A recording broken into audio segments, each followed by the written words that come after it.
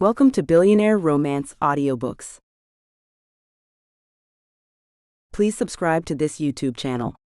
It helps more than you know and is the best way to stay up to date on our latest releases. When you subscribe, you'll also get notified when we release new videos.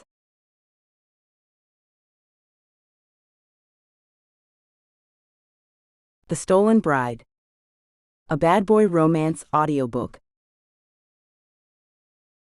Island of Love Series Book 4. By Michelle Love and Alizeh Valentine.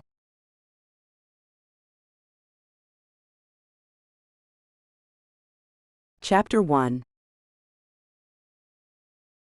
Kara. The sunset really is prettier over the ocean, I think, as I wash the drying blood from my face. My skin hurts all over. I have bruises, scrapes, and the mark of my new husband's wedding ring gouged across my cheekbone. But through the yacht bathroom's row of tiny windows, I can see the blood-orange sun sinking into a sea of brass, crimson, and gold, and remember that the world can still be beautiful. Even if this little corporate princess's happily ever after just turned into hell. It didn't start out this way. It never does. Before the drive out to the Miami pier and our send-off on Richard's yacht, I was so happy. My father was proud of me for going through with the match he found for me. My mother was proud of me for saving myself for someone who was worth it. Richard seemed to love me, and I was certain that my future was now secure. What a difference 8 hours makes. I keep cleaning myself up, numb, mechanical, as if I just got some normal injury instead of the reality check from hell. This is not how wedding nights are supposed to go. I don't have much experience with marriage, but I know that much. Richard and I had an early dinner with tilapia and champagne, and talked afterward as he steered the yacht toward the middle of the Caribbean. Our courtship had been a whirlwind, as close to an arranged marriage as my father could corner me into, and we were still getting to know each other. I had a crush on him though, until the second time he punched me. Richard Gamble is charming, tall, fit. He may be over twice my age, his blonde hair dyed and transplanted and his face tight from plastic surgery, but when your parents aim you at nothing but billionaires, well, a husband over 30 is a given. He might honestly have been one of the younger ones my parents were pushing me toward. I wouldn't have minded. I like older men. But apparently, some guys age without maturing. And some seem to be born without souls. It shocked me more than hurt me when the first blow landed. I asked Richard what he thought he was doing, and he shut me up with another punch. After that, he didn't let up. All I could do was try to crawl away from him while he kept hitting me, kicking me, and calling me a tramp. Not sure why he calls me that. I've never been intimate with someone, never even been kissed before today. I guess things are their opposite in his head. Lies are truths, words reverse their meaning, and you love your new wife by doing this. My idea of a wedding night was that it'd be awkward but sweet, with him gently coaxing me out of my shell and helping me have a good first experience. His idea of a wedding night was an entire bottle of vodka, followed by hard hair pulling and an attempt to take advantage of me. I screamed and recoiled from the sudden, painful invasion. I didn't get very far before I fell off the bed to get away from him. The punishment ended when he got tired enough to stop swinging. He half threw me into the bathroom and told me to get cleaned up. I've been locked in here ever since, taking as much time as I possibly could, following orders. I don't cry. I'm in too much shock. Instead, I turn back to the mirror and meet my eyes in it, just to make sure I still can. Their bright green clashes with the developing bruises, which stand out red and purple against my pale skin. I'm small and delicate-looking with pale blonde ringlets and an ingenuous look that right now is tainted by fear and disgust. But I'm not disgusted with myself. It's tempting to blame myself. It would let me pretend that I had control over what just happened. But I have no power in this situation. I let myself get steered into it by my parents, but could anyone blame me? It was what they raised me to do, who they raised me to be. Besides, beating myself up over all of this won't help me survive. I have to face the facts. I'm trapped on a yacht in the middle of the ocean with a violent drunk who thinks he owns me. There's no way to call for help, and unless I get very lucky, no way to escape. That means playing along and trying to keep him happy until I'm back on land and can bolt. I know my dad will eat this guy alive once he realizes that he was tricked into handing me over to a drunken dirtbag. I just have to get back there, but I want to run now. As tears run into the smear of blood across my cheek and I struggle to clean it all off and still look presentable, all I can think about is fleeing, running screaming out the door. But I don't. I can't. The plan unfolds in my brain around all the silent screaming. Getting the hell away from Richard, calling Dad for help, getting an annulment and a restraining order, pressing charges, and ruining Richard's reputation. I can do all of that, but first I have to survive. That's the logical part of my brain. I'm amazed it's still working, racing away while the rest of me goes, "Oh gosh. What happened?" and cries inside like a child.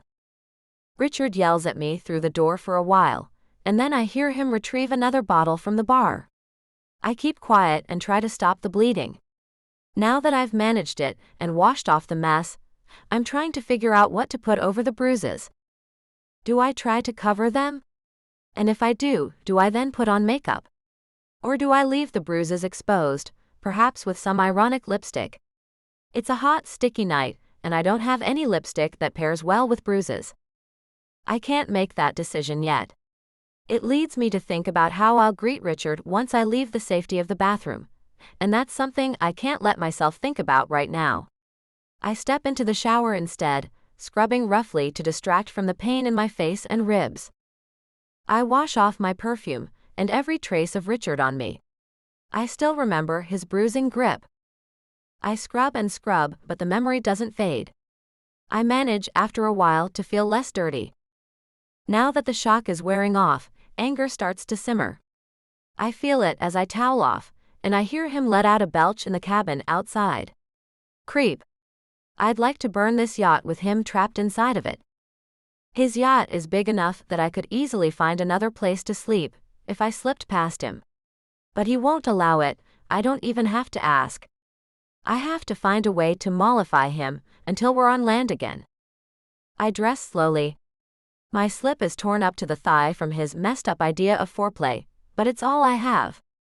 I pull it on and try to ignore the way the supple silk feels like sandpaper on my wounds. It will heal. I can still move, nothing is broken, and my face looks worse than it feels, except of course for the heartbreak. This was my life up until now. Everything my parents raised me to do, from finishing school to what hobbies I pursued, to how I carried myself, wore my hair, chose my clothes, all of it was grooming me to be the perfect little princess, the perfect bait to snare more wealth and power for my family. It didn't bother me that I would end up a trophy wife for a man like Richard. My mother chose the same path. I never questioned it. That was a stupid mistake, but whether I can be blamed for it or not, I have to learn from it if I am going to survive. I don't do Stockholm Syndrome, so that means finding a way to fight. Outside, I hear the faint clatter of a bottle hitting the floor. I freeze in place and listen very, very carefully. Has he drunk himself unconscious? Am I that lucky? Maybe soon. I finish cleaning up from my shower, careful not to leave a mess, just like I was trained. It's especially important now. He'll hurt me again no matter what I do, but I don't want to give him an excuse. The first snore from outside makes my heart lift like heaven itself has opened up and blessed me. It's followed by more, thick, gurgling and regular, the snore of an unconscious drunk. I smile grimly and look around, gathering up my few belongings before opening the door carefully and slipping out. The yacht rocks softly in the water, leaving me wobbly and a touch queasy. I'm still getting used to walking on a shifting surface, so I creep out extra carefully, one hand staying on the wall for balance. Richard is passed out, sprawled on his back across the bed, his blonde hair sticking up, showing white roots in places, and the astroturf look of hair implants elsewhere. His mouth is wide open, and he's snoring loudly. I stare at him in contempt and quickly look around. If I had a weapon, I would take his life without even thinking about it, and dump his body over the side. It's all that he deserves after what he did to me. But instead, I look around, trying to sort out what valuables I should take with me. I have no idea where the nearest island is, but I doubt it's U.S. territory. I might have to bribe my way back home. The sun is almost down. I leave the lights off, looking around solely at the dull red-orange glow from the windows. I change into a pair of safari shorts, a cream tank top, and my hiking sandals. I stuff my pockets with my wedding jewelry, looking up at him every few seconds. He doesn't move except to draw air and occasionally belch. Finishing up, I glance his way one last time and think of grabbing one of the fluffy down pillows and clamping it over his face. I think of smashing the booze bottles over his head one at a time until he's knocked out and helpless, and then setting the bed on fire.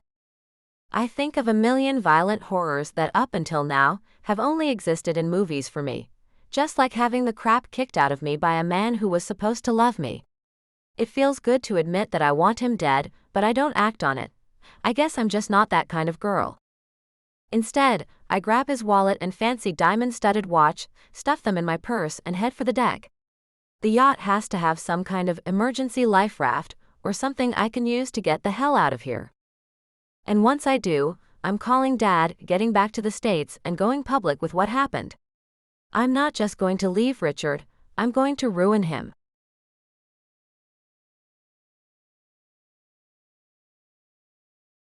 Chapter 2. Jean. Renault, I'm telling you, it's too hot for the stealth motor. All the sound insulation will make it overheat. You'll have to cut it off every 45 seconds. Anton Acosta, mechanical genius and master of Cuban-style tech kludges, shakes his head worriedly as I stand on the dock next to him, double-checking my gear. The dock, like almost everything in Cuba, is old, the salt-bleached boards creaking under my feet as I go through my bag. Rope and grappling hook, check. Silk mask and gloves, check. Safe-cracking gear, check. Chloroform rags, taser, and a nylon backpack to hold the contents of Richard Gamble's yacht safe, check. I offer Anton a reassuring grin. Don't worry so much about the engine, mon ami. I'll baby her just fine. Besides, I always use the damn oars once I get within a certain range. Just make sure this time. If you overheat the engine out there, one of the other pirates might be listening in on the shortwave when you call for help. I do not want to end up towing you back home and patching bullet holes in the speedboat's hull again. Hey now, that was not my fault. You were the one who checked the boat. Why didn't you notice the LoJack, those Bahamas dirt bags attached to the hull? Yes, well, I learned from my mistakes. I just want to make certain that you do as well. Anton frowns and fiddles with my speedboat's engine housing a bit, then sighs, shaking a head full of wavy coffee-colored hair as he closes the panel. Jean, are you even listening? Jean. I look up, meeting his big soft brown eyes with my sharp black ones, and turn serious a moment. I scratch at my spiky brown hair in irritation, then smooth it back with my palm. I'm listening, but if I don't do my gear check now, I'm gonna be halfway into international waters and discover I've left something, again. It's our usual routine. We intercept local Wi-Fi, radio, and phone traffic through receivers that Anton put together and determine who is piloting which local ship where. We zero in on one, wait until early in the morning when the yachters are asleep or on a thin crew, and I sneak aboard and rob them. There are several yachters just wandering around the Caribbean in the right season, and many are on their own, without a crew. I suppose it's part of the whole macho rich guy image to be able to pilot your own boat, but it means there's no one piloting or on watch when the rich guy and his companions bed down. I guess I'm technically a pirate, but really all I have done is take the whole safe-cracking, cat burglar thing and bring it out onto the water. Baton Rouge is down one fugitive from the law now, and the Caribbean is up one guy who likes it better well outside of U.S. waters. Okay, so Gamble entered international waters around 4, started heading our way, then dropped a drag anchor and shut it down for the night, maybe 2 hours off Varadero. I consult the salvage flat screen displaying the yacht's location. Yeah, guess so. Beacon has them there for the night, and their itinerary has them docking at Varadero tomorrow. They're taking a honeymoon suite for a week, then sailing on. That means he's alone with his new wife. Anton joins me in, looking down at the laptop. 2 people probably knocked out from champagne by now. Sounds like an easy job. Should be. Lucky creep. It's always the rich guys that ladies go for. Guess they wanted lots of privacy for their first night. He gets a wistful look. Anton is a hopeless and luckless romantic, a bit like myself, but a decade and a half younger. Who wouldn't? Look, just get in and get out as fast as you can. I have an engine to rebuild in the morning. Will do. I'll be done in time for you, me and your brother to have a late-night beer when he picks up the stuff to sell it. One of the good things about working with Anton, and there are a million of them, is that his brother fences goods off of his boat, selling them to tourists. By the time that someone discovers that they've bought stolen goods, he's an hour away in another country, and the recipients are the only ones left to get in trouble. Thus, most buyers end up leaving it alone and not asking too many questions. It gives us a steady stream of clean money coming in from all over, without much chance of tracing any of it. Just remember that we're using the 3rd channel today, if you have to catch me on shortwave. Luke and those creeps out of the Bahamas are not raiding us again mid-job. Anton straightens up and cracks his back. All right, everything's shipshape with the speedboat. Good luck. I'll see you when you get back. Gear check's done, I'm good. I grab the map printout and hop aboard the modified speedboat. It's a decommissioned Coast Guard vehicle that Anton souped up in ways I could barely follow when he explained it to me. All I know is it's fast, quiet, light enough to row once I get near the yacht, and has a small arsenal hidden inside of it in case things get crazy. Adios, he calls after me, and I snort. Neither one of us particularly believes in God, but we believe in each other's skill and trustworthiness, and right now that's all we need. It's a quiet ride out to sea for about an hour and a half. The water is calm, the breeze is just strong enough to cool things down, and there are a billion stars overhead competing with the silver moon. Nights like this, I wish I had someone to share it all with, someone besides my beer buddy and partner in crime anyway. I miss having a nice lady in my life. I'm not into self-pity, but enjoying the night by yourself gets lonely after a while. At least if you're a guy like me. Anton and I have commiserated over many a beer about the sorry state of our romantic lives. There have been women, just not the right women. I never have a problem getting laid, but when it comes to having someone I really look forward to seeing day in and day out, I haven't had any luck beyond friends with benefits in almost 10 years. There was Shayla in New Orleans, who was saving herself for marriage until one of my then friends had gotten her drunk on absinthe and raw dogged her in my apartment living room. There was Margaret in Baton Rouge, a sweet, gentle, married woman who told me about her actual status the day she went back to her husband. There was Carol Ann in Miami, whose husband tried to come back after abandoning her for 4 years and who chose him over me. There was Andrea, whom I would have married had she not cheated on me twice. There were tons of others that I had tried with, but I just did not feel that spark. Fortunately, finding hot women in the Caribbean was ridiculously easy. It was finding ones who wanted more than a vacation boyfriend that was tough. Not that I should be complaining. In spite of being able to get a woman pretty much whenever I want to, at times like this, I look up at the sky and wonder if I'll ever have anyone waiting for me when I get home. I wonder if I'll ever have the whole wife and kids thing. I wonder if I'll settle down and give up my career of larceny on the high seas. The engine is whisper quiet for an outboard. I baby it as much as I can, running it long enough to get good forward momentum, then cut the engine and let it cool down while the boat glides through the water. In the quiet between running it, I can hear the night, the soft splash of water, the whisper of the wind, the faint sounds of other boat engines running somewhere in the dark. It's a soft, warm night, relaxing and full of promise. I smile a little as I turn the engine back on and start forward again. It won't be long until I'm there. Finally, the dark hull of the yacht appears ahead, floating in the water without so much as its deck lights on. Someone could run into it out here. Either Gamble has no sense, or he's gotten so wrapped up in his new wife that he's forgotten things like making sure his yacht is visible to passing ships. It makes things easier for me, though. It guarantees they won't see me coming. I cut the engine and put the oars in the water, rowing forward with my eyes on the yacht the whole time. I pull the boat through the water with long strokes, my eyes locked on the deck, where nothing moves. But then I notice something in the water beside the yacht, and slow down. It's yellow rubber, a life raft. It's floating a few inches below the water's surface, and now and again, a fresh froth of tiny bubbles escape from it, and it rides a little lower in the water. It looks like someone was trying to deploy it when they discovered the holes in it. Did they then go to bed, or are they up there still in the dark? My heart starts beating fast, and I peer at the deck again for signs of a flashlight being used. Nothing. If someone's on deck, they're likely sleeping too.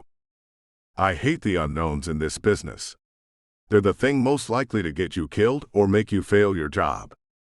And unlike in most areas of employment, messing up when you're burgling places can get you jailed or worse.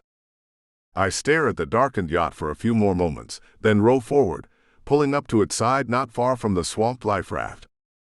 The first part, of course, is tying my boat. Anton has supplied me with ropes tipped with small bolos.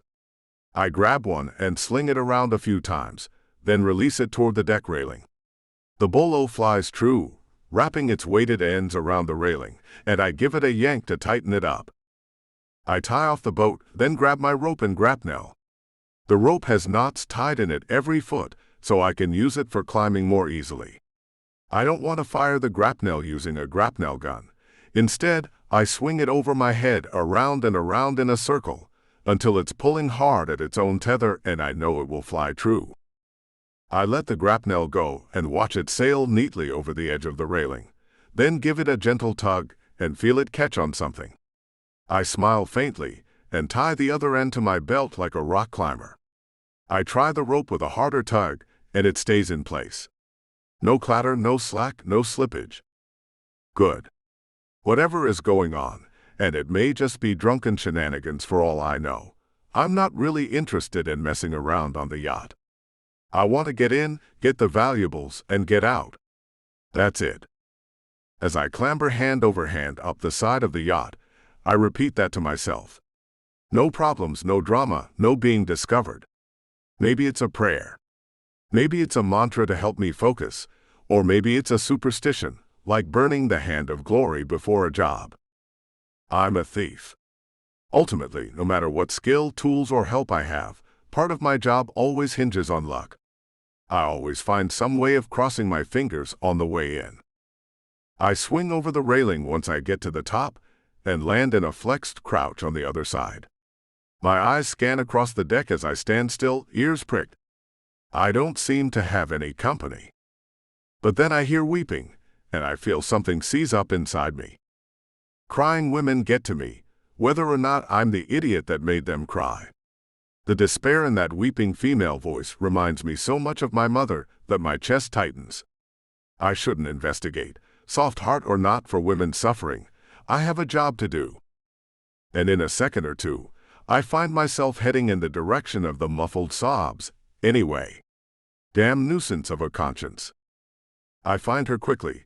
She's balled up next to one of the ladders, face buried in her knees, and gorgeous pale blonde hair clinging to her shoulders in damp tendrils.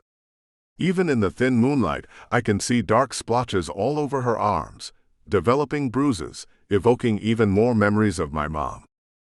Crap. She looks up suddenly, eyes huge, flinching on instinct, and then she stops, staring at me as her fear changes to confusion. She removes her hands from her face, and I see her blackened eyes and swollen nose. Oh damn, what did Gamble do to her? Who the hell are you? She hisses, brows drawn together. I open my mouth to answer, and have no idea what to say.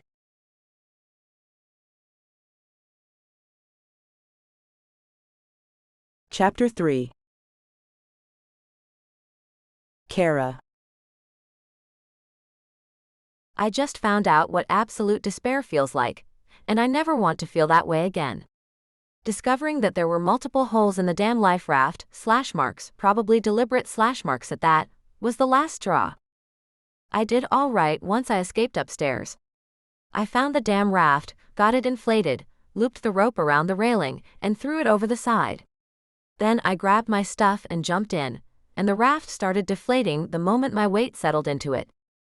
For about a minute, as water started to trickle into the raft and soak into the cuffs of my shorts, I thought of going under with it. Just letting myself slip under the waves into the cool darkness, where I wouldn't have to deal with the ugly revelations about the world that I had just gone through, seemed like a good idea at the time. But then I thought no, and grabbed the rope which held its knot just long enough for me to haul myself over the side. I found the anger at the bottom of my despair, and used it as fuel. My teeth gritted the whole way up, crying and sniveling but still forcing myself to climb, to pull, to swing over and drag my beaten body back onto the deck. I might have to face Richard again after all. There is no way off the yacht. And unless I find some way of killing him, I'll have to go through the hell of playing nice with him until I can get away.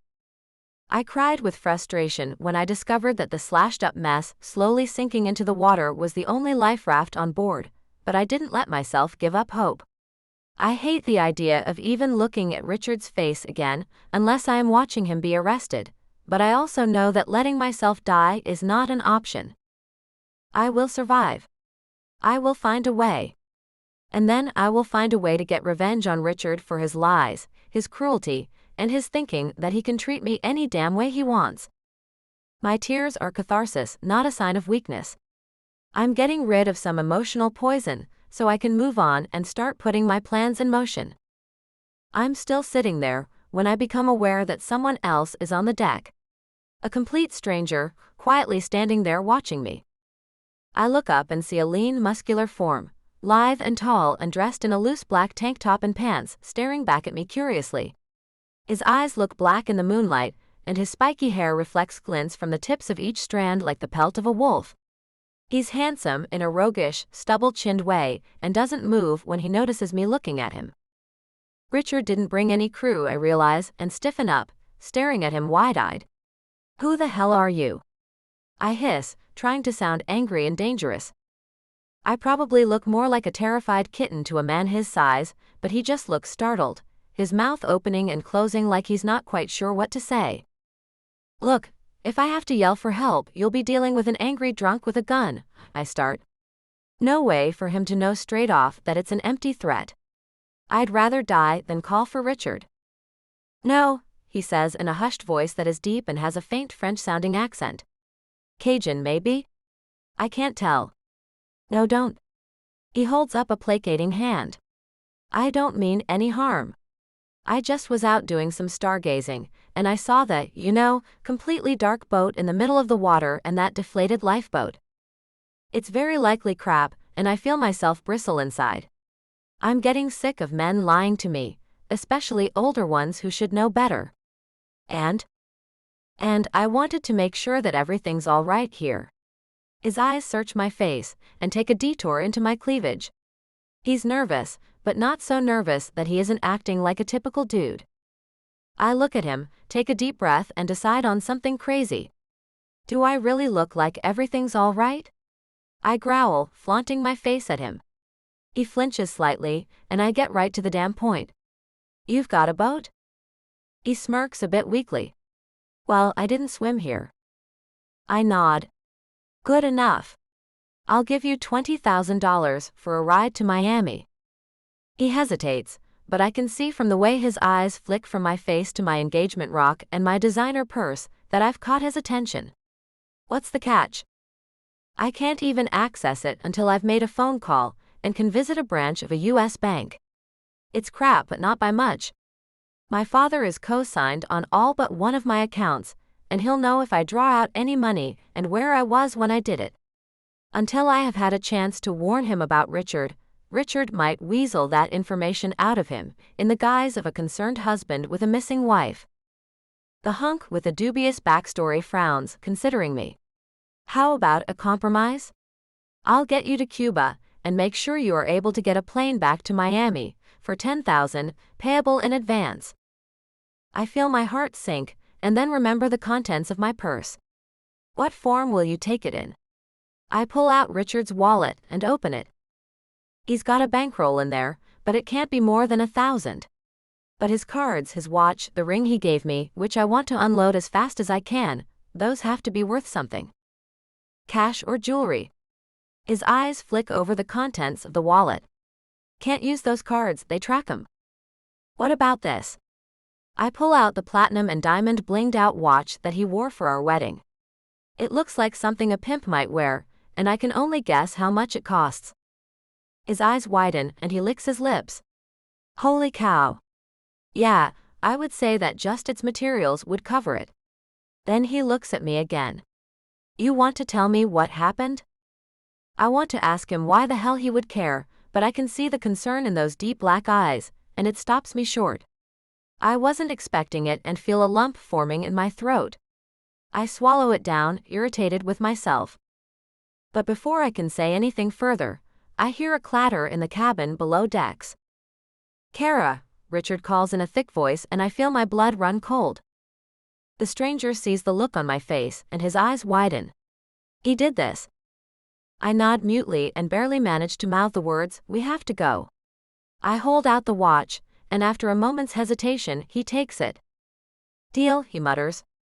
Kara. You little tramp, where the hell are you? I want my wedding night. My stomach boils at the sound of Richard's voice. I get up and look over the railing, and see a very plain-looking black speedboat tied up alongside the yacht. A knotted rope hangs down to it from a grappling hook.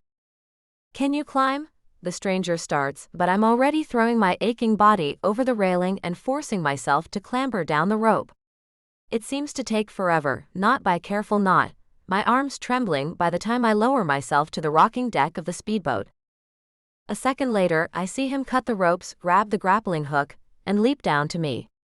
He lands as easy as a cat just a few feet from me, rocking the boat a little. I sit down hurriedly, and he throws himself into the cockpit and starts up the engine. Kara? Kara. The sleepy demand turns into a shout of outrage as I hear Richard come clattering up the stairs. Terror washes through me like icy water. I gasp for air, tears starting in my eyes. But then I look at the man at the helm, and freeze in shock. The man pulls out a heavy caliber pistol, a grim look on his face. For a moment, as Richard's yelling gets closer, I almost think that he's going to shoot the man that hurt me as soon as he shows his face, but he doesn't aim up past the railing. Richard reaches the edge and leans on the railing, looking down at us, his face a slowly darkening oval in the faint moonlight. You little tramp. Where do you think you are going? The stranger fires. Richard lets out a yelp and ducks back away from the railing. I clap my hands over my ears, which ring from the shot. The pistol fires twice more, putting 2 more bullets in the hull just below the waterline. The 4th goes into the engine. Don't think he'll be following anytime soon, the stranger says with a naughty glee in his tone as he swings the powerful, surprisingly quiet boat away from the yacht and off into the night. Staring at him in amazement, I feel a sense of hope start to trickle back, along with baffled curiosity. Who is this man? And what have I bought into by trusting him?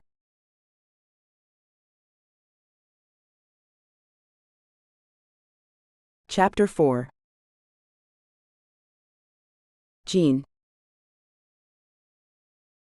There's a beautiful, battered, very scared young woman playing tough in the bottom of my boat, and I'm pretty ambivalent about it.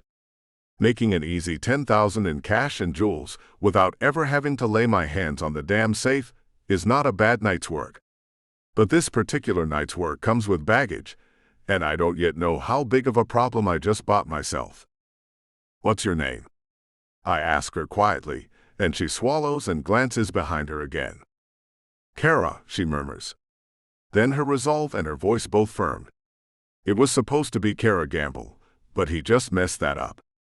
I would say so. Do you think you need a doctor? I have a few clinic owners who owe me favors, but most of them are back in Havana, not at the resort or out in the hills. No, I just need to get cleaned up. If you've got some painkillers, though, I would absolutely love some. She's speaking more, starting to relax, but as we continue to pick up speed, she looks behind her again and gasps. The yacht is lit up now and shining behind us like a beacon, but thanks to my well-aimed shots, it's dead in the water until Gamble gets some real help. Take it easy, I reassure her. He can't follow us. I crippled his boat. Richard's got bullet holes to patch that should keep him occupied for a few more hours. By then, we should be able to disappear into the Cuban backcountry until we can find a safe way out of the area. Once I drop Kara off at the airport tomorrow, she's on her own. I never aimed to make an enemy out of a billionaire like Richard Gamble, but then again, I was planning to steal from him anyway. I just hope he didn't get a good look at my face. I know the minds of guys who beat up their wives. By helping Kara escape, I ensured that he will have a lifelong vendetta against me. Unfortunately for Richard, aside from whatever money and gear he can manage to sneak into Cuba, he's got no authority here. He's going to end up a stranger in a strange land once he reaches the outskirts of Varadero, and pay for the fact that he never bothered to bring any kind of crew along. Well, I've got whiskey, I've got herb, and I've got aspirin. You got a preference? I shoot her a reassuring smile. My name's Jean. Some buddies and I work out of a dock near the resort. I'll take you there to get cleaned up, and then we'll move on.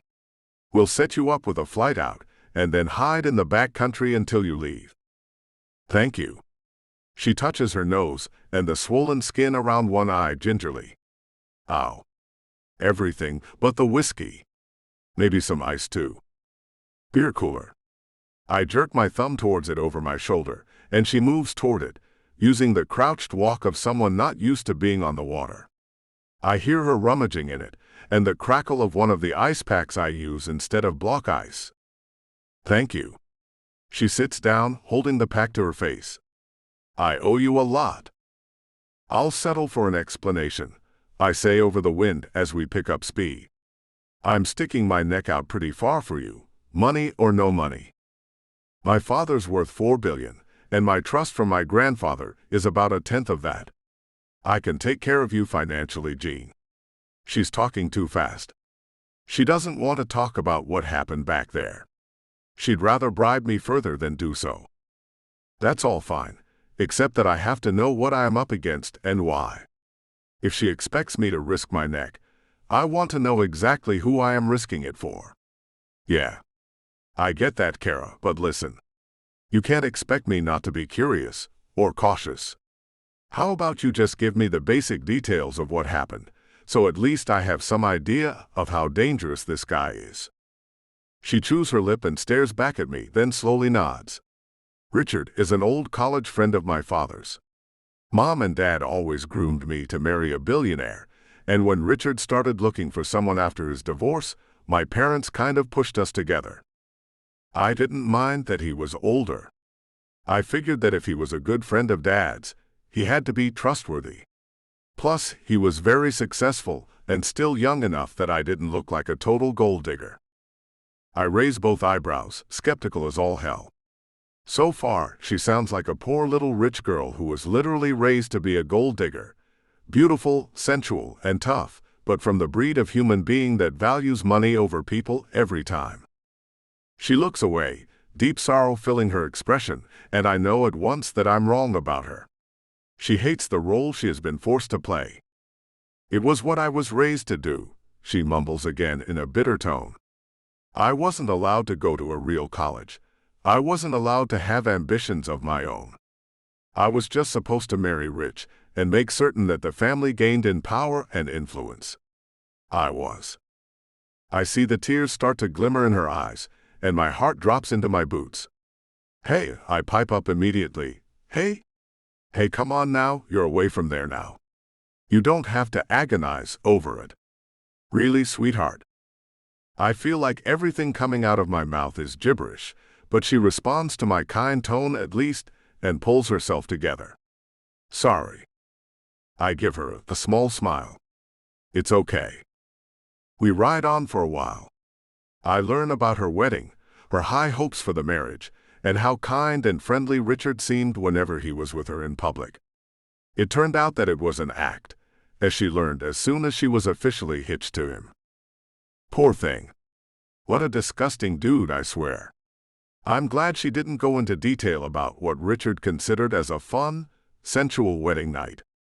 Otherwise, I might have to kick his ass on principle. She really is a little corporate princess, wealthy and delicate, sheltered from the world for most of her life. And here I've gone and stolen her away. I feel another tug of attraction toward her as she sits there with the moonlight in her hair, and try very hard to get some distance on my feelings. I've never even heard of someone being such a brute to a woman they're supposed to love, she bursts out suddenly. Her outrage is completely naive, as if she has so little experience of the real world that she can say that with no irony. I can tell she's working her way up to another crying jag, but she's just too worn out. Besides, the dude just doesn't deserve this much of her attention. He's a jerk. I let out a sigh and cut the engine, letting us glide through the black water. I move to the rear and grab a beer for each of us, then dig out the aspirin bottle and a mint tin with my smoking gear. Okay, I say quietly as I hand her beer and aspirin. Take 4 of these, don't be shy, and I'll roll us something to smoke. She looks startled and goes quiet about the mistreatment she has suffered and her naive belief, so recently shattered, that men do not regularly beat their wives. She accepts the change of topic without comment. I'm more relieved by that than I want to let on. I don't want to spend time talking to Kara about how I know so much about wife beaters. I don't want to dredge up those old, ugly memories for a stranger, no matter how much I like her at first blush. Some things are better left alone. She chases 4 aspirin with half a bottle of beer, and then sits there watching me roll something to smoke the size of a small cigar. You're lucky I like smoking under the stars, I tell her, and she smiles and nods, watching me work with open curiosity. I light it and take a long hit, then blow the smoke skyward and hand it to her. She stares at it a moment, then puts it to her lips and tentatively inhales. The resulting coughing fit leaves me with tears at the corners of my eyes from fighting laughter. Poor thing. That's interesting, she murmurs, and coughs into her fist. It's I. Feel less scared?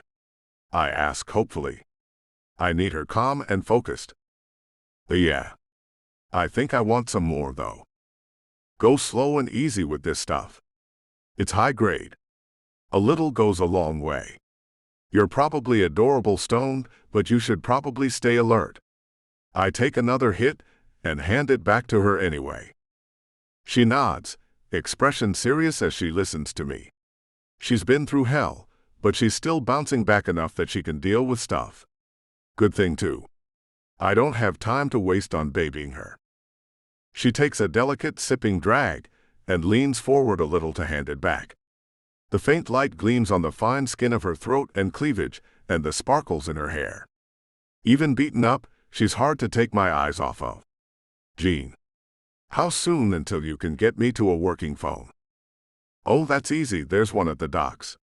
You got someone you can call to help you get out of here. She suddenly looks so determined that it's hard to believe I found her balled up and sobbing on the deck of Gamble's yacht not even 20 minutes ago. Yes. My father. He's not as connected as Richard in Florida, he's from New York, but he can help. Get things sorted out with the embassy, send me plane tickets, something. I just need to make sure I'm kept well away from Richard until I can get out of here. She looks into my eyes briefly pleadingly, and sudden ambivalence tears at my guts. Well, I was planning to stick with you until I put you on a plane in Varadero, but it sounds like you need more than transport. It sounds like you need a damn bodyguard. I know I should be asking her for more money. I'm sympathetic as hell, and become more so the more I find out about her situation, but I still have to look out for myself. I might. If he can't find me and I'm able to get on the plane safely, then there won't be a need. But if he gets close to us somehow, there's going to be a problem. Fear flashes in her eyes, and I sigh and offer her a third drag. Yeah, I get that. I don't plan to let the son of a gun get anywhere near us. No worries. I take another hit of the smoke and focus on steering for a while. The cannabis is helping my mood and her nerves, so I don't actually mind if we both get a little stoned. We sit quietly for a while as I steer, and the herb creeps up on us both. Finally, she breaks the silence. "There's just one more thing I need from you to seal the deal here," she says. "Agree, and I'll send another 10,000 as soon as I set down in Miami." I scoff.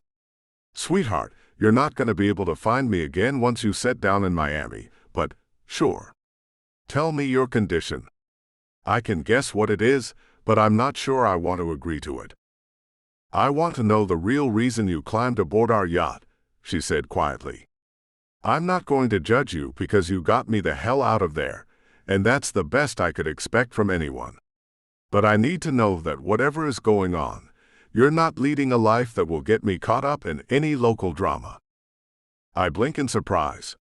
She's got an apologetic look on her face, like she knows she's had to drag me into some of her drama, but she's still trying to feel out whether to trust me, and I know it, so I don't take her nosiness too personally. I asked her to forgive mine, after all. Damn. I kinda hoped I could just use the stargazing excuse, and you wouldn't ask too many questions. I give her a slightly sheepish grin that I hope charms her a little. It fades when I notice her continuing to stare seriously at me. "Okay, fine," I sigh. "Look, I hope you weren't expecting me to be some kind of vigilante hero or something. Because really, I'm anything but." She nods slowly, watching me. I turn back around, give the engine another 45 seconds, and check the instruments, trying to figure out what in the hell to even say to her. It's not that I'm ashamed of the truth, but I'm a common thief. Just knowing about my line of work has the risk of dragging her into my drama. "Crap," I mutter. "Well, anyway, truth is, I thought she was abandoned and I was going for salvage. Didn't expect to end up salvaging a person. But I figure it's time well spent, especially since you're paying me." "A salvager?" Her eyes peer into mine curiously, and I keep my smile firm. It is as close to a straight answer as I'm willing to give someone I don't know all that well. "Yeah." I see the lights of the pier off in the distance and smile to myself.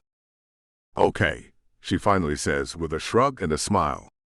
I look back at her and breathe a little sigh of relief. I don't know how to explain to her that I'm a professional thief. I'm still sorting out what I'm going to say to Anton when I show up with her. His head may explode. At least I'll still have some goods and money for us to divvy up. It's another hour on the water, but I don't give a damn. At least the company isn't terrible. In fact, she's damn attractive, even all messed up in the face. But I can't really think about that right now. I shouldn't be thinking about that right now. Maybe once we're safely on dry land, I can revisit the whole sensual thing. I'd sure like to.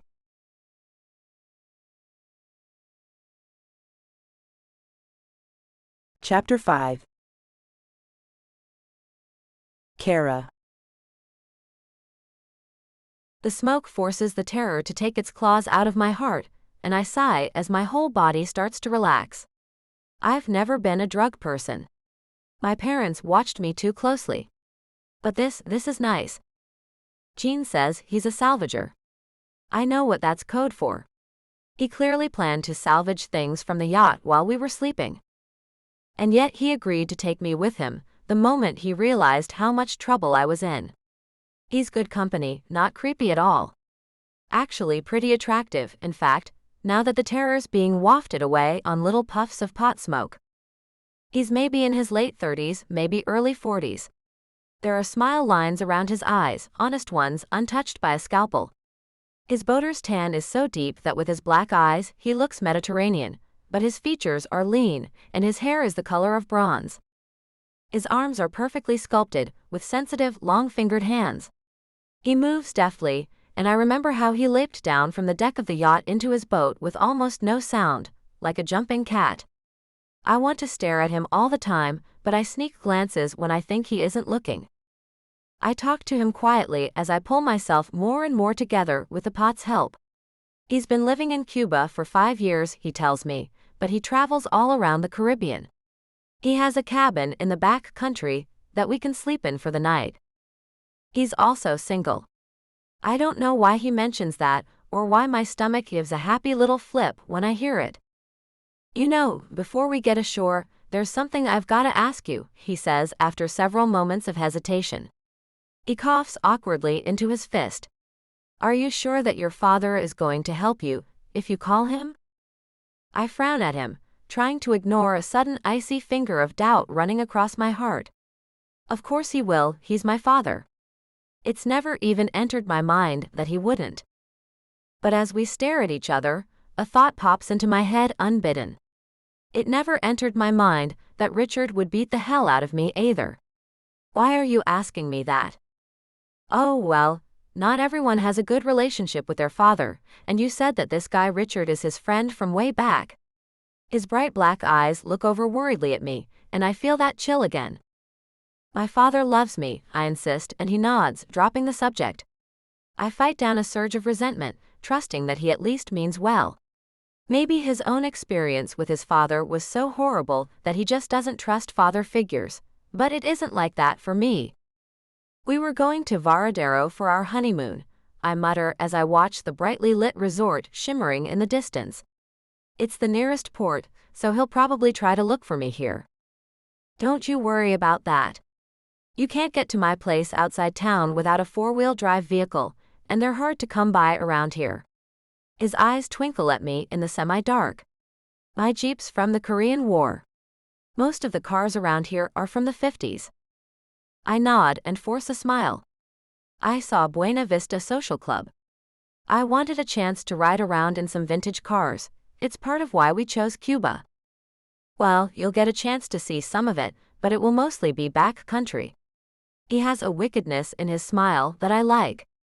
It curves up more on one side, like he's thinking of something absolutely filthy without admitting it. It makes my toes curl. It must be the pot. I'm not a flirt. My parents always restricted my interactions with boys. I'm a good girl. But when I look at him lounging in his seat at the front of the boat, black tank top clinging to his muscled chest and that smile teasing at his lips, I want more than anything to stop being quite so good. I just don't have the slightest idea where to begin. After all, it's not like I have the experience. I can always come back again later. I can't keep the resignation out of my voice. This was supposed to be my first vacation without my parents there. They have always insisted on containing me, protecting me in a hovering, smothering way that I balked at but never truly questioned. Now I was starting to question everything, their rules, their choices for me, their judgment in general. My father had made a mistake in choosing Richard. I had trusted him to have my best interests in mind, but somehow Richard had managed to trick him. Could I trust my father's judgment? I do wish I could have had some fun here before the roof fell in on my life, I sigh, maybe whining a little, but I'm tired and don't care. But he never even let me see the shore. Jean's face falls. Now, that's a little depressing. I can at least make sure you get a nice Cuban meal before you go. I blink at him as he fires the engine again. He keeps doing so at intervals, under a minute each time, and the surprisingly quiet rumble of the motor undercuts our conversation. Is it safe for us to go to a restaurant? I ask dubiously, and he laughs. No need to go out. I've got a good buddy who cooks a mean sopa vieja and owes me a favor. He grins and winks, and I wonder what kind of dish is named after old clothes. By the time that we get to the old, dimly lit dock about a quarter-mile down the coast from the resort, I'm so exhausted and sleepy from pot that my eyes have trouble staying open. He watches me, chuckles a little, and reaches into the cooler to fetch me a cold coffee drink. Here you go. Thank you. I hastily swallow the bittersweet liquid as he steers us almost gingerly toward the pier. I look over the pier as he pulls up to it, and then leaps out to tie off. It's old, the boards and pilings are white and cracked, and at the far end a single small portable building from decades ago squats on stilts above the sand. There is a light on in the building. As he shuts the engine down and then offers me a handout, the door of the portable opens, and a slim young Cuban man with a stressed look on his face hurries out toward us. He's wearing a pale striped t-shirt, ragged cutoffs, and old leather sandals that he has repaired with thick stitches more than once. His hair is a wavy deep brown mop, and his face is youthful. He looks maybe the same age I am. "Renaud, what is this?" he asks in worried-sounding, accented English as he gestures toward me. "Who is this?" Jean lets out a hearty laugh that sounds just a little bit forced. "Take it easy, Anton. It was an emergency situation. This is Kara. She's gonna be staying with me at the cabin for the night." Anton's eyes widen and he looks between us. "Emergency? What the heck, Jean? Are you so desperate to get laid that—" "How about you be quiet with your assumptions?" snaps a female voice. He goes silent, and his eyes turn to me as I move down the pier into the glow of the portable's lights. I only realize afterward that that was my voice speaking. He sees the bruises, my left eye all but swollen shut under the now almost melted ice bag, and swallows, looking down. "Sorry." "It's not a big deal, Anton. But I couldn't very much leave her there. Come on, let's talk inside." Jean slings an arm around his slimmer friend's shoulders and leads us back to the portable. I could use a Cuba Libre about now. Anton looks at me again, then back at his friend. "Yeah," he says slowly, as if making a sudden decision. "Me too." Anton fixes the drinks as he listens to our story. He's frowning the whole time, but it looks more like he's trying to focus rather than him being angry. I'm glad. I feel guilty for being mean to him. Or was I just standing up for myself? I can't tell. I've never done it before. So basically, what I need is for Carlos to figure out whether he can sell this damn watch, or see whether it's too identifiable, and we should sell the diamonds separately. Jean takes the first Cuba Libre and passes it to me. I take a swallow. Rum, Coke, lime, something else that makes it a little syrupy, and a ton of ice, all in a glass the size of a vase. I try to nurse the drink, too aware that I have more inebriants in my system than I have ever dealt with before. Maybe that's how I'm able to handle all this. At least something in the combination has taken both my headache and my shakes away. The drink is cold and sweet and refreshing, and before I know it, I'm sipping the last of it off the ice cubes regretfully. Meanwhile, my body feels even warmer and looser, and there are little halos around all of the lights. Jean produces the watch and Anton's eyes widen. "I don't think you'll need Carlos to assess this one. Let me have a look." He opens a drawer and produces a jeweler's eyepiece, which he fits against his eye socket and telescopes so he can examine the closer details. "Yeah, you're not going to be able to sell this. It's a Vacheron Constantin bespoke timepiece. This sucker is unique. If anyone tries to sell it in one piece, the authorities will be able to trace it easily." I listen quietly, impressed, as he opens the back and starts rattling off details about the watch. This is a serious precision timepiece. The clockwork in here is absolutely amazing. It's comparable to any digital in terms of reliability, and 4 times as tough. He finally looks up at us from the watch, with a worried look back on his face. "The best you could do would be to sell the diamonds, and maybe scrap the platinum case. When my brother finds buyers for the materials, you'll probably get 30,000, but it's going to take time." Sounds like extra work. "What cut do you want?" Jean's completely calm, as they talk over splitting up the watch as casually as if they fence goods every day. Which, I realize, they probably do. Salvage my butt. I like Jean, but compared to Richard, he's really easy to see through. Maybe that's an asset, actually. He's not trying too hard to lie. Anton runs his fingers over the watch covetously. "I want the inner workings. I'll camouflage them inside a plain watch shell, and have the best timepiece on the damn island." "Done," Jean says almost instantly. He doesn't seem frustrated by the inability to sell the watch straight off. "So, about that meal you promised me last time I ran you those 10 cases of coffee soda?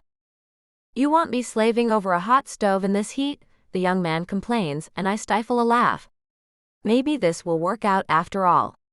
I certainly like the company, even if I still don't know entirely if I can trust them. I want to, though. Especially Jean. I'm going to be spending the night alone with him, after all.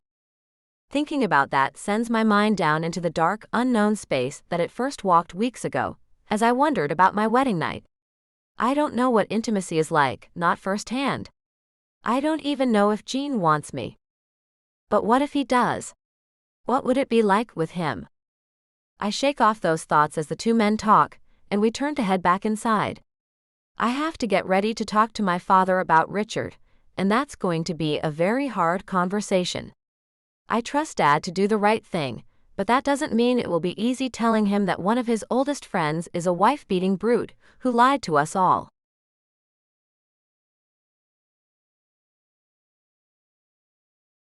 Chapter 6. Jean. Are you completely out of your mind, Renaud? Anton asks me in a low voice as soon as we are alone. We left the portable to tend the boat and make certain it is properly camouflaged among the other boats, which are mostly tarped and tied for the off-season. Kara stayed inside to make her phone call, while the air conditioner rattled away and covered our conversation. Possibly, but my conscience wouldn't let me do anything else. Did you see that gouge on her cheek? That's from a damn wedding ring. My dad used to leave marks on my mom just like it. I can't help but feel a surge of anger thinking about it. Okay, I get it. I don't want to leave the girl at the mercy of this creep either, but you have to understand. He took a deep breath, and then patted the watch in his hand. The man who owns a watch like this is powerful enough to have a really, really long reach. I turned back to him, my jaw hurting a little. I don't know why, but something about his attitude pisses me off. Look, if you want to clear out until she's safely back in Miami, I'm not gonna blame you. I know gamble's powerful, but this is Cuba, not the States. Won't keep him from hiring some locals if he feels he has to, Anton warns, and I huff a sigh and nod. He plows on, sounding annoyed with me. With an enemy like that, none of us will be able to sleep well.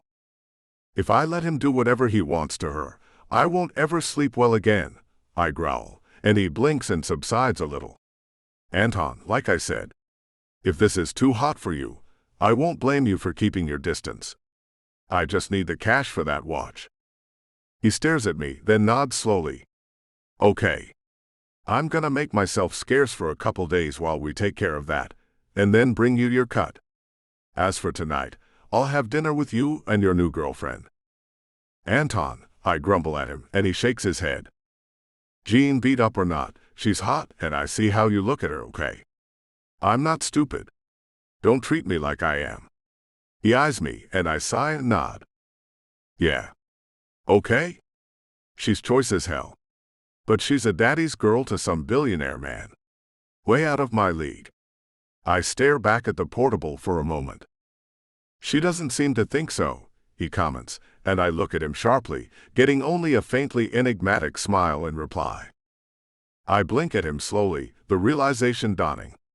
Oh really? Is the feeling mutual? I'd be stealing Gamble's wedding night, which he had demanded from her so disgustingly. I'm willing to bet she's never had proper intimacy before. Maybe I can send her home with some nice vacation memories, after all. Huh, is all I say in reply, and he lets out a laugh. Enjoy your night, Jean. Anton leaves with the watch after we finish with the boat. He tells us that he wants to catch his brother at the tourist docks, where he's been unloading the Jamaican gold we scored last week. I know Carlos already unloaded all of it, and Anton's just going to drop off the watch and pick up the money. I'm glad for his crap this time.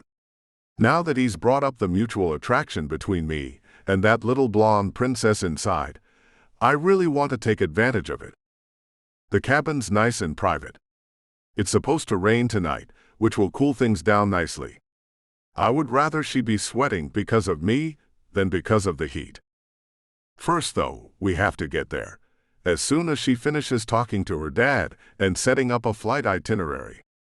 As I walk back to the portable and Anton pulls away on his motorcycle, I wonder how the conversation is going. Hi, Daddy. Your frat buddy Richard made me into his punching bag on our wedding night, and I need you to send a hit team out. Would you mind, just this once? Or something else? I have no idea how she approaches her father, but I know she is expecting a positive response, as if she's entitled to it. Maybe she is. There's a difference between what I experienced from my dad and the way real dads are supposed to be. Maybe hers is less of a douche than I'm worried he will be. The door bangs open suddenly and she stumbles out, her green eyes even wider than usual and her face gone as pale as her hair. I break into a run as I see her half crumple and half sit down on the stairs out front. She has her face in her hands by the time I reach her, and her shoulders are shaking. She's sobbing again, big gulping betrayed sobs, even worse than the one she wept when I met her. Or it could be worse than I ever imagined. I crouch in front of her. Kara. The ball she's in tightens, and I hesitate to touch her. Instead, I wait until the sobs start to slow, and she gradually relaxes out of an anguished knot. Finally, she slowly raises her head. There's so much despair in her eyes that it sickens me. I don't know what her dad said to her, but just from the look on her face, I want to punch him too. You okay? I ask gently. Her lips tremble, and she makes small, tormented whimpers and sniffles as she struggles to keep from bursting into tears again. She looks so completely crushed that after a moment, I can't help but reach over and put my hand on her shoulder. She lets out a little cry and throws herself forward into my arms. I catch her and stand there a little awkwardly while she trembles against me, her heart beating fast and hard. She clings to me, digging her fingers into my shirt so that the tips press hard against my back. I don't mind. I hold her as firmly as I can, eyes closed, determined to comfort her now that I know she'll accept it. I can enjoy the warm curves of her body pressing against me when she's not hanging on to me, as if to a ship's mast in a storm. I wrap my arms around her, and it's a nice fit. She's so small and light that I have to be careful how I squeeze her, but she still feels good nestled against my chest. But she's sobbing still, and I stroke her hair and look down at her worriedly, wondering how the hell to fix this. Clinging to a guy she's just met like I'm her only friend in the world. Geez, what did her dad say to her? I've never seen anyone look so lost before now. Aside from myself in the mirror when I was a kid, anyway. Crouching down a little, I scoop her up and carry her inside as she trembles and hides her face against me. There's a ratty couch in the corner with an army blanket over it. I settle onto it with her and let her ball up sideways in my arms. Finally, she calms down and sits there catching her breath, and I watch and wait. She turns her head to look at me, the last of her mascara running across bruised flesh, and I put all the sympathy I've got into my expression. What is it? My father, he got mad at me. He acted like it was my fault that Richard attacked me, and he's angry that this has probably blown the business deal he had brewing with Richard. That was all he cared about. Tears spill down her cheeks as she goes on. So I begged to talk to Mom, but she just gave me one of her concerned-sounding lectures about working things out. I told her I'm covered in bruises, and she acted like it was normal. Her voice breaks at the end in complete horror, and I shudder and hug her tighter. Maybe it is normal for her mother. Maybe she's from a long line of bruised princesses, bred to satisfy soulless old rich men, and blaming themselves for their husband's every act of cruelty. So there will be no help from them then, I conclude, while restraining myself almost bodily from calling her father a useless creep. No. They think they're madder that I kicked up a fuss about being beaten and ran away from him. My dad's freezing my accounts to try and force the issue. He won't release Grandma's money until I go back to Richard. What the heck? I stare at her. So, I'm pretty sure none of that is legal. My quiet statement breaks through her despair. She blinks up at me, brows drawing together slightly. What do you mean? He can't block your inheritance, and he's not allowed to log you out of an account unless you co-sign on the change. He can report your card stolen and change your PIN, but that's it. I took a deep breath. When you get home, You can retain a lawyer and give him your story. I'm sure he'll take your case." I tried to give her some hope. "There's more to it," she breathed, her expression going almost contrite. "I told them where I needed the tickets and money sent before I knew they wouldn't help me." Crap. I heave a deep sigh. That means they'll send Richard right to the local airport to wait for you. We have to get you to Havana instead. "I'm sorry," she starts, and I shake my head and start stroking her hair again. It seems to do the trick for quieting her down. "No. No need.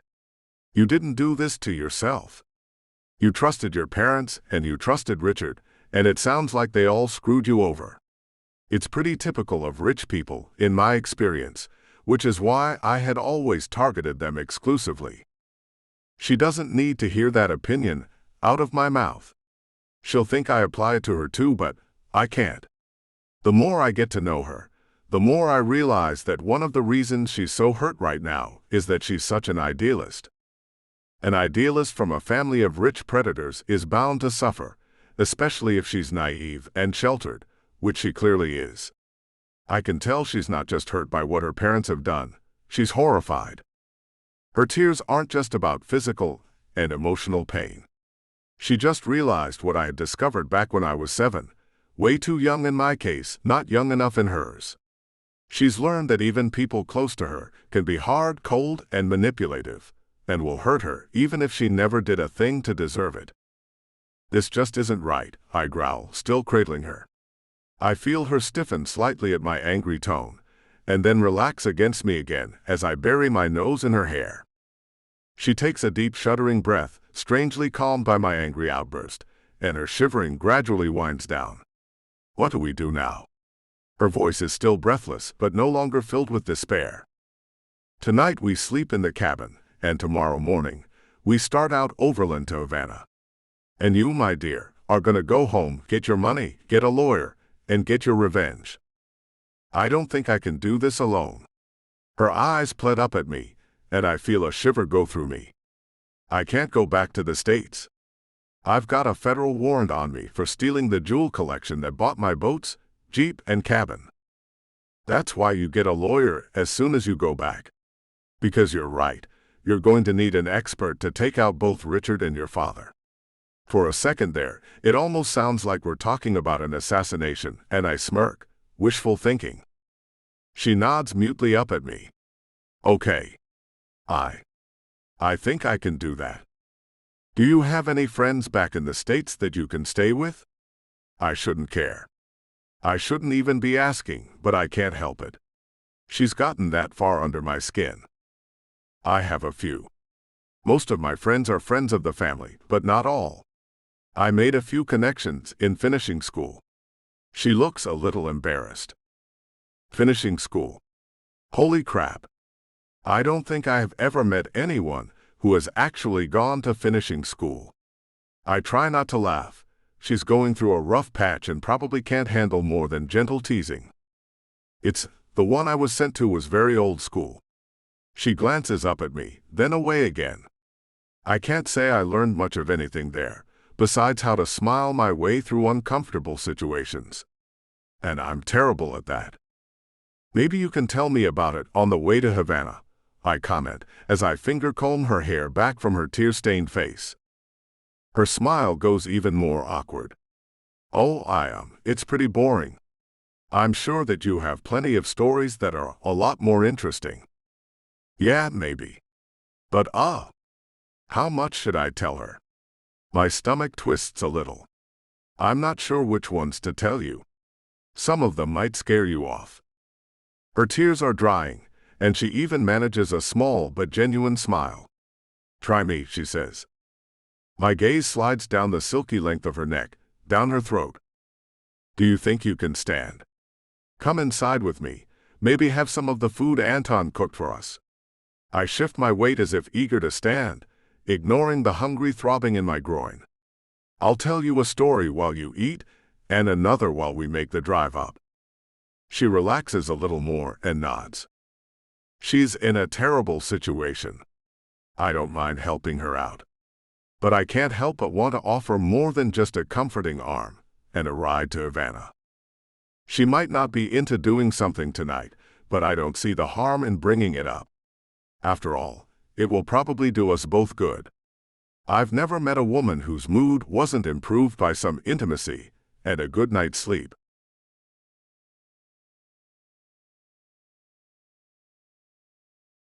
Chapter 7. Kara. It's weird how being emotionally numb sharpens every little ache and pain in my body. The scrape on my cheek throbs especially hard. Jean is bending over me, changing the bandage on it, slathering it with antiseptic cream and taping gauze over it. His fingers are gentle. There's concern in his face. I still want to hide from him. I'm a mess, I sigh. You're beautiful, he insists, and I feel a catch in my throat and shiver. You just got beat up. You'll heal, and meanwhile, only an idiot would expect you to be photo-ready. He's just called my parents and most of their peers idiots, but I don't disagree. In fact, it's good to hear after that horrible phone call. It makes me feel better that someone, a grown-ass man who has probably survived more than I've ever even witnessed, still believes in me, while everyone else in my life seems to have turned on me all at once. I touch my cheek just above the bandage. The ice packs have helped the swelling. I can see out of my eye again. The meal and everything have helped, but I'm gonna need a rest after this. It's kind of a bumpy ride up to the cabin for sleeping, but you can sure rest up there.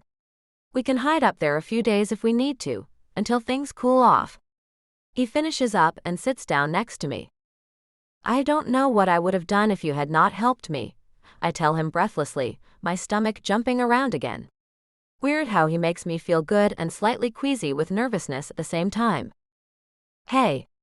Look, I know they've sorta kept you in the gilded cage your whole life, but even though things are harsh out here in the real world, there's good stuff too. Good people. His smile flashes white, and my mouth goes dry.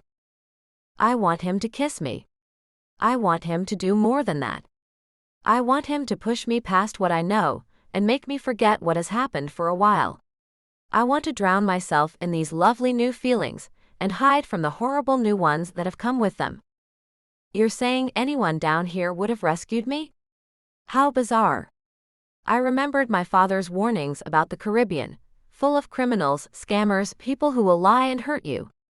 But the criminals I found are trying to help me, while my father and the other upstanding citizens have betrayed and hurt me, and they are trying to recapture me so they can do it some more. Well, no, not just anyone. It's never that simple. But normal people don't let something like that happen right in front of them. He pushes a strand of my hair off my face with his finger, and I feel that glow all through me again. I know I'm not being very smart right now. In fact, I've gotten a crash course in just how inexperienced I really am, and it's left me uneasy about everything I do. But I know that it's a stupid idea to fall for a strange pirate in a foreign country when people I trusted have me messed up in the head. My heart doesn't give a damn about any of that. Neither does my body. Deep down, I want to explore these new feelings, and not just because they feel good. I'm miserable and need a distraction. The other reason is that I know just how much giving up my body to a man like Jean would drive Richard and my parents up the wall.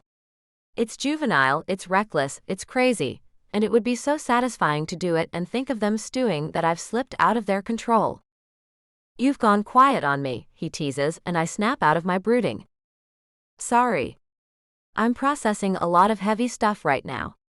I'd be suffering even more if Jean wasn't so kind. I kind of wish I was still in denial. Well, the kind of world you grew up in depends a lot on denial. I'm sorry, but it's true. Rich people don't tend to get rich with clean consciences, and then they have to live with themselves. He gives me an apologetic look. That would explain a few things. But just because it's how I was raised, doesn't mean I want to hide my head in the sand. I take a slow swallow of my drink. He nods and takes a long drag of smoke, chasing it with a swallow of his beer. He's gotten me a lime coke over the same ice, as I have begged off any more booze, and we're sharing the rest of the smoke. I was just saying we should get going soon. I want to get up into the hills before the rain comes. I suddenly find myself eager to go up the mountain with him and disappear into the wilds, well away from where anyone could possibly find us.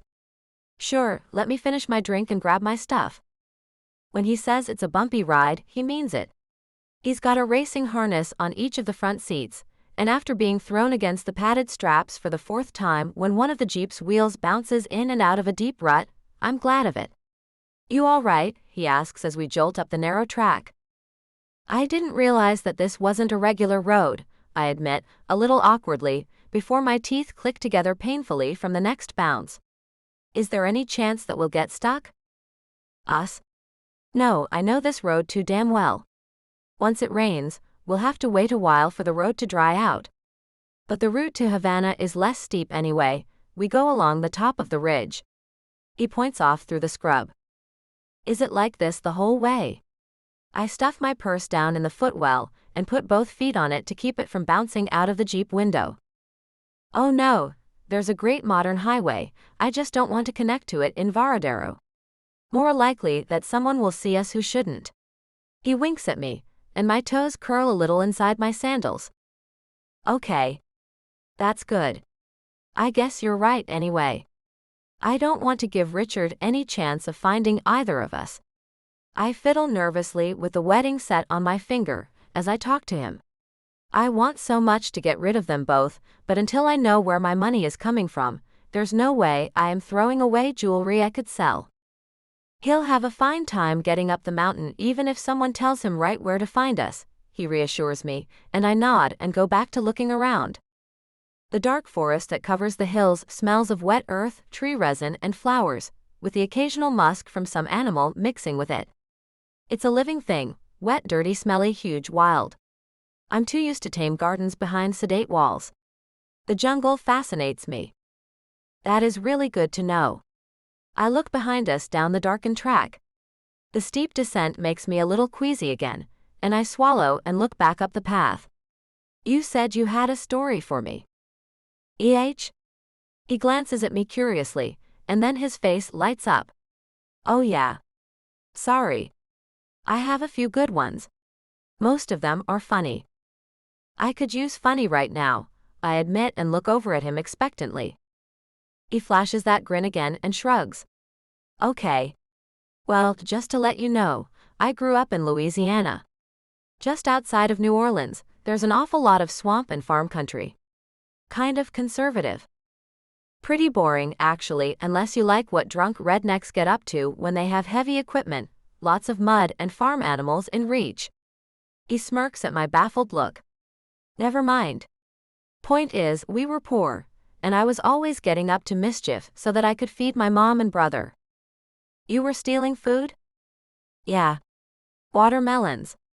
There was a farmer a 5-minute walk from our house who had so many melons in his patch that he was feeding the extra to his pigs while we were paying through the nose for them at the market.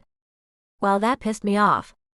He goes quiet as he steers us across a creek bridge composed only of 2 very wide, flat-topped logs set parallel to each other. I hold my breath until we are across. "Okay. Go on." He nods and smiles a little. "Yeah, well, anyway, so I had a cousin, Mark, who was kind of an idiot. We would go together to steal watermelons since they're so damn big and heavy. So this last time, I'm packing our big backpacks with watermelons while Mark goes to take a leak. He's taking a while to get back, but I don't think much of it because the guy drinks so much beer he could piss out a bonfire." I stifle a giggle. "Oh gosh. Sorry. Probably true though." He smirks slightly and continues. So I'm done packing everything and slinging my backpack over my shoulders when Mark comes running around a corner of the barn, naked except for his boots and a terrified look on his face. My incredulous laughter is lost in engine revving as he powers us over a fallen log. He's chuckling as he gets us over to the other side. I don't know how he can handle this all so calmly, but I try to draw reassurance from it. So he's screaming, "Go! Go! Go!" and I turn and run with him toward the fence. Behind me, I hear the farmer yelling and running after us. Mark is still going like a bat out of hell, and we're coming up on the fence. He slows down as we near the top of the slope. I go, "What the hell, man?" Because now the old creep is starting to unload buckshot at us. Mark just says in one big run-together word as he runs, while sleeping with his daughter, and leaves it at that. I burst out laughing again, tears in my eyes. It feels incredibly good, and he laughs with me as he pulls to a stop at the top of the slope. "Did you get away?" I ask as he sets the brake. "Sort of. We both got a few pieces of buckshot in our asses." His wry look is almost enough by itself to start me laughing again. We both step out for a breather. He leans on a ceiba tree and surveys the road ahead through a pair of fancy-looking binoculars, and I come to stand beside him. "How much further?" "Maybe half an hour." He looks up at me. "Think you'll hold out?" "Just keep me laughing," I ask seriously. I don't want to think about things outside our little journey together. Not Richard, not my parents, nothing but Jean, me, the Jeep, and the journey ahead. He smirks and nods. "I think that I can do that." "Good." He does his best. He has a ton of funny stories, and all of them jumble together in my head as the road jolts on and my memories of that phone call come back to haunt me. So Anton's trying to explain to us that the boat's on fire, but we're all drunk as hell off that Jamaican moonshine. "I don't think you understand your position here. Your duty is to go be a good wife to Richard and keep him happy. If you disobey and he punishes you, you have no business coming whining to me." He's pulling me out the door, and I'm freaking out because I left my pants back there. And Carlos is hauling ass out to the shed for the other extinguishers. I'm trying to convince these California frat boys to please just come outside and stop trying to roast marshmallows over the burning couch. "Honey, be reasonable. You know that dominant men like Richard and your father have bad tempers. If you want a real alpha male, if you want a go-getter, you have to make him feel like he's the boss, or you bet he's gonna come down on you. Now how about we go back over what happened, and I'll tell you what you did wrong." So I'm hauling this dumb ass out over my shoulder, he's barfing moonshine all over my back, and I just say to hell with it and throw us both over the side. I hit the water, and that's exactly when the fuel tank goes. "Help you get away from him. Do your marital vows mean nothing to you? I don't care if he hurt you. I don't care if he beats you into a coma. You were raised to be a good wife to a man of substance. Now go back and do it." I'm shaking. Not with fear right now. With anger. Behind the sadness, behind the hurt, behind all those soft, weak, useless feelings that won't help me right now, there's rage. I stay quiet for now, trying to listen. So we pop our heads back up, the boat's gone, the pier's in burning pieces, a chunk of the fuel tank is in the nearest tree, and there's shrapnel sticking out of the side of my damn truck like 3 feet away. But there isn't a scratch on any of us. "I'm sure your father's just a little upset. Don't worry about it. You just worry about making Richard happy. You know, your father and I had a rocky start too. He almost put me in the hospital until I learned my place. Stockholm Syndrome. That's the term. My mother has Stockholm Syndrome, and I was expected to have it too, but it doesn't seem to have taken well with me, so now they're all angry. The men because I have a will of my own. My mother, because I didn't hide it. Carlos's wife is Haitian, and she does not play. She found out that some drunk friends of his blew up the pier, and he had to talk her out of coming down to kick our asses. He laughed. It was a while before any of us could come around his house or his kids, and I kinda don't blame her either. Don't call me back until you return to Richard, and believe me, I will check. Until that, no money, no account access, and I'm having your phone shut off. You will obey me on this, young lady, and go be the good wife that my friend deserves. You okay, sweetheart?" There's concern in Jean's voice as he glances at me. Then we go over another bump, and he swears and goes back to fighting the wheel.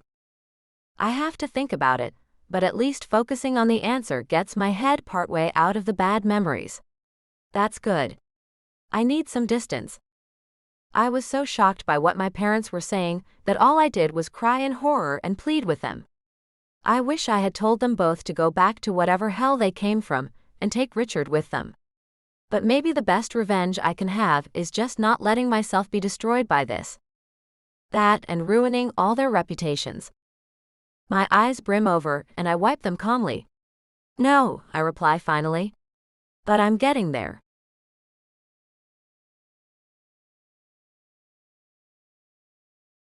Chapter 8. Jean.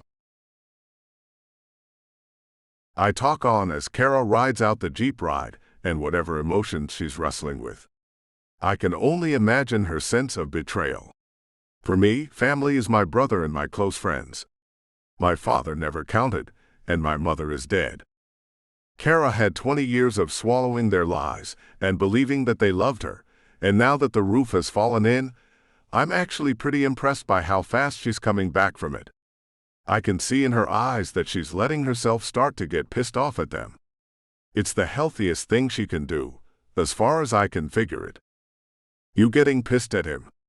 I ask as we near the cabin. It's set back from the road on the edge of a canyon that the road curves around, letting me see any headlights coming. She gives me a sharp look, but it softens into a smile, and she nods, a faint gleam in her eye. Yeah. Why? I had to deal with being pissed at my dad for most of my life. I couldn't do much to him directly, but I had a lot of fun learning to take it out on a heavy bag. I give her a wink. You mean learn to fight? Her silvery eyebrows rise. It's as if I just suggested that she learn to fly. I smile in response. Yeah. Learn to protect yourself. It does a lot to help you feel safer if you can handle a physical situation yourself. I shouldn't be offering her anything beyond what I already am. I shouldn't be letting myself get into a situation where we owe each other anything. Once she's back in the States, she'll pry a fat settlement out of Richard and her parents, go back to a rich, sheltered life, and forget about me. But seeing the light come back into her eyes makes me feel good in ways I haven't for years, and I just can't ignore how much I want her. Maybe she won't want to go back to the world that betrayed her so badly. Maybe I have a shot. A shot at what? Face it, Renaud, she's so far out of your league that the whole idea is a joke. You might be able to sleep with her a few times, but that's going to be it, so you may as well enjoy it for what it is and not hope for more. I would like that, she says, shocking me. Oh, okay, I say as we ease along the cliffside road against a gusting wind. The storm is coming fast. You'll probably be pretty sore tomorrow, but once you're feeling better, you're on. How do you know so much about taking care of injuries? She asks me very softly, and from the speculative look on her face, I realize that I had better answer carefully. The truth spills out instead. My dad used to beat me and my mom. I learned how to look after someone with bruises from a beating almost before I could read. I shut up quickly and focus on driving, baffled at myself. What the heck did I even tell her for? Oh, she mumbles. I'm sorry. That was nosy of me. It's fine. I had the choice not to answer. But why did I? I'm starting to suspect that I can't lie to her. That could be very dangerous. She's naive. Someone could manipulate her into talking about me.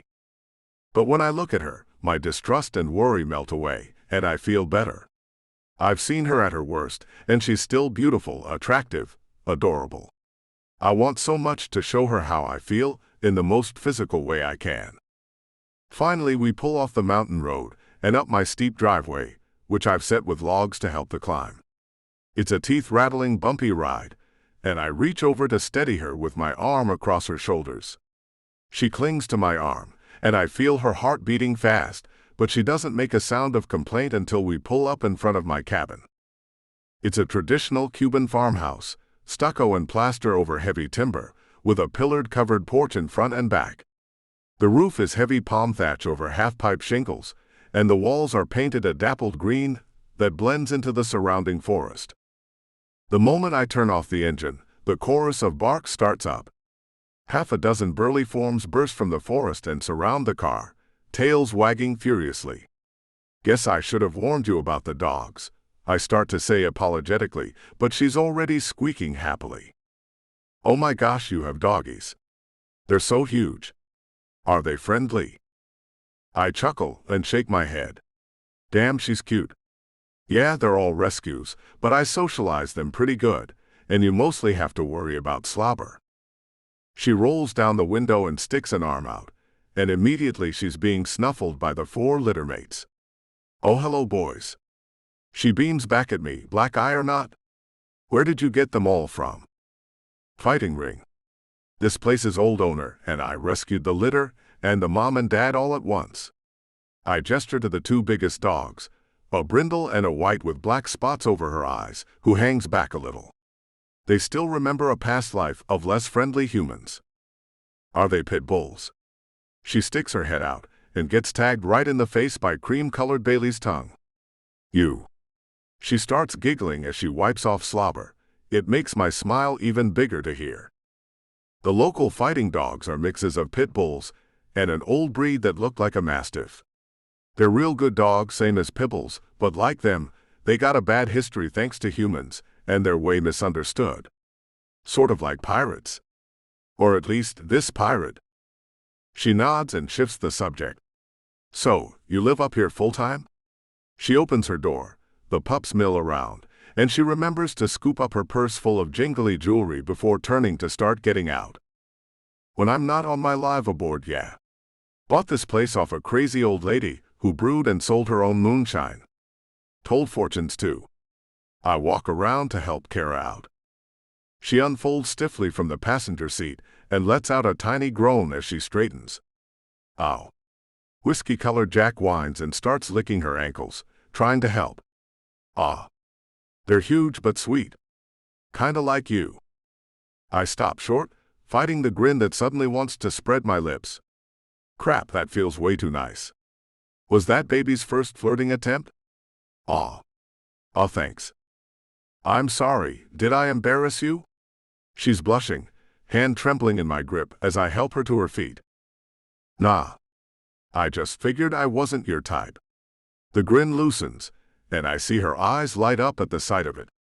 Crap. I need to not fall for this girl. I don't really know what my type is, except out of his 20s, single and not like Richard, she admits, and I try not to feel too hopeful. But then she turns to me, her eyelids lowered, and her eyes gleam at me through her lashes. But I would definitely say that the guy who saves my ass and goes way beyond what he's being paid for trying to look after me is going a real long way toward being it. I feel my groin tightening as a wash of pleasure runs through me, and I move closer to her. Oh, I murmur, and my hands slide up her arms and then take her gently by the shoulders.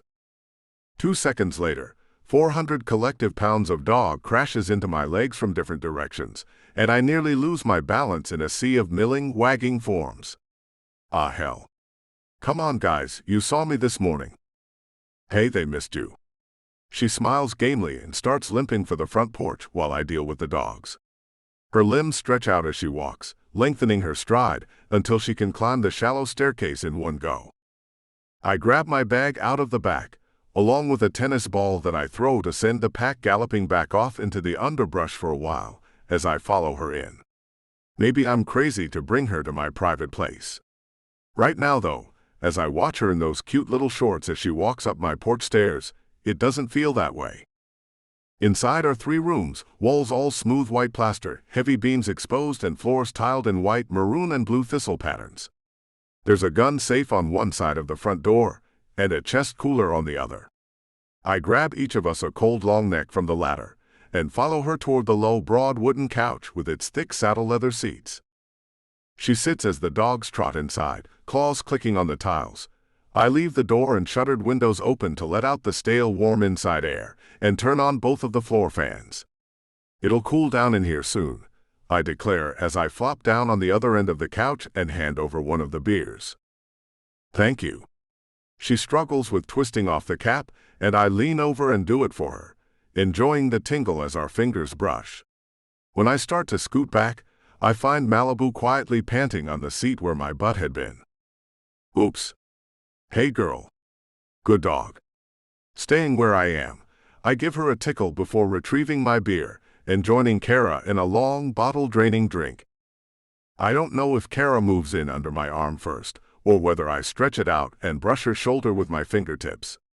But my arm's around her now as we drink our beer and chat, and sometimes throw the ball out the door for the dogs. I look down at her and think to myself, she may be too sore and traumatized to do anything with tonight. It's not the most encouraging thought. I want so much to hold her through the night, feeling her tremble in my arms as I show her how good it can feel. But she's exhausted, has so much healing ahead, and I'm not that selfish. Still, this is nice. Her curled up beside me as the rain softly taps against the leaves outside, the dogs happily devouring their kibble before running out into the downpour, and that sweet ache that stretches from my throat to my core as I watch her eyelids grow heavy. She trusts me. Maybe she shouldn't, but I know I'm more trustworthy than the men she's been dealing with her whole life. Maybe I can actually live up to her expectations when it comes to protecting her and treating her right. You falling asleep, sweetheart? I murmur in her ear. She starts and makes a small, unhappy sound. Oh, I'm sorry. I'm just so tired. Damn. It's okay. She has her limits, and it's not yet time for me to push her past them. Not while she is hurting. I stand up, take the mostly empty beer from her hand, and scoop her into my arms. She wraps her arms around me limply, and I carry her into my bedroom, trailed by dogs. Inside, my bedroom is a huge timber four-poster draped with mosquito netting. I push it aside and lower her onto the mattress, then take her sandals off and tug the netting back into place. I stare down at her a few moments, my body throbbing almost painfully, then grit my teeth and hurry past the bed, out onto the back porch. All 6 of the dogs are already curled up in their places around the bedroom floor, watching me as I come back inside. What?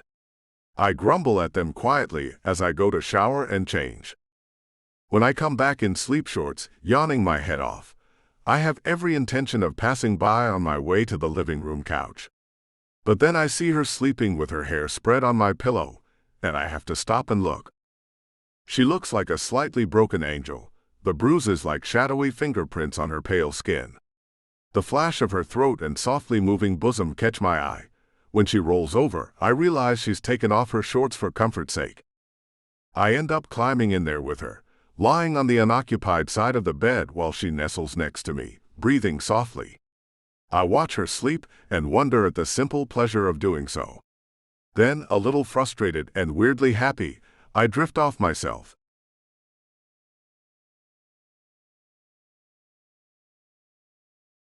Chapter 9. Kara. I wake up to the hiss of the wind and the steady splash and rattle of a downpour. A fresh, cooling wind, laden with wet jungle smells, blows against my face, and for several seconds I have no idea where I am. Then I try moving, and everything hurts, yanking me back to reality fast. My face, my sides, my limbs, they're all paying for yesterday's adventures.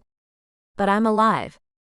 And well before I open my eyes, I know that I am safely away from Richard and my parents. I roll over and sense someone next to me. Heat rolls off of him, and I can hear him softly breathing in sleep. His bulk dents the mattress and makes it easier to roll toward him, so I do. Jean. Last night comes back, every moment of it, from the beating to my rescue, all the way up to watching him through my lashes as he pleasured himself on the back porch. The idea that he would do that instead of pushing me for anything while I was too hurt and exhausted shocks me, flatters me, and turns me on a little too. I curl against his side, and the pain fades as I go still again. He lets out a little grunt in his sleep and loops his arm around me, pulling me closer. He smells like bay rum soap and mouthwash, and a little bit of sweat. I relax, eyelids getting heavy. It has to be early. It's still pouring, and he's already told me to expect to need lots of rest to heal properly. And nobody could get up that mountain road in this downpour.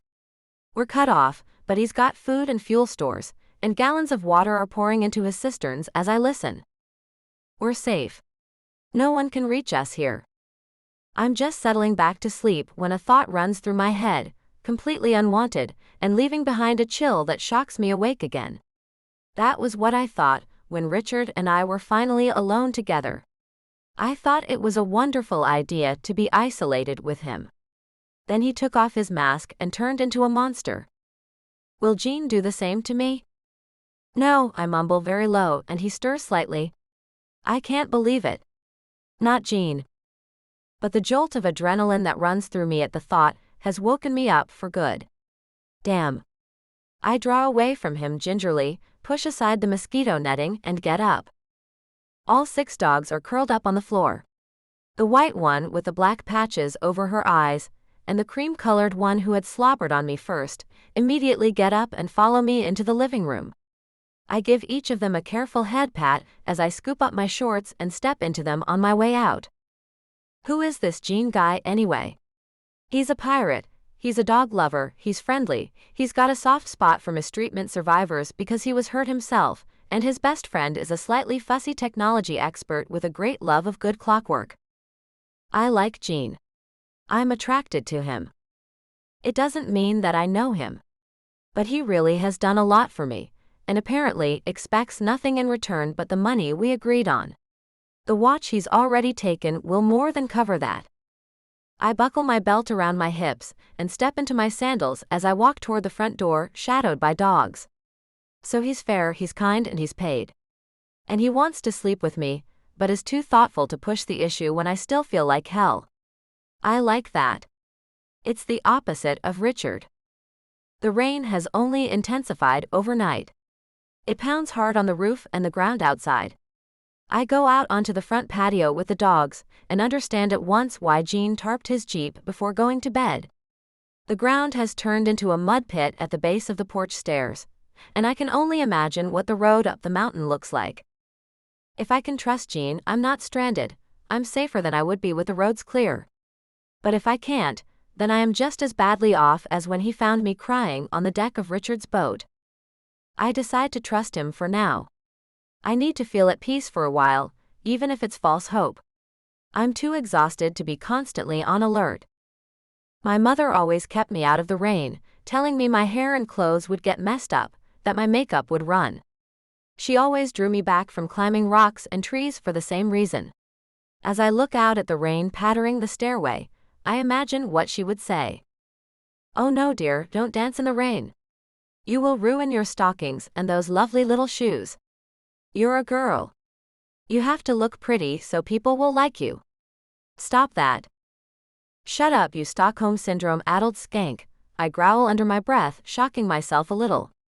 But it's true. My mother has to be completely sick in the head to have taught me to become a professional victim to a man like Richard, or apparently, my father, and then defend the position when called on it. It's insanity, not malice, and I know it's born of her terror of him, but I refuse to feel more than disgust when I think of her. Not right now. If I start wondering how she could do this to her own daughter, I may start crying. If I contemplate the fact that it was also done to her, and likely her mother, and her grandmother before her, I'll start to crack up a little myself. Instead, I lift my head, set my jaw, and deliberately walk down the stairs into the downpour. This is not New York rain. The air is a steam bath, and the gusting wind only cools my skin a little. The fat warm droplets slap against my skin, each one big enough that it makes a wet patch almost the size of my palm. I hold out my arms to feel it more. I'm drenched in seconds and I love it. The dogs come out and see me standing there getting wet. They immediately join me, standing guard around me, shaking themselves now and again. I remember that terrified, furtive shower after my beating and want to laugh at how much cleaner I feel now, being smacked with huge drops of water straight from the sky. Hey puppies. I scratch a few heads absently as they butt against me, my eyes too busy sweeping the area with my gaze to look down at what I'm doing. They don't seem to mind. My parents never allowed dogs in the house. Dogs were for the kennels, and the kennels were too messy for me. I always dreamed of talking whoever I got for a husband into a dog or 5. Now here I am, surrounded by them. It feels nice. Everything here does. The cottage, the forest, the rain, the dogs, Jean sleeping in the bedroom behind me. The gun safe and the fact that he was a pirate are a little weird, but I am slowly realizing just how narrow my world has been up until now. Maybe a little weird, a little outlandish, a little unorthodox are exactly what I need right now. Gene is all three. I just met him last night, and I've only almost kissed him. But right now, even as my whole body is stiff and sore, all I can feel for the moment is happiness. I want to stay here with him forever. Eventually, I get too soaked and make my way back to the porch, standing there dripping as I watch the rain. I need to check my injuries. I'm sure I just got my face bandage wet like an idiot. I know I should be looking after that cheek wound so that it doesn't scar. I leave my sandals out on the porch to dry as soon as I stop dripping, and go inside, walking over to the bathroom. It's tiny, just a toilet, sink and shower stall, the walls, floor and ceiling covered by tile and a drain in the floor. The mirror is an old, slightly foggy-edged silver thing that looks like he either swiped it or got it at an antique sale. I walk up to it and check my face, wincing. The swelling and pain are already less, but the bruises have developed, and all those black, purple and green marks on my face and throat are pretty gruesome looking. I wonder how in the world Gene could find me attractive when I'm like this. I look like the Walking Dead. He didn't seem to mind though. Or maybe he just realized that I was already humiliated, and didn't need it rubbed in that I looked like hell. I'm flattered either way. I comb and braid my hair, pull off the cheek bandage and check the wound. It has scabbed over and isn't leaking, a red scrape not even needing stitches, maybe 2 inches long. It hurts, but otherwise, it's as insignificant as a smear of lipstick on my cheek. Last night, the sight of it terrified me so much that I thought I would be scarred for life. Now, even with the black bruises around it, it was quickly becoming just another injury. If I ever loved Richard, it would have stayed far more than that. But when he raised his hand to me, he lost me thoroughly. I let out a little laugh as I run my finger across it.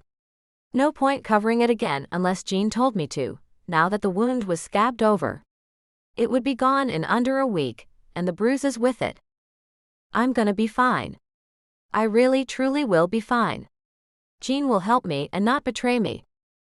I hear a grunt and some happy whines and scrambling from the other rooms as Gene starts to wake up, and the dogs greet him. "Kara," he calls out at once. "I'm right here." I respond cheerfully, and am surprised when the battered girl in the mirror smiles. There isn't any kind of concealer that would hide these bruises and stay on for more than an hour in this humidity, so I don't pile anything on before leaving the bathroom to face him. I just brace myself, shoving aside my mother's ridiculous words on the subject when they pop up in my head again. He winces slightly when he sees the bruises. "You feeling okay?" "I'm sore, but I'm recovering." I know it looks gruesome, but it felt a lot worse last night. I give him a real smile, and the concern eases from his expression a little. "Okay. That's good. You up for breakfast?" He winks at me, and I do a quick personal inventory. My stomach feels a little tender, but compared to the stories I have read about hangovers, it's a lot gentler than I expected. I can eat. Maybe some fruit and toast? I look at him hopefully and he snorts. "Fruit and toast? No wonder you're so tiny, sweetie." "Yeah, I have some toast and mango, but trust me, we both need protein after yesterday." He winks at me. "Just bear with me on this one." Breakfast turns out to be a mess of beans and rice with eggs, mango slices, and fat slabs of toasted bread. He cooks on a charcoal grill on the front porch to keep from heating the cabin up anymore. 2 feet from the grill, rain falls in sheets from the tiles, making us watch the world from underneath a waterfall. The only ones who like the rain are the dogs, who are scrambling around wrestling each other in the mud, biting raindrops and then sneezing hugely when others get up their snouts. Now and again, one will run up the stairs and shake off in front of the door, spraying water everywhere. They are too far off to drench us, and I laugh as I watch them. Looks like we're not going anywhere today. On the upside, nobody has a chance in hell of getting to us either. He slices the mango with a huge utility knife, stripping the skin and cutting the flesh off in strips with almost surgical precision. I watch his big hands work, completely fascinated. The muscle in his forearms, gleaming with sweat from the mix of storm steam and charcoal heat, jumps as he flips eggs on the skillet. I'm okay with staying here and healing if you know for sure nobody can get to us. If I walk around with all these bruises, people will remember me. That's true, and it's too damp and steamy here to wear anything that would conceal it. He frowns as he looks at me. Well, we've got everything we need to shack up here for at least a week. Which is good, because nobody's getting in or out of this mud pit until the roads have a day or so to dry. I feel my heartbeat pick up as I watch him finish cooking. Trapped indoors by a storm with him, while the man who thinks he owns me looks fruitlessly for us somewhere in the rain. I think of how furious Richard would be if he knew that I have not only escaped him, but almost immediately run to someone else's arms. The idea of Richard slogging through the mud as he searches the resort town for me, getting soaked and more powerlessly angry, does me some good. The idea of his throwing a tantrum when he discovers that I threw him over for a better man in the time it took me to meet one, makes me smile.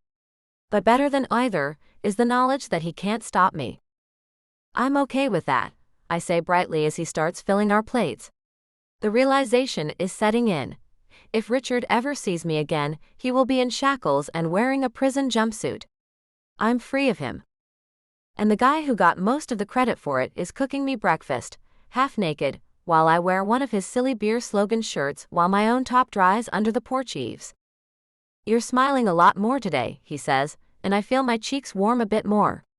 I'm glad. I was concerned that everything might hit this morning, and you'd end up freaking out. Wouldn't have blamed you if you did. It's common for not all the trauma of something to hit at once. I chew my lip, thinking about it. He intrigues me. He gave a damn when no one else would, he broke the law and risked getting shot to rescue and shelter me, and all I want right now as I look at him is to feel this safe with someone forever. I think I'm done freaking out. I mean, some of it hasn't sunk in yet. Maybe I'll freak out later. On the plane back, whatever. I don't care. Right now, I just want to recover. I'll wrestle with the whole my parents turned out to be monsters, and have lied to me my whole life thing later. I toy with my hair nervously. I left it down across my shoulders to dry, but the wind is starting to make the wet strands slap me in the face, so I finally give up and pull out my comb to straighten and braid it. Yeah, I get it. He finishes putting the plates together and sets them down on the tiny round table, then cleans up, tossing a few scraps to the dogs. I have had my share of nasty run-ins with people, and after a while all you can do is lick your wounds and move on. Well, I'm not quite at the moving on stage. I think I'll be done with that once I find a way to ruin them. I smile at him as I tie off my braid with the one hairband I had with me. Meanwhile, I'm thinking of revenge. It's starting to become an obsession.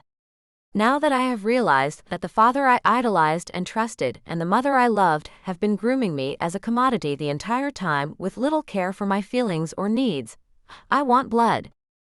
Hating Richard is a given. I would shoot him myself if I could get away with it. But I wouldn't spare my family either, now that they had betrayed me. I want to humiliate them and sue them into the poorhouse. I will have to settle for doing the same to Richard, but it's not what I want.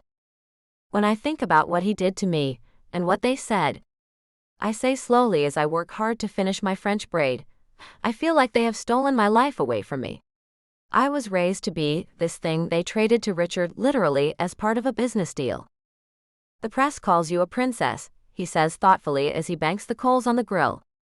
And that is what happens to princesses. But I guess being oblivious to that was part of what they taught you. His tone is very gentle, and I don't bristle. It was. Then Richard hit me hard enough to knock my blinders off. I finish up and sit down at the table to wait for him. Even talking about these dark things, however reluctantly, hasn't ruined my mood or my appetite. The big, messy, very non-white bread plate of breakfast tempts me, and I lick my lips and fold my hands to keep from picking. Finally, he sits down and gives me a wink. You don't have to wait for me, sweetheart. Dig in, you need it to heal. Thank you. I start eating, chewing on one side of my mouth thanks to my sore jaw. This is good. Yeah, when you live alone on a boat for a long time, rations get boring as hell. I learned to cook to try and fix that. First just gussying up what came in the MREs, then doing my own stuff from scratch. I can even bake. He pulls a smoke out of his pocket and sets it on the table with a lighter. Speaking of which, you smoke pot all the time? I don't know how to feel about that. It certainly helped with my pain and trauma last night, and it felt pretty good, but I have heard too many stories of irresponsible stoners on perpetual vacation from my parents and their friends, and so it makes me a little uneasy. Then again, if it's coming from my parents' mouth, it can't be all that true. When I'm not driving or piloting a boat, and depending on where I am, yeah. I don't get super drunk anymore after that whole blow up the pier incident, and since I smoke and don't use edibles, if I want to sober up some, all I have to do is eat something. I look at him thoughtfully, remembering how my parents huffed and got pissed off about the increasing legality of cannabis back home. Does it mess with your concentration? Only if I overdo it, or let myself use some when I need to be cold sober. But I've laid off being stupid with illicit substances since I was in my 20s. Not just the whole explosion incident either. Had a couple people overdose on some of the more dangerous stuff, and one idiot was being sought by the police and decided to drive really stoned. He leaves the roll alone, focusing on eating. Did they crash? I mix my beans and rice and salsa with the eggs and chopped vegetables, only leaving out the mango to be eaten separately. It's a big, greasy, protein-rich mess, and I'm quickly growing to love it. No. He actually drove down the highway to Havana going at about 15 miles an hour, and when he got pulled over, he asked the officer's forgiveness for speeding. Jean winces theatrically, and I barely managed to stifle a laugh. Laughing feels good after the craziness, but I'm trying to spare my ribs. It's strange that he can just look me in the eye, smile at me, even be flirty, let alone want me so badly that he has to go pleasure himself, while I look this messed up. It's beyond not being camera ready. Even I flinch when I pass a mirror, but he looks me straight in the eye when his gaze doesn't sweep flatteringly down my body, and he smiles like he still likes what he sees. That's got to be the dumbest reason to get caught ever. I laugh awkwardly. Not that I know anything about being chased by the police. He goes quiet for a moment, his eyes searching mine. Then slowly he ventures, "You ever think about maybe taking a less legal route to get back at your parents?" I stare at him in shock. No. Not just because it's probably wrong, but because I just don't have the skills. Ruining a guy like Richard Gamble wouldn't be wrong at all. That guy has blood on his hands and not just yours. Did you know that he's been married twice before? He nods gravely when he sees my shocked face. Anton did some research. I didn't know there was good net connectivity here. Is it the resort? I understand so little about the outside world that I feel foolish, childlike, not at all prepared for the battle I want to wage. Yeah. They have Wi-Fi all over the complex, some of the yachts have satellite uplinks, and Anton knows how to grab bandwidth from both. He grabs a slice of mango and munches it, throat working as he swallows. I should be telling him to put a shirt on so I can concentrate, but I'm enjoying the view. So, what did he find out? Alarm bells go off inside me as his expression sobers. Well, he sent me some URLs of the court cases and a few copies of things, but I haven't been through them yet. But yes.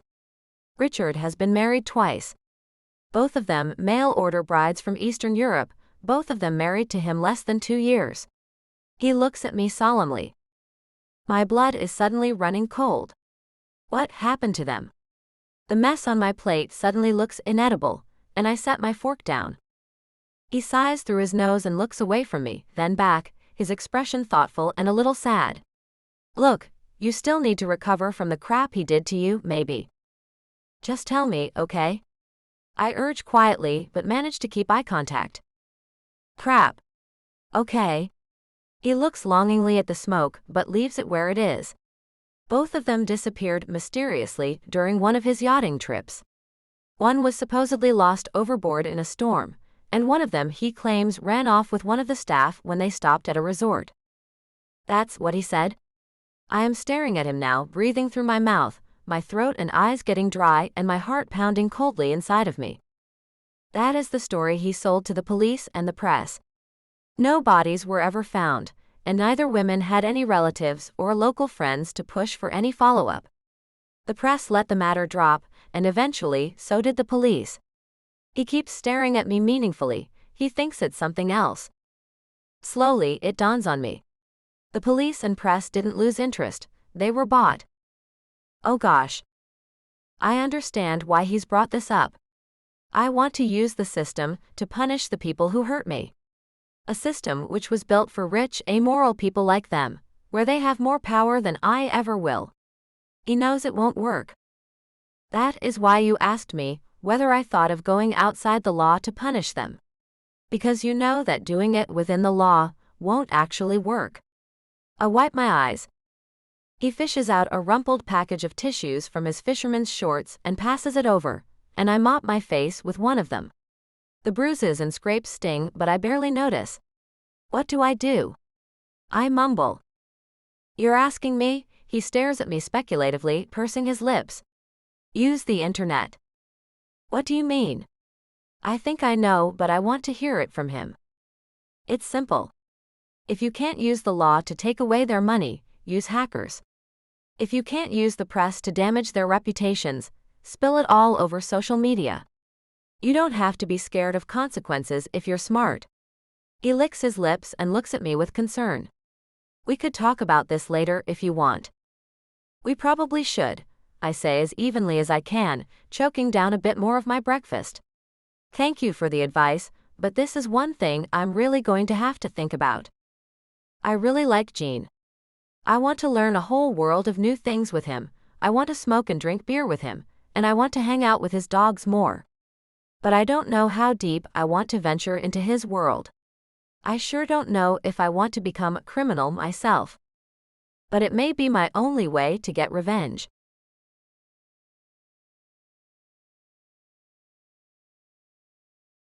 Chapter 10. Gene. Kara is recovering. The bruises look their ugliest, but that's the day after a beating for you. I should know. I don't get my ass kicked very often, but when you get into a fight, you are going to get hurt, even if you win. That is how things work. Reality is dawning on her too, with a bit of help. I really wish it didn't have to, but there's no helping it now. Before I found out that Richard disappeared 2 girls, I thought she had a prayer of using the courts and the press, but if he can pull enough strings to get away with murder twice, it's really time to stop playing by the rules. I'm glad she seems to be starting to understand that. I never had the luxury of thinking any other way. We eat in silence for a while, as the rain pours over the edge of the porch roof. I still want to help teach you self-defense, I venture, and she nods, a thoughtful smile curving her lips. We can start as soon as the rain lets up enough that we can use the yard. I still would rather be spending my time sleeping with her, but she's not quite there yet, especially with the knowledge of Richard's disposable wives ringing fresh in her head. Anton had been a bit more graphic in his description, but it all boiled down to the same thing. Her husband is a murderer, and he will never be caught. Good. I want to learn to fire a gun well. She starts eating again, her gestures mechanical. A gun. I'm taken aback for a second, then I nod. Okay. I can take you back into the woods, and we can aim at trees. Once the rain stops anyway. She grabs another bite of mango. Good. The rain hasn't stopped by midday. Even the dogs are starting to get tired of it. She's telling me about herself, sorting truth from lies, in all the things her parents told her, and I'm trying to keep up, but my mind's not in the game. No, I tell her. You can't get addicted to pot, not physically with withdrawal symptoms and stuff. The roll's back in my pocket, and I pull it out. If someone goes through withdrawal because they're not smoking this stuff, they're mixing it with tobacco, or something else that actually is addictive. Oh. I get it. I always wondered because it's described as just bad. She takes the smoke from my hand, as we watch the rain and examines it. How did they describe premarital intimacy? Or marrying who you wanted to? I watch her carefully, still surprised that she seems to be taking so many reality checks in stride. The exact same way. She looks so crestfallen that I put an arm around her. Was it all propaganda? A lot of it. It's the kind of thing those kinds of parents do to keep their kids in line. I take the smoke back. You want this now? Not yet. She cuddles in next to me, and I feel that warmth run through me again. I'm already sleepy from the rain, and I don't want to conk out yet. Okay. I put the smoke back in its tube and stroke her silvery hair, my fingers running over her scalp and trailing over the soft bumps of her braid. I'm hardening up again under the shorts, and I hope she doesn't notice quite yet. I'm still worried I'll hurt her, now that I've seen the extent of her injuries. Damn it. All alone with a hot, interested young lady on a rainy day, absolutely perfect for intimacy, and I'm still sorting out whether she's well enough. As she must be doing, I realize. I keep seeing her looking over herself, checking the stiffness in her joints, the development of her bruises. Fortunately, she seems to be a fast healer. Even as the big ones have gone black, purple, and ugly, the smaller ones are already fading at the edges into the color of weak tea. She has 2 Tylenols with codeine in her, and as she cuddles closer to me, I wonder if they're starting to kick in. I need to ask you something, she says tentatively, even as her hand slides warm and soft up my side. How can you find me attractive? My jaw drops, because the answer should be incredibly obvious, and my eyes automatically sweep over her. She's swimming around in one of my t-shirts over her shorts, her bra and shirt hanging up drying after a good wash. I'm sorry, I had trouble hearing that ridiculous question over how hot you are. Honey, pardon me, but what the hell? Why'd you even ask? I can't help but be just a touch angry. Bailey immediately leaves from playing, shakes off and comes to my side, hearing the slight tension in my voice. I scratch his ears reassuringly. She blushes and looks down. I'm a mess. No makeup, my hair's all over the place, I can't even hide the damn bruises and scrapes. No powder or deodorant, no perfume, no. Oh, this is ridiculous. She thinks a man's only drawn by packaging. Understandable. Rich men tend to be shallow as hell, but I have to put a stop to this. Leaning over, I kiss her battered lips gently and lingeringly, stopping her mid-sentence. Even her body stops, hands frozen in mid-gesture, like she suddenly can't remember how to put them down. Then they slowly settle on my shoulders. I have to be very careful. Wander too far over onto the corner of her mouth, and she winces, the lips cut there. I focus on the other side, and she smiles against my mouth and kisses me back a touch clumsily. I leave her breathless when I finally let her go. I have to catch my own breath, and I smile softly down at her. The only thing I'm worried about is hurting you more. That's the last thing you need. She smiles gently at me. I close my eyes and caress her back, palms stroking up and down, avoiding the spots where I glimpsed bruises as she slept. She relaxes against me, and her fingertips start exploring my skin again, running over my shoulders and down my arms. You're careful though, she murmurs coaxingly, her eyes innocent but her hand sending sparks of pleasure down my spine. And I want to.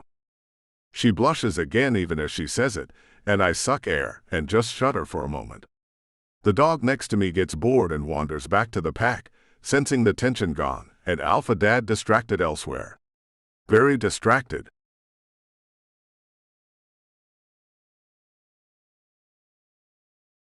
Chapter 11. Kara. Kissing Jean is just as intoxicating as the pot and booze from last night, but both better and scarier at the same time. 3 days ago, I would never have dreamed of something like this happening.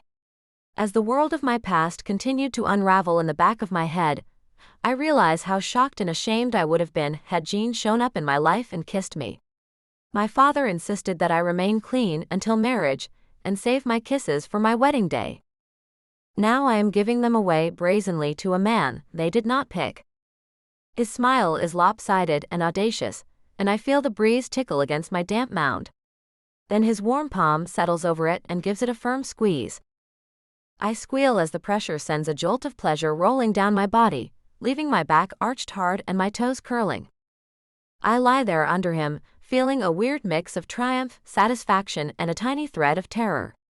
I always thought something awful would happen if I broke the rules, and now, part of me still wonders what the consequences of this will be. I will live with them. To hell with my father and his rules, and as for Richard, I hope he finds out one day, and it drives him crazy.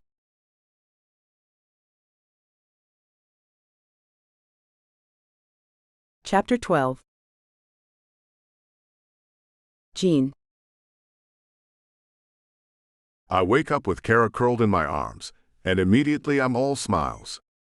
And then the smile fades, because waking up this rosy with a new girl is dangerous. But damn still. That was even better than I had hoped. I lost control of my strength at the end, and I heard myself shout her name. Thinking of it now, I wince. Yeah, risky. Risky to get too into her, or any other girl who could end up turning on me and giving me up to the man. I spent too many years in juvie for doing things like stealing to feed my damn family. Apparently, that's even more wrong than letting us starve. I have stayed out of jail since, but thanks to the last Baton Rouge target's ultra-high-tech spy camera system, the feds are looking for me. Letting a naive American girl get too close to me is too damn risky. But I'm still cuddled up with her, stroking her hair and watching her sleep. Deep down in my gut, I understand that I'm already going to have trouble letting this one go. Maybe I can just have a nice fling with her until I see her off in Havana. Maybe we can just enjoy it for a while, until the storm ends and the road clears. I take a moment to listen to the damn monsoon still roaring down outside, and my eyes narrow thoughtfully. I draw confidence from how much preparation I have already done. The cabin is sturdy, the Jeep can off-road, and I have solar, wind and fuel generators, water catchment and food stores to last us a couple of months if we really feel like being hermits. There's even enough for the dogs. We're protected from outside interference by the storm, but my satellite service will probably have some nasty interference of a different kind to deal with. That will make communicating with the outside world tough. Not that I plan to spend much time online, unless it is helping her, or hindering Richard. Kara shifts in her sleep and mumbles something. Lightning flashes, showing every bruise on her pale body. She's healing fast, but the black of the worst bruises still look shocking against her pale skin. Looking at them, even as she's relaxed in sleep, makes me think again about finding Richard myself and beating the hell out of him. Provided, of course, that he hasn't gone down with his yacht. I grin at the idea, and bury my nose in Kara's silvery hair. I rarely wish anything bad on anyone, but this guy is such a creep that I'm itching to see him suffer. I slip out of bed to empty my bladder and check on the satellite link. The power is still up, which is a promising sign. The last hurricane that blew through here took 2 of my air turbines with it. I found them in a tree half a mile down the slope. Next to that, the wind blowing now is barely above a breeze. The dogs are napping in clusters of 2 and 3 in the living room. A few lift their heads as I walk in, and I hear some tails thud against the floor. I fill their bowls with another handful of kibble apiece as a late morning snack, and then go out onto the porch, where I stand. I haven't felt this relaxed in years. I really did want to keep her. My mouth twisted. Not gonna happen. Even if I can trust her, we are from 2 different worlds. She might love the dogs, and she might like the cabin, but she will get sick of roughing it eventually. Guess that's life. Let's see if I can at least yell for help if I need to, while we're stuck out here. Even a helicopter couldn't reach us up here in this mess, but when your best friend's MacGyver in a straw hat, you never know what else he might come up with. Besides, I want to see if anyone saw Gamble's ship limp into port. I'm resigning myself to its stinging when she walks away. That is life, people leave. At least with Kara, I know when things will end. My computer setup takes up one corner of the main room. It's a tower I crafted from scrap wood and copper plumbing pipes, one of the nicer pieces of furniture I've ever done, now that I'm done swearing over all the sanding and leveling involved. My satellite internet is weak but intact. The clouds partially block the signal, but this far up the mountain, there's no other interference at this time of day. I open up Skype and am starting to connect with Anton when I take another glance down and quickly turn off my camera. Awkward. Renault. Why's your camera off? Anton sounds worried and a bit weak and watery. My bandwidth's crap right now, man. I can barely manage voice. That, and if I call you naked with a stiffy, I'll have a whole lot of explaining to do. So let's not. Fair enough. The whole island's being affected. It's almost like a hurricane, but the wind's barely worth calling it. The storm's just sitting over us, pissing on us. It's like Thailand all over again. I hear kids' squeals and little running feet in the background. He must be with Carlos. At least we don't have to deal with anything besides the flooding. So, what's going on down at the resort? Any sign of Gamble? My stomach tightens a bit. There's part of me that hopes that Gamble really did go down with his ship, or gave up and limped back to Miami. He's here. They towed his yacht in this morning. Damn thing had to be propped up by floaters. What did you do to it? He laughs a little, his tone disbelieving. I just put one through the motor, and a few more at the waterline. It was supposed to basically force him to stay there. How'd he end up half swamped? I can't help but mirror his little what-the-heck laugh. Well, my Coast Guard buddy says the dumb son of a gun was drunk as you'd expect from a Florida tourist, and tried to make repairs himself while impaired. He waits patiently while I suffer a violent attack of snickering. He then proceeded to get violent with the authorities. I witnessed some of that. Got a video file of it. Very dramatic. He's in jail until the storm ends. I laugh, hand clapped over my mouth to keep from waking Kara, my eyes tearing up. I have to catch my breath before speaking. Oh damn, that is so funny. So please tell me he punched a cop. He punched a Coast Guard officer.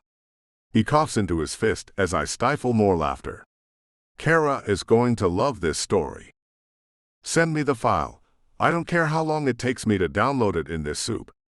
I wipe my eyes and pinch the bridge of my nose, shoulders still shaking now and again. Sounds like karma's on the case then. Sounds like. The problem is, once the flooding is over and everyone goes back to work, he's going to be able to start bribing people. A lot of people. He's a dumb rich tourist, so he'll throw his weight around a while, annoy some people, but in the end, if he piles the cash up enough, he'll have a lot of people looking for Kara down here.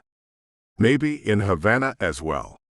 He has that thoughtful tone in his voice that tells me he has the beginning of a plan. Okay, so we take the overland route to Havana Airport, and you book her a ticket back to Miami for her to pick up at the desk. Take it out of my cut. It should be simple, even with the nasty complication of Richard throwing money around looking for Kara. Sounds good, but I would advise changing her appearance as well. That hair color should be changed, and if you can't hide her bruises, she'll have to hole up until she is healed. He sighs. Problem with that is, that's a week to 10 days, unless you have a Hollywood makeup artist handy. I think about being shacked up with Kara for almost 2 weeks. Eating, sleeping, teaching her to fight, and playing with the dogs. It sounds like paradise. By the time that she heals, people will definitely be looking for her in Havana. That's what I'm worried about. And we sure can't book tickets for her under her own name. He mutters thoughtfully to himself in Spanish about the identification involved in buying plane tickets, then speaks up. She'll need a new identity, a passport. Oh. Wow, so, how long until your contact in Havana could manage that? This is starting to get complicated. But it comes with the chance of spending the next week on a very hot and intense forced vacation with Kara, so I'm willing to plow through. About a week. You'll have to meet with him once her appearance is changed so he can take photos. I'll make an appointment with him. Guy owns a photo development place. You can pretend to be tourists when you go in. He hesitates. Jean, seriously. How are you planning to get Gamble off your back if he finds out who you are? The question manages to distract me enough that my body settles down a bit. Do you think I should change my appearance too? While you're traveling with her, yes. That awkward hesitation again. I wonder what it is that he isn't telling me. Anton. What did you find out? I keep my voice low and calm, but with that warning edge that tells him I mean business. Give me a second, the kids are going outside. He waits a moment. Okay, look. Gamble's first two wives, the Russian and Ukrainian mail-order girls I was telling you about. Their parents have written letters to the American embassy for years, asking for an investigation into the disappearance of their girls. They have lawsuits filed against Gamble, and word on the street is those girls are at the bottom of the Caribbean. He waits to let this sink in. My heartbeat thrums all the way up my neck as adrenaline shoots through me, and I realize. I say it before he has to, then it's true. He killed both of them and had it covered up. And he will do the same to Kara now that she's proved she's not perfect. It comes out in a grim sigh, and I let my head fall back, squinting against a sudden stabbing headache. He won't let her get away. He means to kill her like he did the others. I think that's a fair assumption. His voice has gone grave. So yes, change her looks, hide her bruises and get to Havana. Call me when you leave where you are, and I'll meet you there. Anger runs through me, and a protectiveness grows inside of me. I can't let him get her. I'll kill him first. Sounds like I should make sure to go well armed as well. He grunts agreement. Yeah, you definitely should. He's still powerful, even away from home. Back in the States, this guy would crush you. I feel a cold finger run down my spine and smile mirthlessly as I answer. There are reasons I left the States besides the feds. Corruption in Cuba is a matter of survival. In the States, it is strictly a matter of the rich preying on everyone else. It's why I target wealthy Americans. Hey, you don't have to tell me. My cousin's at Rikers because his fat cat landlord planted illicit substances in his unit to get rid of him. Paid off the cops to help make the case. He's coming straight back here as soon as he gets out. He drops his voice again. In the background of the call, I hear a door bang and children's voices again. I get it. But pull whatever strings you need to, and keep what you want out of my cut. I can't let this guy win. My voice comes out full of strength and determination, even as my doubts chew at me inside. Am I really willing to go this far and risking my neck for a strange girl, just because she's amazingly beautiful, and I feel bad for her? Yeah, he needs to be kicked off the planet. Anton sounds as disgusted as I feel. I'll get to work on it. You help her recover, and try not to slide down the mountain. Everything's mud out there. Thanks, man. I'll check in again tomorrow. I sign off, sigh, and pull the Band-Aid off my camera. At least the pad was over the lens, and not the parts with glue on them. Kara. You are an amazing neat girl, but you are high-maintenance, sweetheart. My anger starts to fade just thinking about her, and after a moment, I get up to walk back into the bedroom. She's lying there on her back, the sheet bunched down around her hips with her fists clenched around its edge. The swelling around her eye and on her cheek is gone, and the bruises are fading in the centers and around the edges. Today, Richard is in a Cuban jail cell. I like taking things from rich guys. In the end, though, she's not mine. This is just a bonus for helping her escape from that messed up world where she was trapped. I move over to the bed and push aside the mosquito netting. Two of the dogs are curled up next to the bed. Bailey raises his head, and I pat it before slipping in under the netting. I slide under the sheet and snuggle up behind Kara. She's small enough to pillow her head on my other arm without putting it to sleep. She makes a small, sleepy, questioning noise, and I murmur in her ear, "Just me."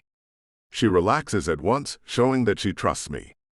It makes me pause a moment before laying my head on the pillow and staring thoughtfully past her out of one of the rain-slick windows. She needs me. She needs my help. She's paying me for that, and even if I wasn't sleeping with her, I'm liking the job a lot more than I have any of my thefts. There are no gray areas to saving someone's life, but this is getting personal very fast. That sense of risk comes back to me again, and I reassure myself again that even if it will hurt me to let her go, I'm tough enough to handle it. I brush her hair aside and kiss the back of her neck. She shivers and stirs, starting to wake up. I've had a lot of women. Each one was unique in what they liked in bed, although there was a lot of overlap in their favorites. There was some learning and practice involved with each partner, but done right, it was the most fun sort of education possible. With a new partner, I explore and take things slow, trying the most popular bedroom activities. Had she tensed when I touched her, I would have backed off at once. But apparently, as she arches and then rolls over to nuzzle my neck, she isn't against my giving her some attention. I'm starting to caress her back and sides, working around the dark bruises, when she lets out a small whimper, and I stop. She twitches and snuggles closer to me, hiding her face against my chest. Damn. I have to keep in mind that what she has been through is going to have some lingering effects. Trauma leaves its mark, and hers is very, very fresh. I pet her hair and make comforting noises, and she relaxes slightly. That's better. I'm a thief, not a jerk. I don't want to do any harm here. Suddenly the wind picks up, rising to a scream before I can move. Rain gets pushed in under the eaves and slaps against the windows. Thunder rumbles underneath the din, and Kara stirs again, making soft sounds of discomfort. Poor thing. She still needs her rest. I wonder how the noise of the storm is working its way into her nightmare. Please don't give me up to him, she sobs suddenly. I wrap an arm around her almost reflexively, and she clings to me. I close my eyes briefly, stroking her hair slowly before opening them again and squinting against a lightning flash. She's crying silently, and I keep comforting her gently. Jean, please don't sell me back to him. Her voice is full of agony as she elaborates, and I freeze. Damn. Shish, baby, you're dreaming, I say, deliberately raising my voice and shaking her slightly. She stops whimpering, and her breath hitches, her eyelids flutter. What kind of nightmare is she having? I don't sell people. But then I realize she doesn't know that. I've earned a lot of trust from her, and we're doing pretty well together so far.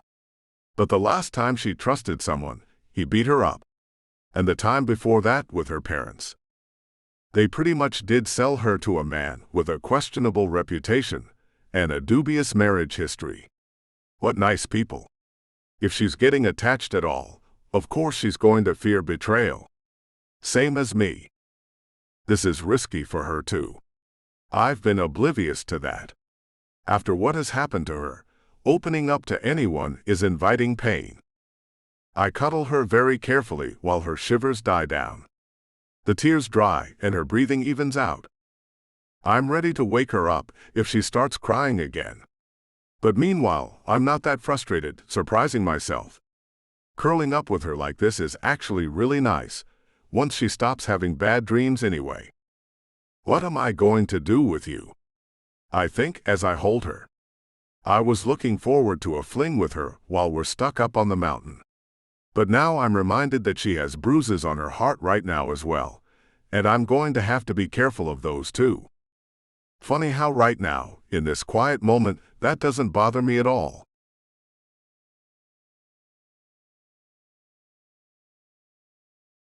Chapter 13. Kara. In the dream, the rain has fallen for so long that the whole island is flooded, and the sea has now swallowed it, right up to Jean's front yard. Richard has driven his boat right up to the parking lot out front. He has come to get me, and Jean is standing there letting him do it while making excuses why. I'm sorry, baby, but this is too much trouble to bother with. Jean won't look at me, even as I cry and reach out for him. It's just too much money. Besides, the creep's going to shoot me in the balls if I don't give you to him. Do you want that? His voice is just too reasonable, too calm, and I'm sobbing and begging as Richard grabs my wrist and starts to drag me away from the cottage porch. I hope that maybe the dogs will help me, and call out to Bailey, but he just keeps chasing his siblings and doesn't notice.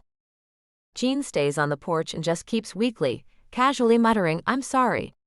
But he gets bored of saying it, even as I watch, and pulls a smoke out of his shirt pocket to light up as he watches Richard drag me back toward the yacht.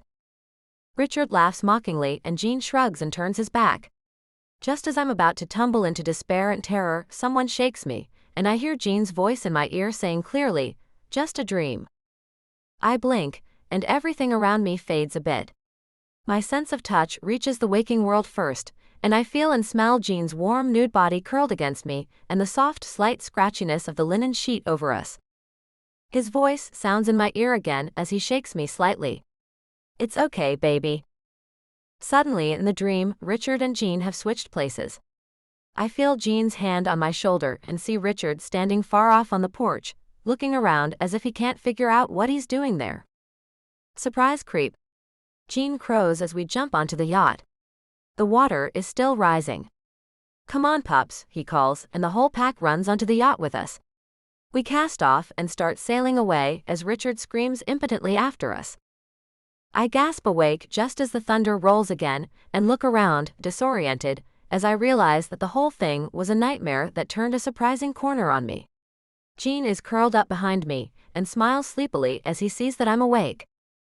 "How are you doing?" he asks in a muzzy voice, slowly blinking at me. He licks his lips, reaching over to the bleached wood bedstand for his water glass. He takes a big gulp and hands it to me and looks a touch surprised when I drain it dry. I take a deep breath and do a brief mental inventory. I have more aches and pains than before, but I also can't remember when I have ever felt this relaxed. I feel more triumph than worry about what we had done, and though the nightmare has left me shaken, I'm glad that he was awake to pull me out of it. I'll be okay. It was just a nightmare. Thanks for waking me up. I muster a tiny smile, and we kiss slowly and gently. No problem, baby. I kinda figured you might have a few rough nights now that you're free. It's just your brain taking out the emotional garbage. No big deal. Maybe not, but it's exhausting.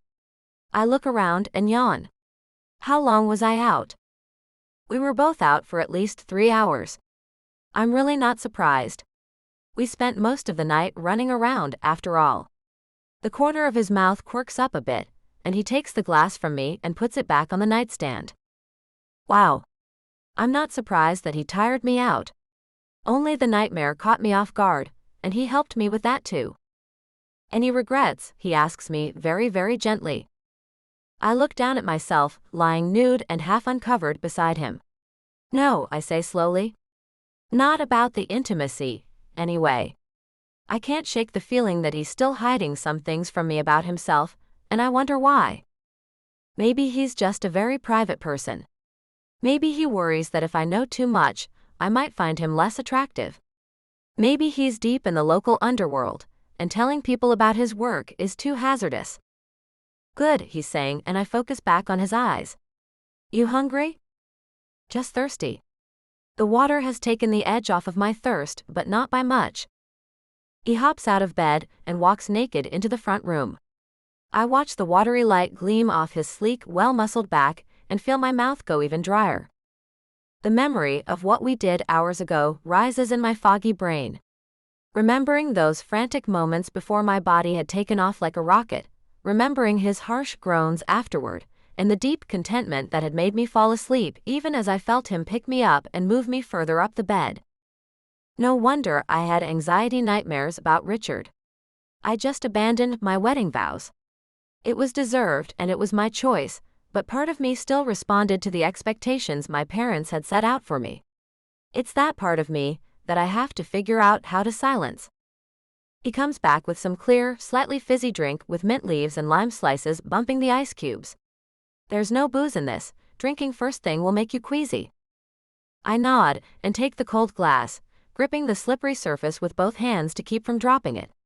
The mix of soda water, lime juice, sugar, and mint refreshes me and gives me back some of my strength. I work on the drink as he settles in beside me, sighing contentedly. Got some news and something resembling a plan, if you'd like to hear it. I look up from my drink and lift an eyebrow. What did I miss? The dogs hear us talking and pile into the room, a few of them coming up to snuffle at us through the mosquito netting. Gene settles in and takes a long swallow of his drink before answering. Richard made it back to shore, he starts, and I feel myself seize up inside. But then he continues, promptly punched out one of the Coast Guard guys who rescued him and is now sitting in a jail cell. My eyes get so huge I worry about them popping out of my head, and I hear a high laugh come tumbling out of my mouth. What? Is this Opposites Day? How did he not bribe his way out? The yacht flooded in the rainstorm. No access to his safe, I'm guessing, and most of the resort is blacked out, so no ATM service. Anyway, he was so drunk that they have to let him sober up before the police even interview him. Nobody's going to prioritize that mess with all the flooding going on, so he can expect to cool off in there for at least a few days. He winks at me and drains half his drink. I wonder if his has alcohol in it. He goes over the details of what he and Anton talked about, and I nod along as I listen. Meanwhile, my stomach is suddenly doing flips, and I can't tell if it's from excitement or fear. Maybe both. I'll be very happy to spend a week to 10 days with Gene, especially if I don't have to deal with anyone else for most of that time. He's better company than I have ever had, he likes me, and the things he's shown me in bed leave me intrigued and wanting to know more. As for me, I really do need a break and a chance to heal in both mind and body. I'm all right with staying. More than all right. I look him in the eyes and see a faint haze of delight and desire flicker across his eyes before vanishing again. I just wonder about changing my appearance. Will I have to get surgery? No. Different clothing style, different haircut and color, and you'll be good to go as long as we find a way to hide your bruises. He runs his fingers through my hair briefly as he speaks, and my smile comes back. I can do that. So once the storm dies down, things dry out and my bruises fade some, we change our appearances and leave for Havana. You've got it, he confirms with a small smile. Anton will handle your tickets, and we'll pick up your new identity in Havana. New identity? Wow. You don't want Richard or your parents to be able to track you, not at the airport or when you get back home. As long as he is alive, you really don't want to deal with Richard finding you, I promise. Seriously. His expression is so sincere that I wonder what he has discovered about Richard. I sit back against the pillows, sighing in frustration. I will find a way to stay free while making sure that my parents and Richard can never hurt me again, but that's not satisfying enough for me. I want to hurt them. I want to watch them bleed. Maybe we should just kill them all. He blinks at me in surprise, but beyond that seems to take it in his stride. Well, I do know a guy who knows a guy, but by the time we're doing that, I should probably just teach you to use a gun. You mentioned stuff like that before. I'd actually really like it if you did. I try to stay calm, but deep inside of me, thinking of having and using a gun puts a match to the anger inside of me. I feel a wild sort of glee as I think about killing Richard. Before now, I have wished him dead a million times. Drowned on his yacht, struck by lightning, brutally beat up by my enraged parents, back when I thought they were on my side anyway. It makes me sick to think that I might in any way be becoming like Richard. I notice a slightly worried look from Gene as well, and hastily say, there's a difference between wanting to do something and doing it though. Oh, I'd enjoy killing that creep too. I just hate killing. I'm a cat burglar at sea, honey. We avoid confrontations as much as possible and just take stuff. He seems a little surprised at himself for sharing this, but recovers after a moment and puts his smile back on. I just don't want to get used to it, I say weakly. I feel like I'll start to become like them if I keep doing stuff like that. Like if I seek revenge that's too gory, I'll start losing my soul too. Yeah, I get it. I think we're doing about the same when it comes to Richard. He frowns and focuses on his drink. I want him dead too, but the only way I'd actually kill him would be defending one of us. I just want to punish him. And my parents, I admit. The sadness, betrayal, and rage make bile well up in the back of my throat. But it seems like they're immune, unless they're challenged by someone as rich and connected as they are. I'm connected, but not rich. He shrugs. I can live comfortably and keep trouble off my back and yours if I'm clever and willing to play it safe a lot. But yeah, against a guy like Gamble, there are only a handful of people powerful enough to bring him down with legal methods. And I'm not one of them. I blow a curl off my face in exasperation.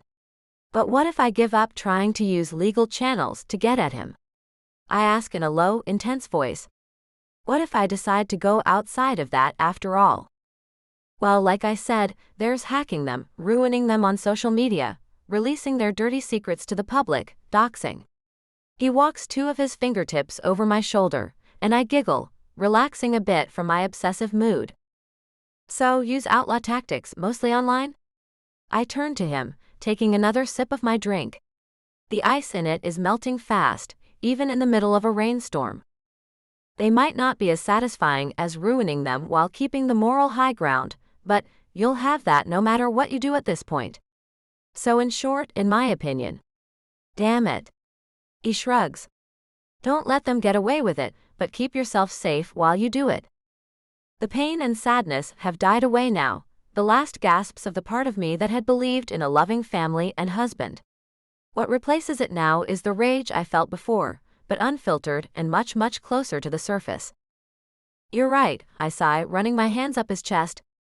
It isn't satisfying. But on the other hand, no. I don't think I'm the kind of girl who's willing to die for revenge. Good. He feathers a kiss onto my nose. Because when you get that tone in your voice, I get worried that I'll have to discourage you from doing something crazy. He winks at me, and I can't help but smile again as I lean over to kiss him. He returns the kiss gently and lingeringly. His rough, smooth palm is so warm and cradles my sensitive flesh gently. My head lolls back against the pillow, and he leans toward me to kiss me more. His hand glances off a bruise on my shoulder, and I slightly stiffen. He backs off, wincing. Oh crap, sorry. It's okay. Though the grinding pain reminds me that I'm due to take more painkillers. I think I need my next dose. He gets up to bring me the small white pills, and I swallow them with a chilly meltwater cocktail my drink has turned into. Tiny slivers of ice crunch between my teeth with the bits of key lime pulp and mint leaf. I lick my lips and nestle against him again, as he settles in. Thanks. No problem, baby. The sooner you're feeling better, the sooner we can play around some more. He kisses me more deeply, and I almost drop my drink. But when the kiss breaks, he notices my thoughtful look. What is it? I keep thinking about how different things were just a week ago, I murmur and turn toward him more fully, setting my glass aside for a moment. I nuzzle him under his slightly scratchy chin, and he lets out a chuckle. Well, being rich and protected enough to be oblivious must have had some benefits. But now isn't all bad, is it? I don't know how to answer that. A week ago, I was happy, anticipating my wedding, believing in my parents, in Richard, in the system that they had succeeded within, but I was also living a lie, and headed off a cliff that I couldn't even see. Now my eyes are open, and I have more freedom than I ever did back in my old life, but I also have to live not only with the physical and emotional scars, but with the knowledge that the justice and order I thought existed in the world is a damn lie. Right now, with my wounds still healing, the one part of my new life that makes up for a lot of this is lying here beside me now. In the peace of the cabin, in his arms, things don't seem so nightmarish. I wish that it didn't have to happen like this, I say slowly, and I don't know how I'm supposed to survive all this once I get back to the States and I'm alone again. But I'd rather know how the world really is and learn to live in it, without any more of this gilded cage crap. His smile becomes a grin. Wow. You come back strong, baby. I like it. I'm really glad I met you. I don't know how else to express how I'm feeling. I love you would be coming on too strong, even though I can tell how close I am to falling for him. Likewise. He leans down to kiss me again and then lies back with me. Let me know when those pills kick in, okay? He opens an eye, and the corner of his mouth curls up. The rain creates a constant white noise now. The wind has died again and the thunder no longer rolls.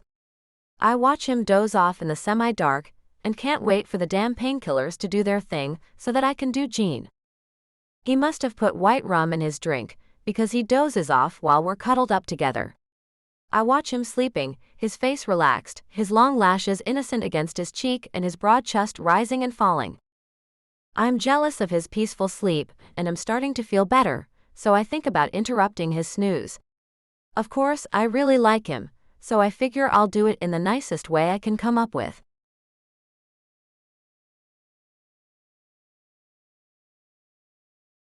Chapter 14. Gene.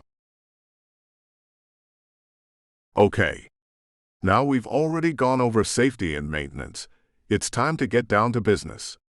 I smile as I take up the .38 I'm training her on and lay the textured grip in her palm.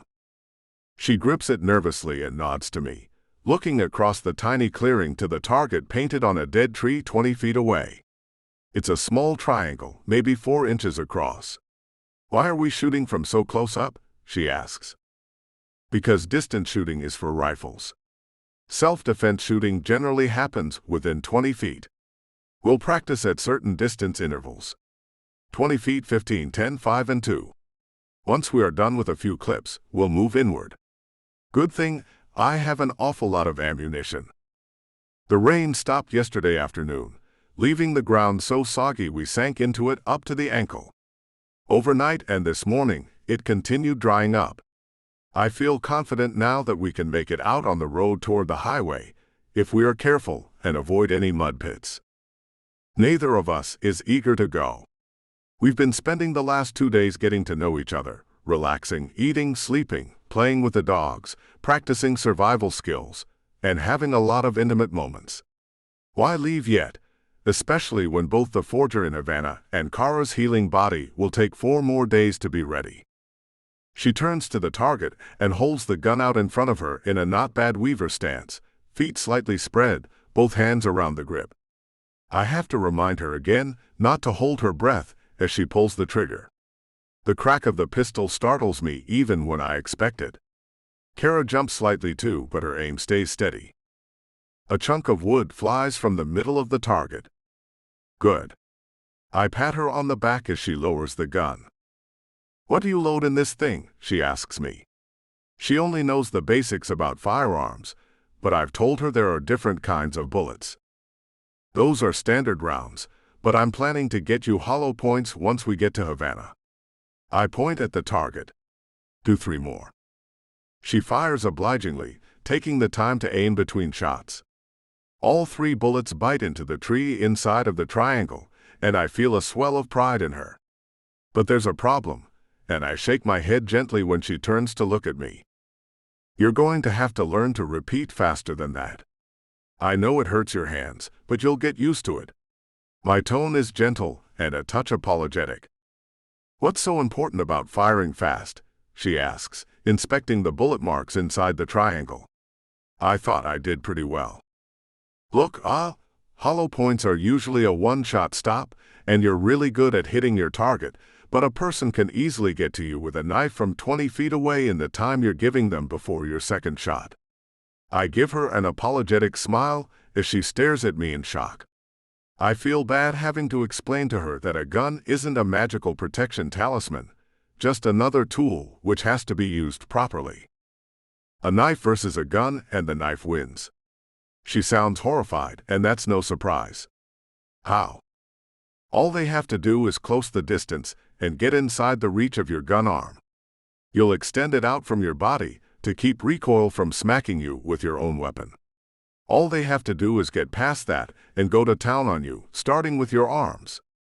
I draw the side of my hand down the inside of my elbow illustratively, and she swallows and nods, looking a bit sick. My hands go numb if I fire too fast, she starts, and I nod and give her another apologetic look. Fire by 2s then. I point at the triangle. Just know you're better off firing more than once, in case you miss with the first one. Her brows draw together, and then she nods and tries it, raising the pistol to fire the last few bullets. Once the clip was empty, she lowered the pistol and shook out her hands one at a time. Is that better? Yeah. Of the bullets in the clip, all but one struck inside the triangle. I'm feeling even prouder of her as I lead her forward 5 feet. But look, I warn, the closer you get to the target, the faster you have to draw, fire, and reload. Because the closer I am, the sooner he can reach me. Her voice has gone a little tense and resigned, and I put a hand on her shoulder before passing her a new clip. Exactly. She does well for the rest of the lesson, and after she fires her 100th round into the tree from various ranges, cleans her gun, and gathers her brass, we go inside for a cool drink. I'm relaxed, well-fed, and enjoying her company more and more. I'm thinking a mojito, some music, and a nice long nap. Then I get inside, and I notice that my computer screen has turned back on, and a message icon is blinking at me. My heart sinks slightly, and I'm so annoyed at the interruption that I almost don't go to check it. Finally, I give up and go over, thinking, Anton, this had better be good news. I open up the messenger and read a flashing block of all caps text that startles me a bit. I push aside my confusion and read it. Gamble's coming up the mountain. ETA 1 hour. He has a Humvee and has hired some men. I do not know how he found you. Set the dogs loose and run for IT. Take your guns, your money, and your computer. I will meet you in Havana. The timestamp is from 48 minutes ago. What? I gasp at my screen as if Anton just popped up to say it to me in person. No. No way. I quickly send a confirmation back to him and then shut down and close up my laptop, unplugging it and shoving it into its case. Kara has no color in her face as she stares at me. What is it? Someone tipped Richard off. He's on his way here. I'm grabbing the few things I don't keep in my bug-out bag, some extra clothes, the contents of my safe, a backup pistol for me, and a third for Kara. What? No. Tears immediately shimmer in her eyes, and I hear her voice break in panic. How? Well, the only people who know I live up here aren't the sort who would ever actually give me up to a guy like Richard. Did you make contact with him or your parents while I was asleep, or tell your parents anything about who you were with or where we were going? I don't want to start tossing accusations, but this is just too crazy. No, of course not. I wouldn't know how anyway, remember. I don't have my phone or any of your passwords. She sounds defensive suddenly, and I wonder if I've messed up just by bringing up the possibility. Except that I had to. Okay, I'm sorry. No time to argue. Make sure we have all your things. I shove my bug-out bag into the big duffel I've been filling. What about the dogs? Her voice stays high with panic. I feel my stomach drop as I look at the pack. They know when to hide in the woods, honey. They'll get territorial if anyone goes into the house or my pot field, but chances are that Richard won't bother when he sees the place deserted. She nods, tears in her eyes. I hope they'll be okay, she says in a strained voice as she runs to grab her watch, jewelry, and one change of clothes. When I go outside, I can hear the faint sound of a powerful diesel engine getting closer. I scowl as I listen, less than pleased that this son of a gun thinks he can come disrupt my life again. How could he possibly have found us? Kara asks through panic-pale lips as I help her get strapped into my Jeep. Don't know yet. He shouldn't have the kind of pull it takes to get my details from the locals. I'm suspicious as hell. Anton is the only other one besides myself and Kara who knows where my home is. Could Richard have turned him? Could the message have come from behind Richard's back as a final act of guilt and betrayal? Could Richard have held a gun to his head, or his brother's children? I hate leaving the dogs. If Richard starts tossing the place, the dogs will get angry, and though there are 6 of them, Richard and his men will have guns. The idea of my pups being shot by that creep makes me sick, but I can't take all 6 of them with me either. They watch from the edge of the clearing as I start the Jeep. I whistle to them, and the 2 adults turn to lead their yearlings into the woods. But Bailey isn't having it and scrambles across the clearing, jumping into the Jeep with us. I look back at him as he settles in the back seat and pants back at me, clearly not planning to move. "You coming with?" I say casually as I can, with the rumble of that engine getting louder and louder, and he sneezes in response. Kara lets out a sob of fear and guilt as we leave the rest behind. Bailey lets out a bark toward his pack, like he's reassuring them that he'll return. They bay after us briefly, and then turn and vanish into the woods. I watch them go. Then, we take off down the bumpy road that leads to the far side of the property. The road that leads overland to the highway and Havana beyond is nowhere near as sloped as the one leading up the mountain, but it winds along the peaks and ridges of the range, meandering like a river around boulders. My few neighbors and I have worked to keep it open, cleaning up and repairing it, and the mountain road, at the end of hurricane season every year. At first we're going straight through the jungle, palms and flowering trees and the occasional pine flashing past as we bump along on the rutted road. The noise behind us is covered by the labor of our own engine, and my occasional cursing as a particularly big bump forces the Jeep to work its way over it. I almost think of felling a few trees behind us, but there's really no time for me to stop and chop some down. Either way, the Hummer will have an even harder time handling this road than we are, and I pray that even if he notices a vehicle left my cabin recently, we will have enough of a lead on him that he doesn't have a chance in hell of following. Kara sits pale and silent next to me, and I want to reach over and comfort her, but I have to pay attention to keeping us moving on the wild, bumpy road. "You okay, baby?" I manage. "I'm just scared," she gasps out after taking a few steadying breaths. I never wanted to see him again. How did he ever find us? I don't know, but I aim to find out because this is completely crazy. I drive the Jeep along a bridge over a swollen creek made from just a few logs with their ends buried in the banks. I'm sorry I brought up the possibility of your contacting him, but the only other possible person who could have let him know is just as damn unlikely to do so. "You mean Anton?" Her disbelieving tone mirrors mine. "Yeah. But I don't think that's possible either. But if it wasn't Kara, and it wasn't Anton, how the hell was Richard on our trail?" We break out of the jungle on one side and start driving the winding road that snakes its way gradually down to the white, far-off strip of the highway below. So far, they haven't actually managed to get close enough to us for us to see them. I don't even know if they're still following us, or if they stopped at the cabin. "I've got to pull over and listen for them," I say, and Kara gasps. "Wait, no," she protests, a shiver in her voice, and I give her a firm look. "I have to hear if he's still following. We should have enough of a lead that he didn't overhear us or spy us leaving. If he still does, something else is going on besides someone telling him where my cabin is." I pull over, turn off the engine, and listen. The rumble of the Hummer engine is still echoing over the hills, and far back on the cliffside road, I get a glimpse of its black and white shape bouncing along. Damn. I snap and gun it while Kara sits in terrified silence beside me. "Is he catching up?" she whispers.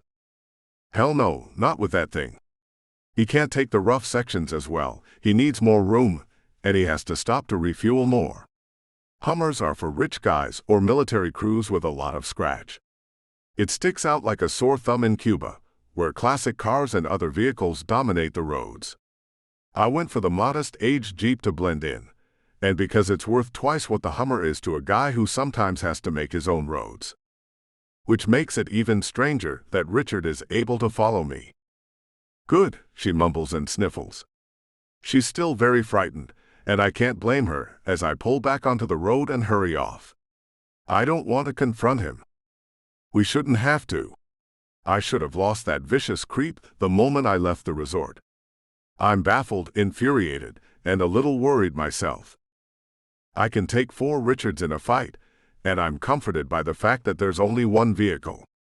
But I'm not sure how well I'll do against Richard and 5 other guys, especially if they are mercenaries or worse, corrupt cops. Something's wrong then. He's still coming. She sounds very nervous. Maybe he has a tracker with him.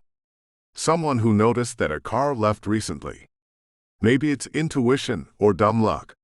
Whatever the case, I think I know how to lose the son of a gun. I keep my voice calm, but right now I'm making up my grand plan to save us both by the seat of my pants as we drive down that winding road. You do.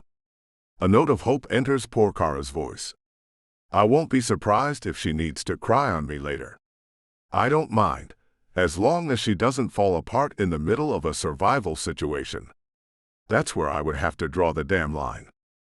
I wish we had a rocket launcher, she mutters, just that touch of anger and spite in her voice that tells me she wishes she was pointing it at that Hummer personally. Yeah, me too. My eye falls on a dark patch on the retaining wall, maybe a few miles ahead. Logs, hastily put up braces for a retaining wall we haven't quite gathered the stone to repair properly. 2 of the logs have slipped out of place under the weight of water and advancing mud, leaving only the 3rd one keeping that section of wall from crumbling onto the road and possibly taking it with it down the mountain. I drive over there as quickly as I can. Okay, we're almost there. I point out the section as I pull over just beyond it. Stay here. I gotta pull that log out of place. It's going to take a solid month of work to fix the mess I'm about to make, but I'd rather do that than let the creep get his hands on Kara again. I throw my tow cable around the base of the log. All I have to do is pull its feet out from under it, and the whole thing will slide out of place with gravity's help. I make sure to cut a shallow notch in the tow cable, so that it will break if I gun the engine too hard. I don't want to waste time cutting through the cable all the way when it's time for us to go. Bailey has hopped out to pee and jumps back in with Kara's help as I finish up and hop back in the driver's seat. We close the doors. I start the engine and take a deep breath before pressing the button to lock the tow winch in place and start forward. The engine strains, and the wheels skid on the concrete as the Jeep drags at the base of the huge log. I hear the grinding sound of it starting to give way, its grip on the hillside weakened by all the water as well. We start pulling forward slowly, and then jolt forward as the log yanks free on the bottom and topples sideways. A tremendous din of crashing wood, cracking asphalt, and falling stone erupts behind us. Kara screams despite my warning and claps her hands over her ears as she curls in her seat. The dog is barking frantically. I fight to keep control of the Jeep as it jolts forward again. I gun the engine, but the cable isn't snapping. In my rearview mirror, I catch sight of a worst-case scenario unfolding. The log brought down half the hillside with it and has been pushed to the crumbling edge of the road by the ruins of the fallen retaining wall. Released from behind the fallen stones, a river of waterlogged soil swells forward almost silently, retained only by the failing roots of the palm trees littering the slope.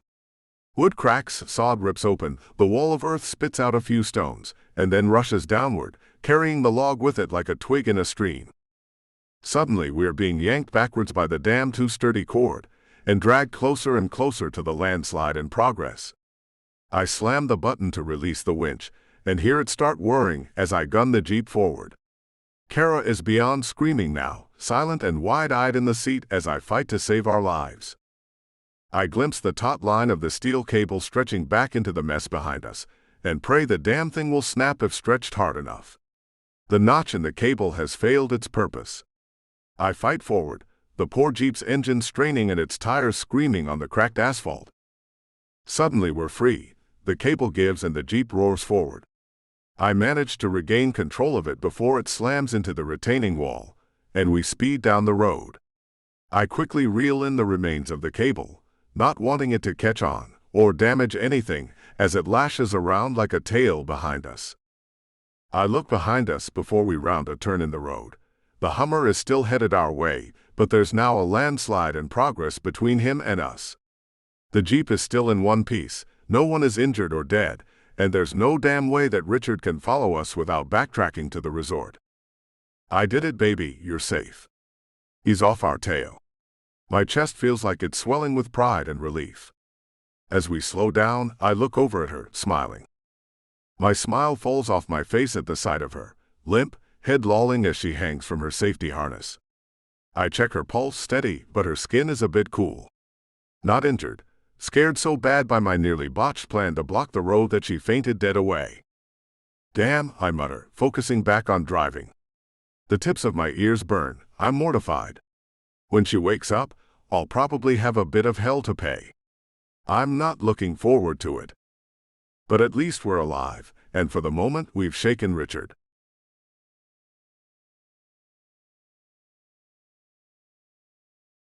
Chapter 15. Kara. I wake up on a strange bouncy bed, with a coverlet even scratchier than the linen sheet on jeans. I lie still for long moments, listening to my surroundings, a bit terrified that I will open my eyes and find myself on a hospital bed. That terrifying moment, when the damn tow line nearly pulled us off the cliff, is burned into my head so deeply that on one level, it is a surprise to me that I wake up at all. Or in a city. I can tell from the swish of traffic nearby, and the tinny sound of an old radio playing Cuban jazz.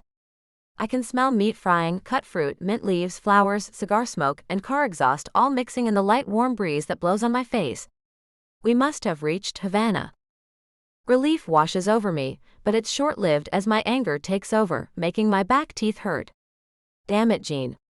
It's pure luck we made it this far after that stunt you pulled. I feel a warm weight against my legs and reach down. Doggy panting starts up and Bailey slurps happily at my hand. We all made it, even the dog. I hope that Jean is all right as well, even if I'm ready to punch him in the eye about now. He's done so much for me. I like him and all, but he just did the single dumbest thing that I have ever seen any man do in my entire life. Granted, I've led a sheltered life, but who on earth nearly gets us all killed with his grand plan to save us? The dog creeps up next to me and flops against me. It doesn't hurt. My neck is tender, but I don't actually feel much worse than when I woke up from my last bout of intimacy with Jean. I tense at the thought of him now. I pet the dog and keep my eyes closed, not wanting to deal with Jean yet if he's here. I don't know what to do. I thought Jean was safe and trustworthy. He's not quite as old as Richard, he is tons more mature and gentle, and he cares about me. But what did he just do? He just nearly left me a landslide victim on some hellish excuse for a mountain road, because he couldn't come up with a better plan than to risk all of our lives. I didn't want to be an evil shrew about it, but I was really, really pissed, so angry that it was getting harder for me to pretend to be asleep. Then I hear voices start up through one of the walls. We must be in a suite. Not much of one, from the thinness of those walls.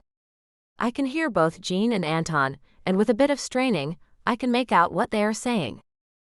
Well, if no one let on where we were, then how in the hell did Gamble know where my place was? Jean huffs a sigh, and I hear a wooden chair creak as he flops into it. Another chair creaks and scoots across a tile floor. I don't know, man, but God's my witness, it wasn't me. Could Kara have let it slip when she talked to her dad? Anton sounds a little dubious. I can't say I blame him, but I can't help but feel defensive. I wasn't the one who screwed up and gave us away. Not a chance, Jean says firmly, and my anger lessens slightly. She would have remembered as soon as I brought it up. She's smart, she's just naive. I bristle some. He's right about my being naive. I learned that the hard way, and I don't have any illusions about it left, but I still don't want to hear Jean casually talking about it with his friend. Bailey picks up on my annoyance and whines, licking my hand.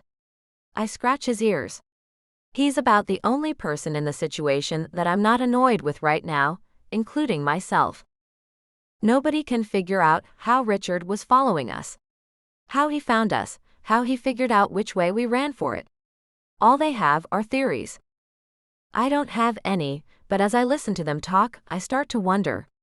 How powerful is Richard? Did he pay to have the satellite network scan for me? Or is he using some other kind of state-of-the-art technology? Or is there someone Jean confided in about the location of his home, someone he is now conveniently forgetting? A relative? A good friend? A former partner? No, that makes no sense either, because how can even a tremendously rich man like Richard figure out who to bribe so fast? If he didn't pay someone off, how did he find us? I hate that I can't even theorize an answer to these questions. Richard is a good liar, but he isn't even that smart. I should be able to figure out any plan that he's come up with, shouldn't I? Apparently not. I really am naive.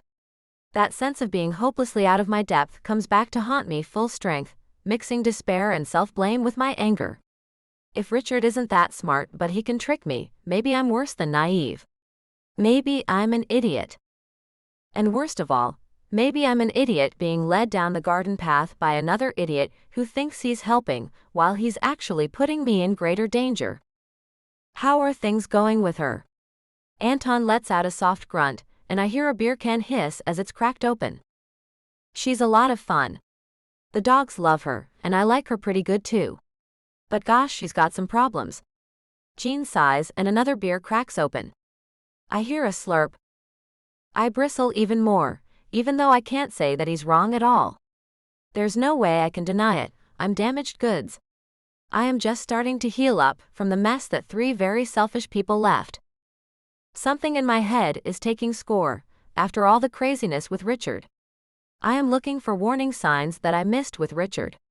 Warning signs that Jean is not good for me either.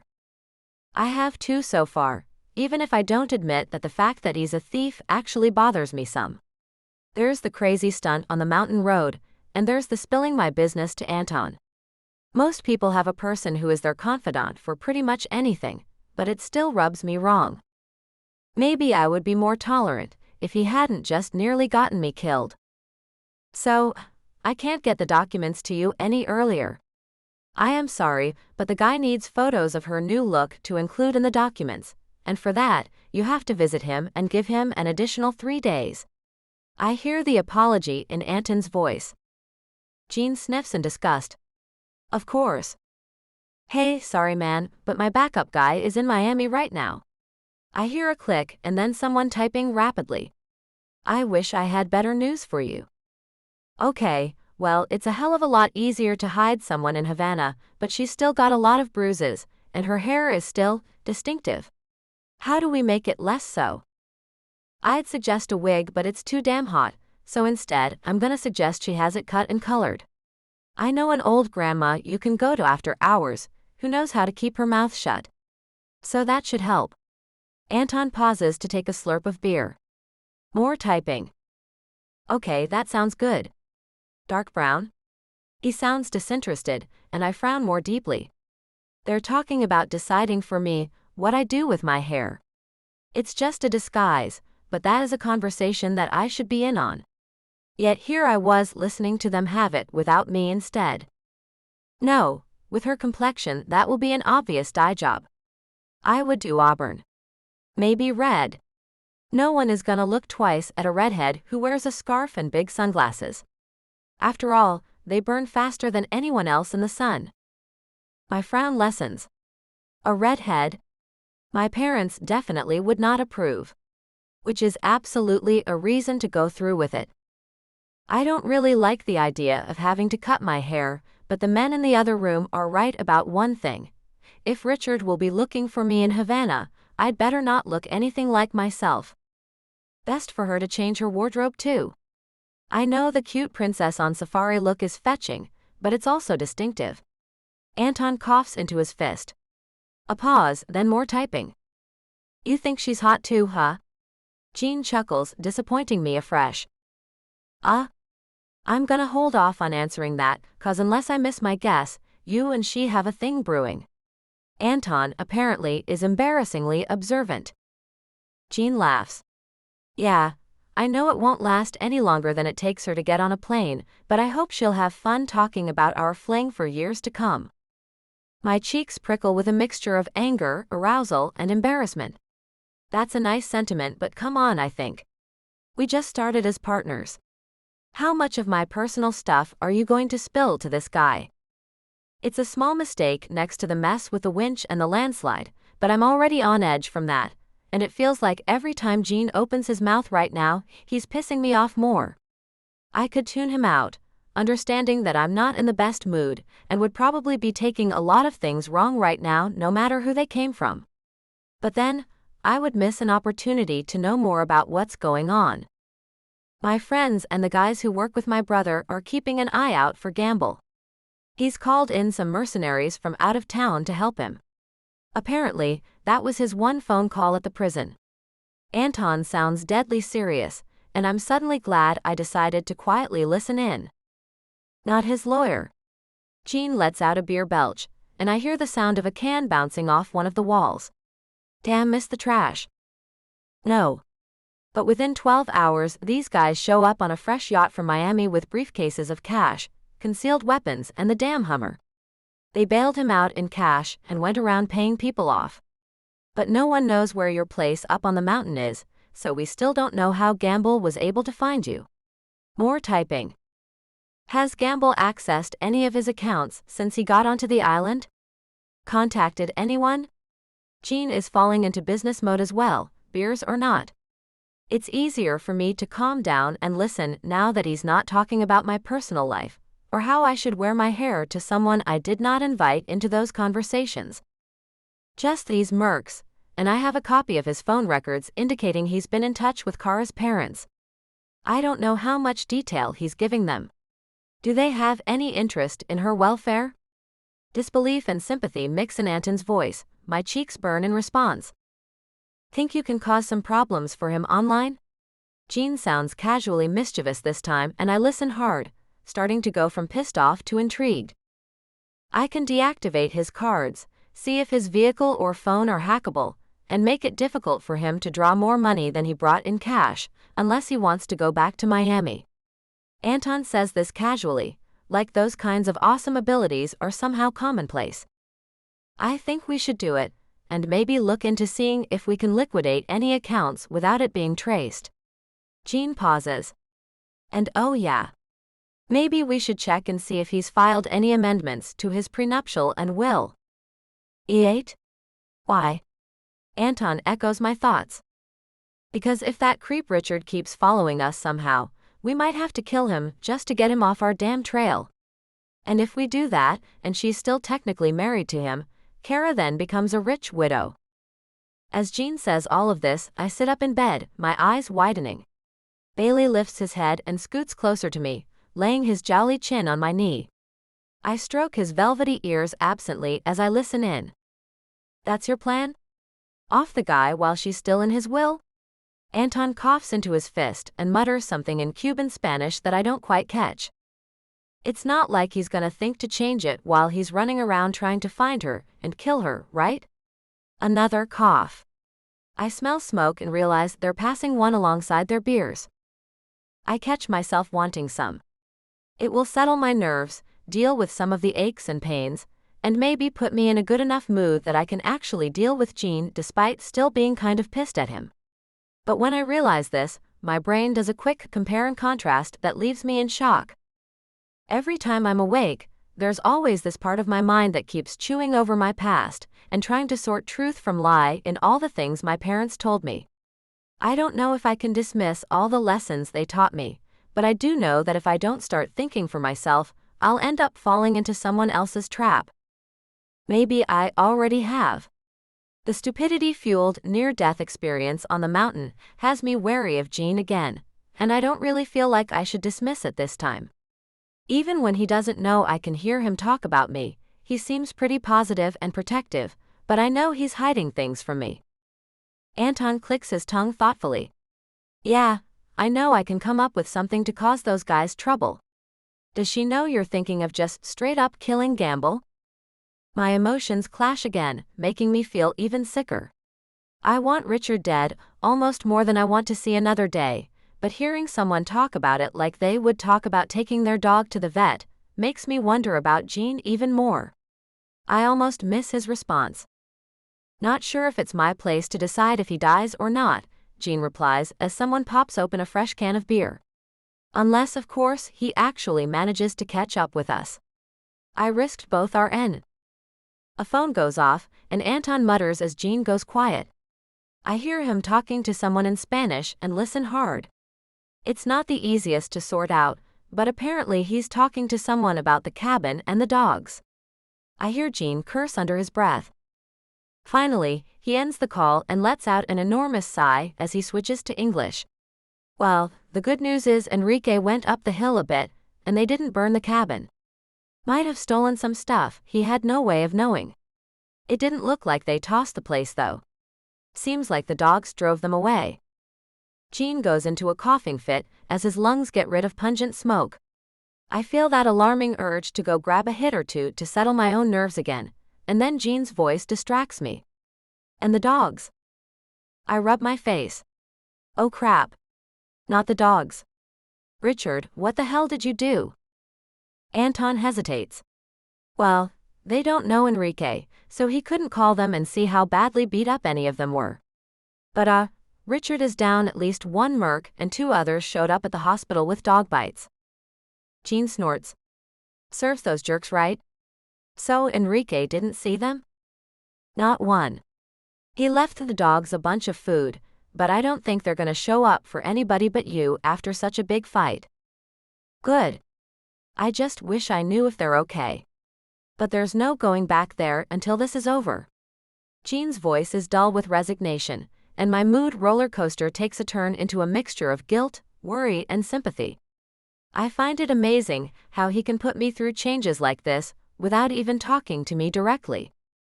I hope your dogs are okay, man, I do. But I'm a little more worried about what Enrique told me next. Anton's voice has an edge on it, and Gene grunts and falls silent. Anton coughs a few times before saying, Richard put a bounty out on Kara. 2 million cash for information that leads to her live capture. 2 million? That's it. Cheap creep. Gene's flippant tone confuses me. But that's not good news. I still don't know if he got a good look at me, but if he did, he can ask about me as well. You know, some of those barflies around the resort and town will spill their guts about me and everybody close to me. Yeah. Kinda been thinking about spending the weekend out fishing. I'll still be reachable, but I don't want to deal with this guy showing up on my doorstep. I flinch slightly at the sound of an empty can being crushed as Anton's voice turns angry. Maybe take Carlos and his family out on the boat as well, huh? I would go with you, but I really need to see things through with Kara.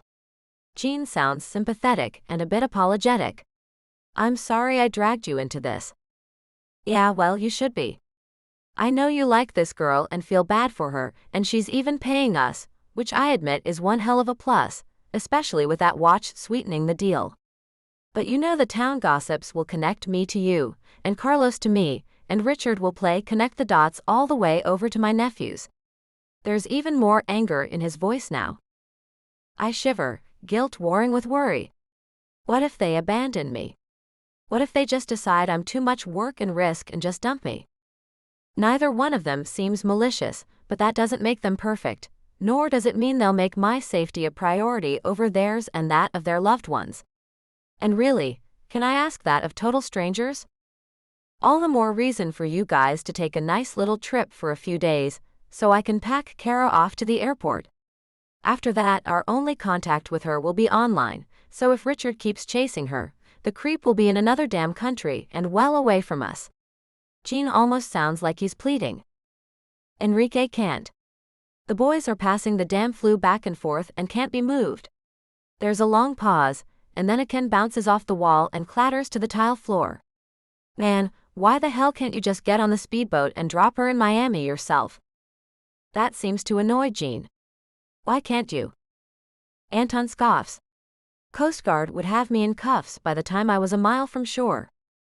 Oh damn. I swallow. I already knew these guys were shady, but the idea that Anton is a wanted felon really brings it home for me, just how dangerously out of my depth I am. Yeah, well man, I'd be in the exact same boat in the exact same cuffs, for the exact same damn reason. His bitter words leave me trembling as I finally realize who I have been dealing with. He admitted to going around robbing yachts, but his running from some sort of US-based felony charge makes me go from queasy and nervous to horrified and disappointed. If he can never go back to New York with me, we can't be together no matter if we sort everything else out. I feel my eyes start to prickle and sting, and I wipe beneath them impatiently. I have to be tougher, warier, and more decisive. Gene and his friends are problematic. Right now though, they are the only allies I have. It's just a few days after meeting Jean, and here I am, wanting herb, thinking about ending Richard's life, and considering hacking my parents. Jean is corrupting me, and I'm coming to realize that I'm not all right with all of it.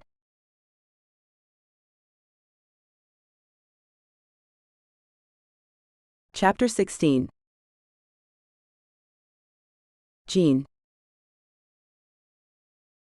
We have a plan, and Anton doesn't want to kill me. Now if I can just keep Kara from wanting to kill me when she finally wakes up, I'll be golden. I can still hear her terrified screaming as the Jeep was nearly pulled back over the ledge. It feels like it's going to echo in my head forever.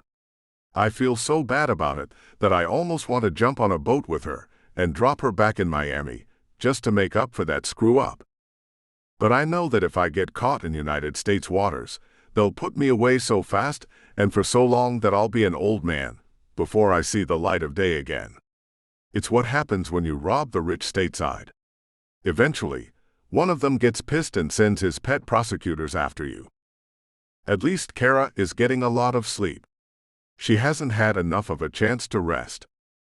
I know some of that was because of me. Intimacy just gets better with her the further we go on. Part of it is because she's healing, but some of it is because we're learning each other, inch by breathless inch. Now though, it's the next afternoon and she's still sleeping. I have checked in on her every half hour, and she seems to be doing all right. Bailey keeps watch when I'm not there. I'm kind of glad that the dog came along. He could have been killed on that mountain road, but right now he's my backup in the unfamiliar task of looking after an injured woman. An injured woman that I've come to really like and care about. One I also almost got killed. Just through dumb luck really, but I still feel bad about it. After Anton leaves for his fishing trip, I fortify myself with the rest of my can of beer and a few more hits of my smoke before looking in on Kara again. As I walk in, I hold the door very carefully, lifting it on its hinges so they don't creak, and move in my socks toward the bed. Bailey lifts his head and Doggy grins at me, flopping his tail against the side of the bed.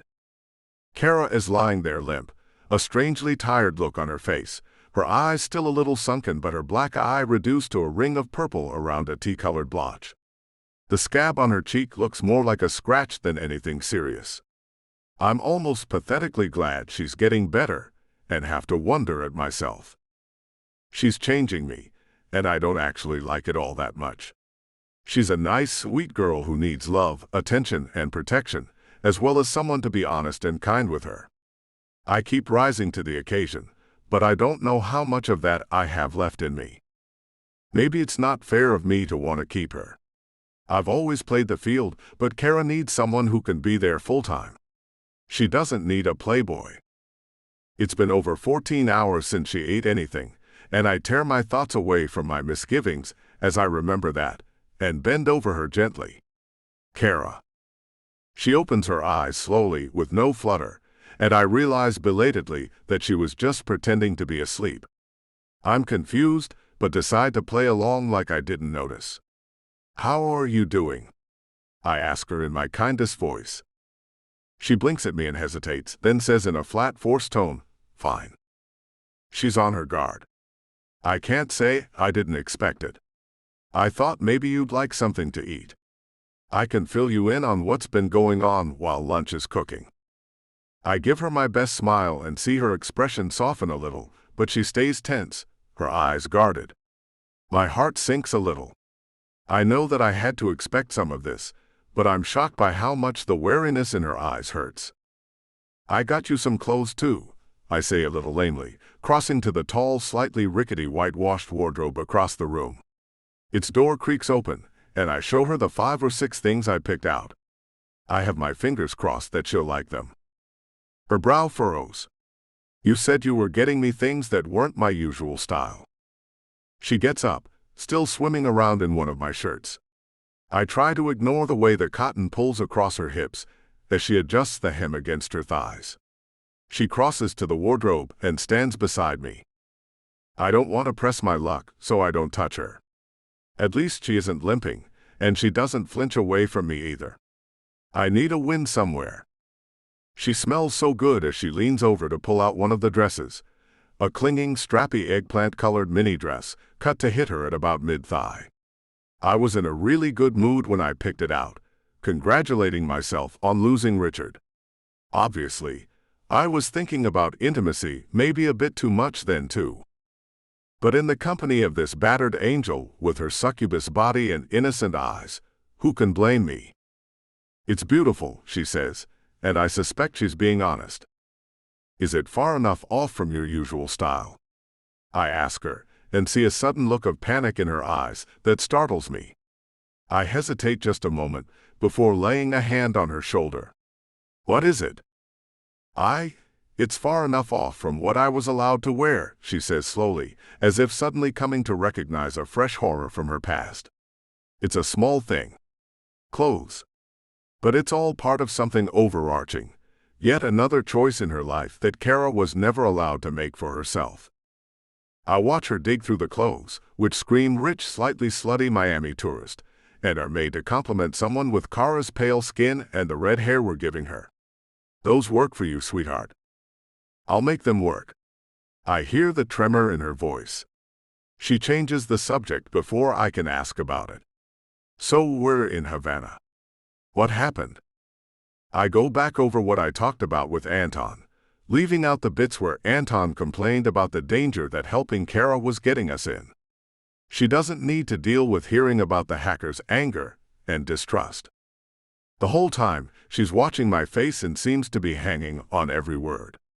The strange look in her eyes makes me pause as I start to bring up the awkward truth about why I can't just boat her out to Miami. It's a mix of suspicion, thoughtfulness, and deep concentration. Is something wrong? "A lot of things are wrong," she admits tiredly. "I'll manage." She probes her healing black eye with her fingertips. "It's not as sore." "How long was I out?" "Most of a day. This flat belongs to Anton's brother, Enrique. He uses it to meet clients, so almost nobody knows about it." I wink at her, and she manages a tiny smile that dies a few moments later. "Seriously, what is it?" I ask her, maybe a touch too forcefully. She flinches slightly. "Damn. I'm a big guy and can sometimes be scary without meaning to, and she's easily scared by big, loud men. Sorry." She relaxes a little after a moment. "Look, it's a bunch of emotional crap and probably not very interesting to you. Just know that I'm wrestling with a lot right now, and let's leave it at that." "Not interesting to me." That sounds a little insulting, like she thinks I'm just seeing her as a paycheck. My eyes narrow slightly. "Try me." That surprises her, and she relaxes a little more. As she picks out an outfit and drinks the glass of orange juice I bring her, she finally starts to talk. "All my life I followed the rules," she says in her quiet but strangely intense voice. "I did what good girls of good breeding do. I performed well in school, I learned my lessons, I was obedient, I kept away from boys. I did all these things because I honestly thought that they were right, and that living any other way was wrong. But there's something wrong here, something beyond her being freaked out by the near disaster up the mountain. I need to find out what it is so we can sort it, and I don't have to worry about her getting overly wary or rebellious when I need her cooperation. The longer this goes on with you, the more I think about how I was lied to in order to control me. I look in the mirror, and I don't know if this is the way I would choose to dress, to wear makeup, to wear my hair. It was dictated to me. I don't even know what my own preferences are." It's a surprisingly articulate explanation from someone who looks and sounds so tired. I nod and gesture for her to go on. She hasn't brought up the scare up on the mountain yet, but I know I have some reparations to make no matter when she does. I don't want to go from following my parents, to following Richard, to following you. I just feel like it's another situation where I'm caving in to someone else and hoping they know better than I do. It hasn't worked before now. She swallows and looks up at me, half earnest and half angry. I can't help it. I reach out and run my hand back through her pale, soft, slightly tangled hair, trying to soothe her. She stiffens slightly, then relaxes under my touch. I can't think straight around you, she complains, or maybe it's a confession. Baby, look, I purr at her as soothingly as I can. The difference with me is, I'm only asking you to follow my lead until I can get you back home safely. And it's only because I'm better at these survival situations and have more experience in Cuba. I figure it's a pretty good explanation, but she glares at me with that touch of sullen distrust again, and my hand pauses in her hair. Finally, though, the sullenness leaves, and she sighs. It's not just that I don't know if I can trust you. It's that I don't know if I can trust myself either. I'm still figuring all of that out. I keep petting her. She relaxes bit by bit, but she's fighting it. She wants to stay in control. I can't think straight, she starts again, and I lay a finger over her lips softly. I can't think straight around you either, I admit, a little hoarsely. I wish I could tell her that I have my own trust issues I'm fighting, but that I think she's worth it, even if I know she's going to walk away and never look back. I don't have the words, so I try to put all that emotion into a kiss instead. She whimpers and starts to melt against me, and the soft push of her body against my chest makes me gasp out all my air through my nose. It takes her a few moments of simply submitting before I feel her start to kiss me back. I smile against her mouth and kiss her more deeply. I don't want to go slow, but I discipline myself, knowing that just because I'm hungry for her doesn't mean her feelings of a moment ago somehow vanished. I hold her against me and kiss her softly, intensely, then softly again, until her hands are wandering over me through my clothes, and I can feel her heart pounding. I don't make a move to take advantage of the situation or do more than caress her through her clothes, until I feel her hand wander up under the loose linen shirt I'm wearing. You want to get a shower? She nods, biting her lip as she gazes up at me, and suddenly our problems vanish into the far distance for a while. The dog is doing that trick where he sprawls all over a queen-sized bed at once, and it's turned into a hot, sticky afternoon, so the shower seems like our best bet. We leave a trail of clothes on our way to the bathroom. My shirt, her t-shirt turned into a nightgown, my shorts. After the shower, we temporarily kick Bailey off the bed and curl up together for a nap in the heat of the afternoon. Two old metal fans sighing hot air over us, and faint jazz trickling through the window. The dog flops down rebelliously at the foot of the bed, and I lie there drowsing, watching Kara sleep. I love you, baby, I say suddenly, and then freeze, wondering at what the heck just went tumbling out of my mouth. I barely know this woman. And yeah, I like her, and yeah, she's awesome, and yeah, I knew I would fall a little. But this. Thank God she's asleep, I think. Her breathing hitches slightly in response to my voice, and I lie there still as a corpse, but she just keeps breathing evenly after that, her beautiful face relaxed. I smile down at her, a little wistful, and it gets worse. I catch myself wishing, just for a moment, that she would stay with me and not go back home. That's dangerous thinking, I remind myself, but that wistful feeling stays, no matter how I try to distract myself. Finally, I slip off into sleep, an arm thrown around her, glad to have this reprieve after all the crazy stuff that has been happening.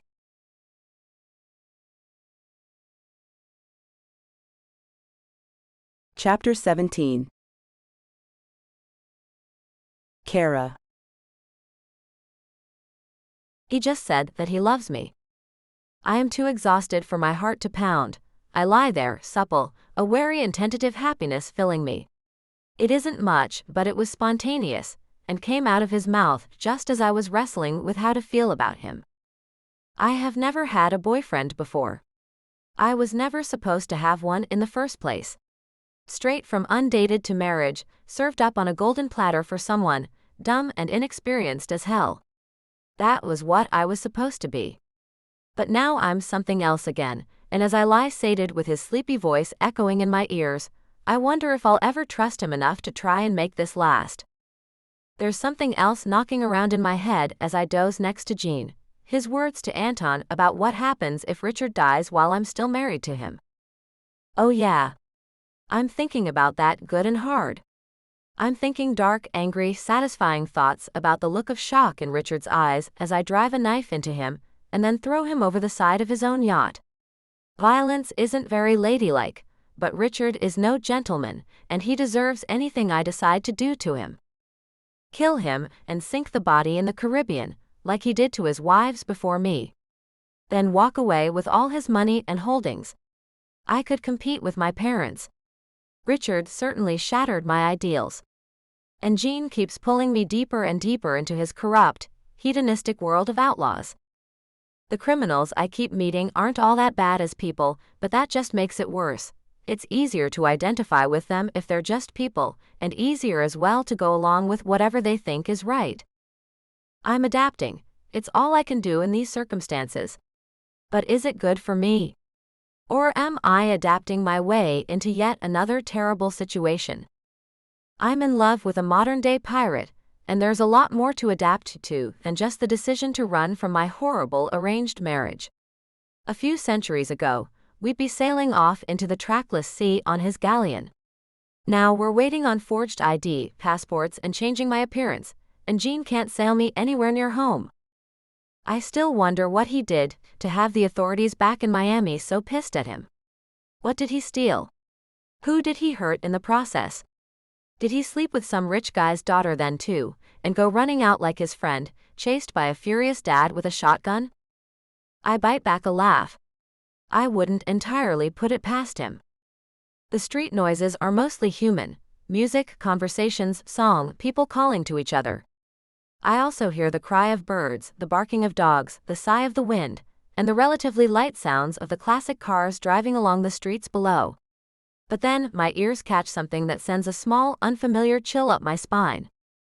It's the deep bass rumble of a heavy-duty diesel engine, far away now but drawing closer. Something about it makes me nervous, and after a few moments' hesitation, I drag myself out of bed.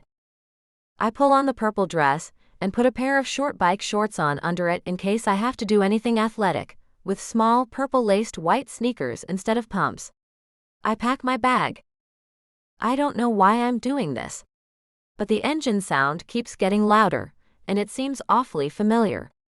I hear a smaller engine and the rattle of a delivery truck pulling up outside, but in the background that rumble grows, like an avalanche picking up.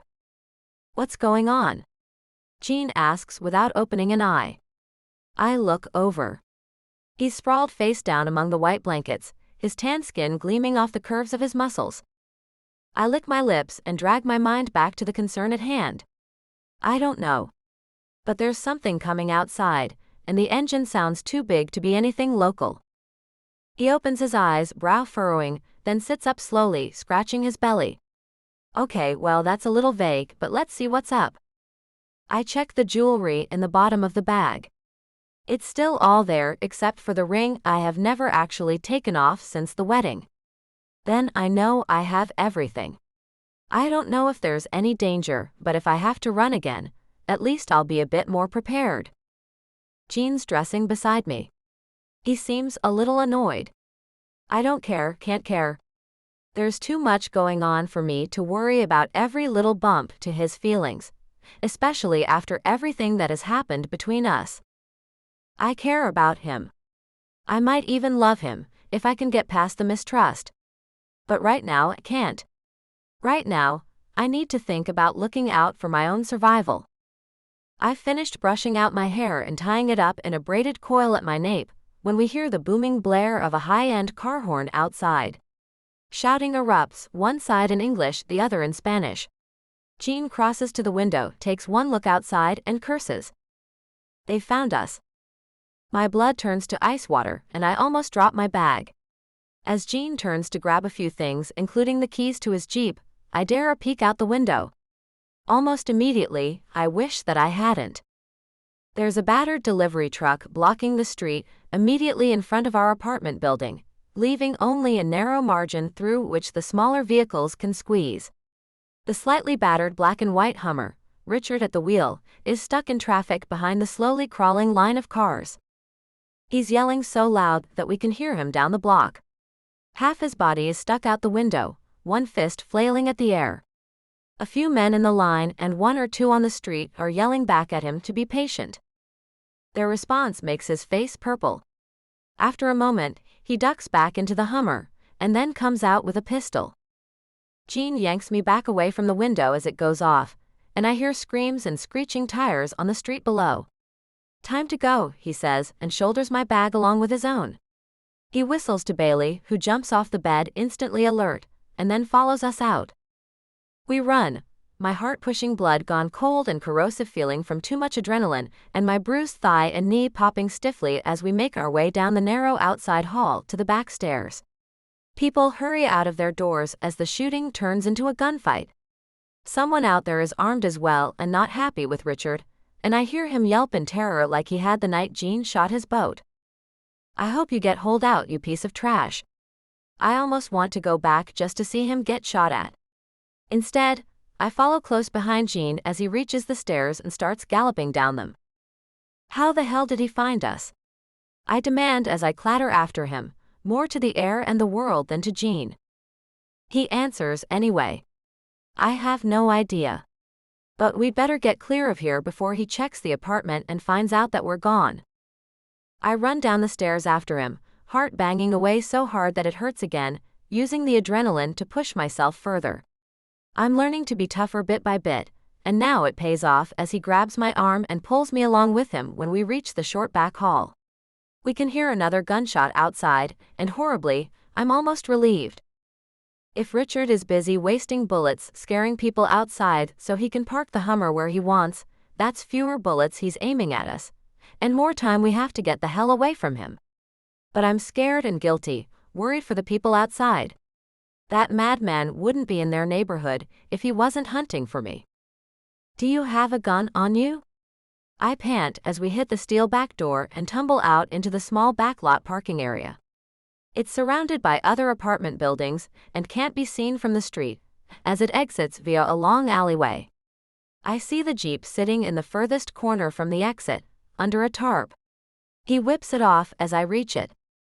I do, but I'd rather not use it except maybe on the Hummer's tires. I can hear the frustration and stress in his voice. He lets Bailey jump in the back and then runs around to his own side. I jump into the passenger seat and buckle the harness up. I ignore the brief stab of fear that I feel as the harness straps brush against the fresh bruises they left on me from our recent misadventure on the mountain. I know that whatever happens, Jean will do his best to get us out of here. However, I'm very, very worried about the fact that Richard found us so easily when we were staying off the street. How is he doing this? What are we missing? "Okay, sweetheart. I'm taking the back streets away from here, but I want you to cover that glorious hair of yours with this. It's pretty distinctive." He pulls a blue scarf out of the glove box, and I hesitate before tying it on. "That's good, baby. Now let's get the hell out of here." He starts up the engine and turns the Jeep to steer it out through the alleyway, which comes out a block behind the apartment building. My heart bangs in my ears as we drive away down the placid street.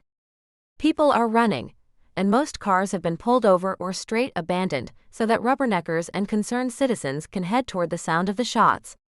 Other people are running away as well, just like us, hurrying away from the area on foot, heads down either singly or in small crowds that compare notes quietly with one another.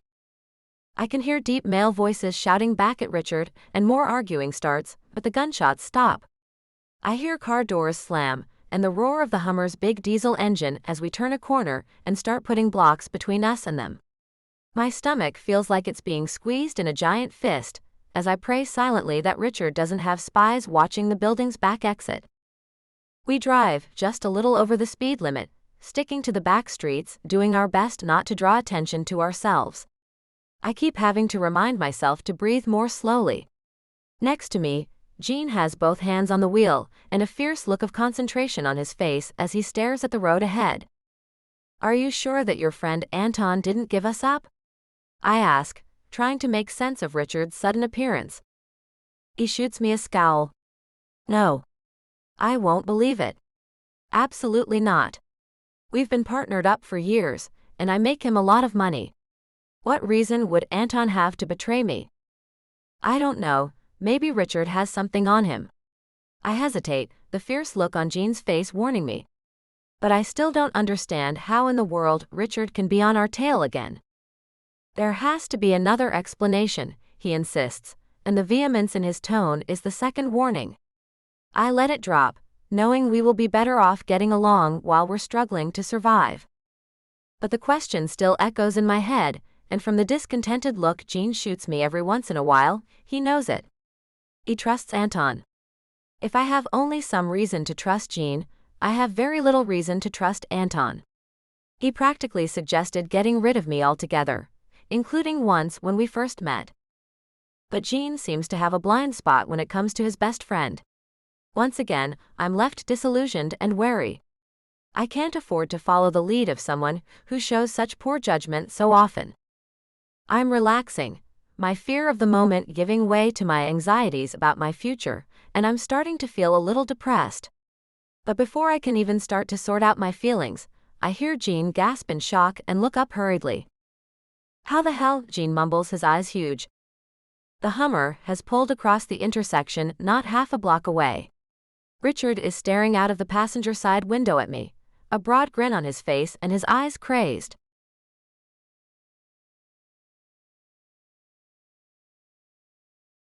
Chapter 18. Kara. Damn. Jean brakes quickly, then throws the Jeep into reverse and starts backing far too fast down the street while the Hummer makes the tight turn onto it. Then it's after us, roaring forward while Jean drives with his head watching over his shoulder as he backs us through the late afternoon Havana traffic. He lays on the horn, and I stare in horror at the Hummer now following us doggedly down the street. Cars and bikes swerve out of the way, and pedestrians jump for safety. Jean drives as well as he can, not so much as clipping anyone else on the street, but we're running for our lives. He can only be so careful. Behind the wheel of the Hummer, a blank-faced blonde man in mirrored sunglasses is driving.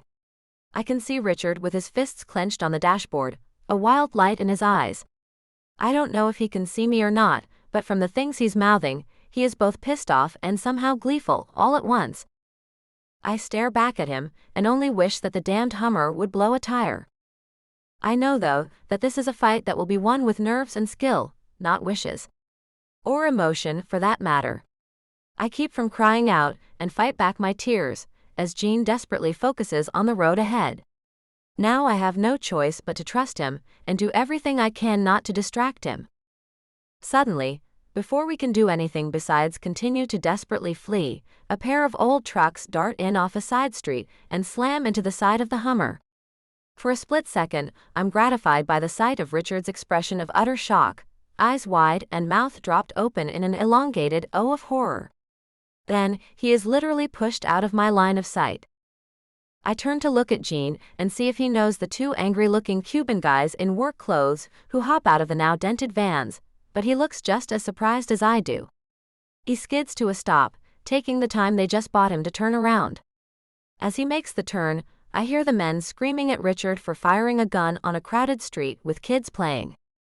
Nothing planned. Just a pair of concerned citizens. We owe them our lives right now. Holy cow, Jean mutters as he takes another turn and floors it away. I can hear the grinding of the Hummer's motor as Richard tries to drive away, with his vehicle pinned to a concrete wall. Holy cow. That was lucky as hell. Yeah, it was.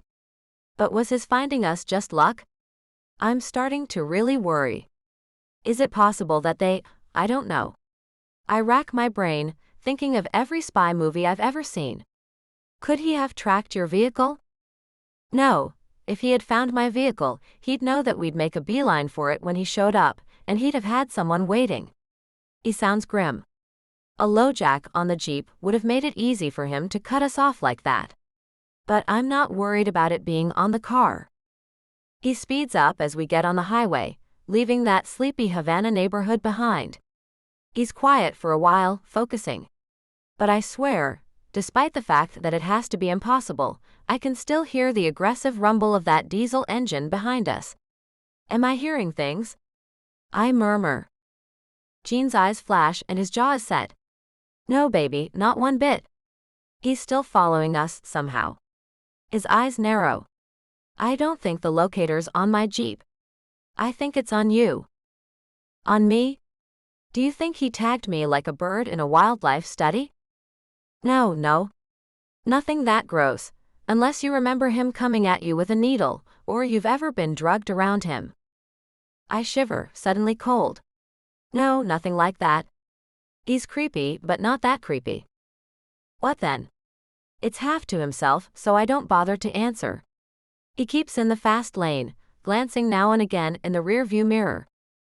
I look back and see the Hummer swerving aggressively from lane to lane, trying to get around a mass of cars and box trucks to reach us. Thank God the traffic is relatively thick.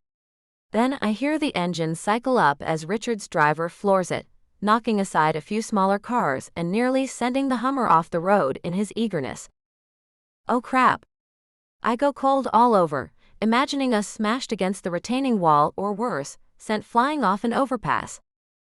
I see him. Gene switches lanes, starting to move outward from the fast lane again. He sounds almost angry, but I realize after a moment that his expression is one of deep focus. Just give me a minute. He moves another lane outward, and I see the Hummer coming up fast on our tail. It looks like Richard is planning to ram us from behind as Gene switches to the rightmost lane. Worse, Gene is slowing for some reason. What? I gasp, a note of panic in my voice. Just trust me. I really don't have a choice but to trust him. The Hummer is practically on our back bumper. I close my eyes, a scream clenched tight behind my teeth where it can't escape, and I make absolutely no sound. My stomach lurches, and my eyes fly open as Gene suddenly swerves to the right, taking the next off-ramp so fast he scrapes along the outer wall and strikes sparks. Then he evens out, slowing down to a safe speed. I watch the Hummer, a giant wad of black and white momentum, go roaring on, missing the only off-ramp for the next 2 miles. I gasp for air, my shuddering slowing and my eyes wide. Holy crap, I mumbled. He flashes a grin as he turns the Jeep down into a crowded hamlet, losing us in a maze of streets lined with small, brightly painted concrete and tile houses. The sun is setting, and soon concealing darkness will cover those streets. But will it be enough to lose Richard?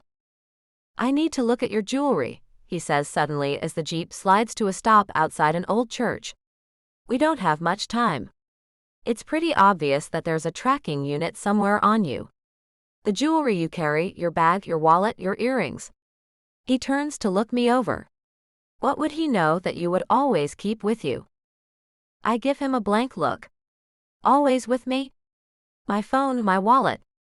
He and I both look down at my wedding set at the same moment. Suddenly, he grabs for my rings. Give me those. Hurry. I hesitate. I don't even know why. Richard's voice growls in my head, a memory, never take them off. My lips twist into a scowl, and I yank both rings off my battered finger and hand them over to him. What is it? Just something I suspect. He steps outside the car and puts the rings on the hood of the Jeep. His eyes are on my diamond, a big pretty pink diamond I had not been allowed to pick out, but liked anyway. Before I can do anything, he grabs the engagement ring and slams it down on the hood, stone down. I gasp in spite of myself but know at once that I'm mourning nothing. The diamond shatters easily. He examines the now empty bezel, grabs a pair of tweezers from his pocket, and removes what looks like a thin bit of gold foil from the base of the bezel. I stare at the tiny circuit board beneath, which sits on a watch battery hidden in the thick, medieval-style setting. Richard didn't tag me like an animal, he didn't have to.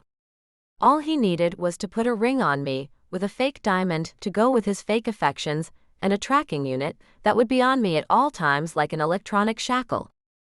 Oh gosh, I swear I'm gonna kill him, I growl, and Gene nods.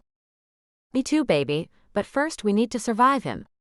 Fortunately, I've got a plan.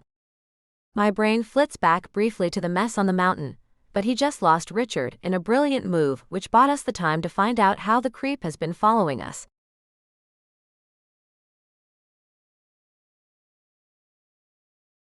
Chapter 19. Gene. I'm glad that I found the tracker without Anton. Otherwise, he would have probably been pissed that I wouldn't let him pick it apart, but my plan needs a working tracker. Working quickly, We drive to a truck stop at the edge of the tiny town. I leave Kara in the Jeep with Bailey, while I look for a freight truck with a dusty shipping container on it. The dust means it's been driving overland, headed to port somewhere on this coast. The shipping container will be transferred straight to a freighter ship at port. I slip around to the side furthest from the truck stop windows and clamber on top of it. I use a wad of flexible adhesive to stick the transmitter ring to the top of the container, then climb down and hurry back to the Jeep. So what happens now? She's perking up a little and has color back in her cheeks that isn't black and blue. It lifts my spirits to see that. I'm tired, and I know we have a long way to go before we find anywhere safe to sleep. I take a deep breath and let it out slowly. Now, the ring with the signal goes down to the harbor and ends up on a freighter headed for Jamaica. At worst, it will distract Richard long enough for us to get underway. At best, he'll follow the damn signal out to sea, and you'll be home before he catches on. She sits quietly with this information for almost a minute. I don't like it when she's quiet. She gets so thoughtful, and I have no idea of what's going on in her head until she speaks up. Okay, she says finally. So what do we do in the meantime? Meanwhile, you and I have a long drive ahead. We're doubling back, going past the resort, all the way out to Maria Gorda on the peninsula. I'm getting us a damn boat and delivering you to Miami myself. She freezes, and I can feel her staring at me as I strap in and get us back on the highway. You have a boat over there. I'll make a deal with Enrique, Anton's brother. The guy keeps a few small, fast boats in the area. It won't be hard. He can just have the rest of my share from the last job. And I'll owe him a favor. But that's fine. Jean, she says softly, and I look over at her before focusing back on getting us out of town. Jean, I thought you couldn't go back to the States. It hits me at once what she means. She must not have been sleeping the whole time that Anton and I were talking. She overheard some of it. I clear my throat awkwardly. Every minute I spend in American waters or on American soil, I risk getting thrown in a damn cage. That part is true. She's still staring at me silently. I shake my head. But I have to risk it. I have to get you home so you can go do something about all of this and kick all their asses in court. Or whatever else she decides to do. I'm still thinking she'll need to go extra legal to get any real results, but it's not my call. She reaches out, and her small soft hand settles on my arm. I don't know what I will do without you once I get home. I scoff slightly. Honey, I'm a phone call away. But no power on earth is getting me back into the States for more time than it takes to drop you off. She seems a little disappointed but nods. I see. That makes me feel kind of bad, but the world she plans to fight her battles in is not mine. Have you thought any more about using less than legal means? She smiles, sadness softening her eyes. I was really tempted, but I have to take the high road. I have to. I have to at least try to face them all in court, and in the press if that doesn't work. And I'm calling the police on Richard. My heart sinks, but I smile. We talked fairly seriously about options outside the arena that she, her family, and Richard are all used to. I know, and hate that I know, that her parents and Richard own the courts, and that they will never pay one bit for what they have done if she chooses the legal way. But I'm not surprised at all that she's choosing it anyway. She's a stranger to my world, and a naive idealist as well. She may not be as naive as she used to be, but when I look into her lovely determination-filled eyes, I know she still has an awful lot to learn. Maybe this is how she finally learns. Hell, maybe this is how I get to see her again after. Okay. If that's how you want to play it. Just remember that the offer for a little remote help is there, if you change your mind. I won't change my mind, she says firmly. Jean, I really like you. I could probably more than like you if I could afford to, but we're from two different worlds. You can't even go back to America, and I don't think I'm tough enough to live my life abroad. You think New York City is easier than Havana? Oh, honey. I can't help but laugh. Okay. Look, we'll get you home. Meanwhile, I'm gonna suggest that when we're in Maria Gorda, you call the bank and a good lawyer. Get them started on freeing up your money. Then I can start on the rest. The determination in her voice, now that she's out of immediate danger, makes me proud and sad at the same time. Oh baby, don't you know that you're going to get your heart broken again? Yeah. I hesitate. Thinking about the life she'll be leading back home without me pricks at my heart, and I curse myself for being so weak. Damn it. I knew giving her up would be rough. She takes a shivery breath and looks back at me again. Any chance we can trade the rest of this stuff in for cash? I could use some walking around money when I get into town. I snort and open the glove box of the Jeep, pulling out a couple stacks of 20s and dropping them into her lap. That's all my ready cash. It will have to do. Selling the jewelry will take too long. Problem is, they can be traced, so we could only sell them for melt and gem value. I checked with Anton. Damn. She looks down at the bundles of cash and then tucks them into her bag. She puts the jewelry in the glove box instead. I guess that's to be expected. But this will help me. Thank you. Look, take my advice, sweetheart, okay? When you get to Miami, once you meet with your lawyer and have a place to stay squared away, get yourself a bodyguard. Preferably one who can double as your driver. Get someone ex-military, someone with brains. Someone like me. Suddenly, everything that comes out of my mouth sounds lame and tired. I need a drink.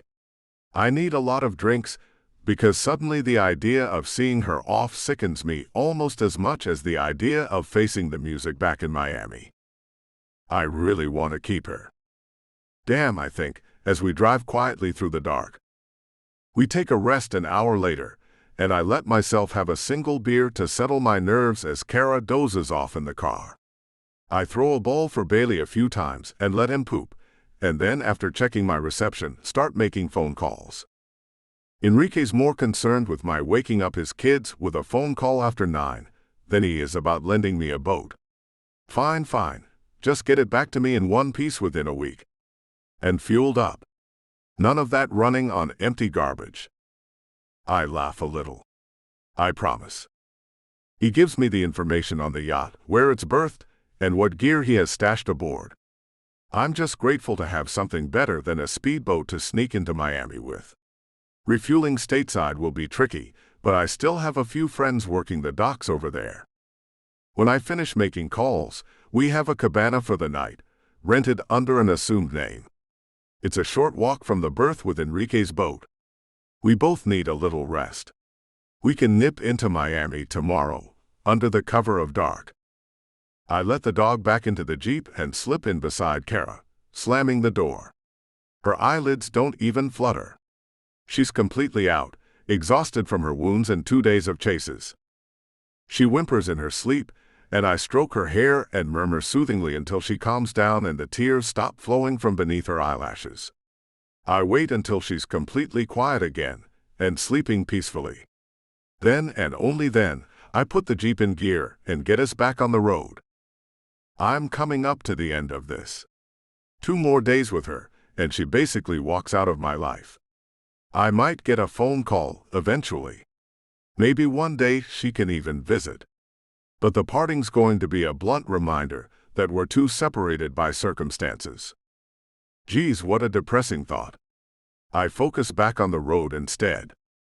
Every few minutes, I strain my ears for sounds of a diesel engine. Now and again I hear one, but then a truck goes rumbling by, and I relax a little.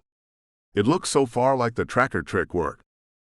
I'm feeling pretty confident that I've redeemed myself from that little landslide incident, and I'm hoping she feels the same. No matter what happens, I don't want Kara leaving with a bad taste in her mouth about me. I look back over at her, as I slow for a minor traffic jam about 3/4 of the way to Maria Gorda. She's still sleeping, and as we edge around an overturned farm truck and the scattered hay bales the poor guy was carrying, I spare a few more peeks at her. She looks so damn innocent and sweet that I get heartache at the same damn time. No, letting her go is not going to be easy. I know I'm tough enough, but crap. It bothers me to meet someone I'm pretty damn good with and have to give her up just as things are starting to get interesting. I pass by the guy in the farm truck, who is currently in a fist fight with the guy in the purple classic Chevy crumpled up against his front bumper. The Chevy driver is outraged, but he's no match for a guy who tosses hay bales around like cubes of styrofoam. I love Cuba. Most of the time, this sort of crap is about as scary and dangerous as it gets, at least until a hurricane hits. It's why I was so quick to defend it as a place to be if America doesn't work out for Kara, which it won't if she insists on being principled and sticking to the law while she gets back at those creeps.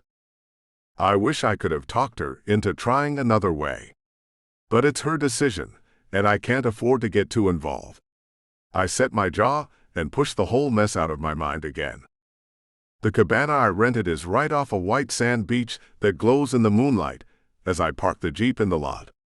I sit there staring out at the scene. Then Bailey whines and scratches at his door, and I let him out, watching him take off like a shot across the sand. I don't blame him.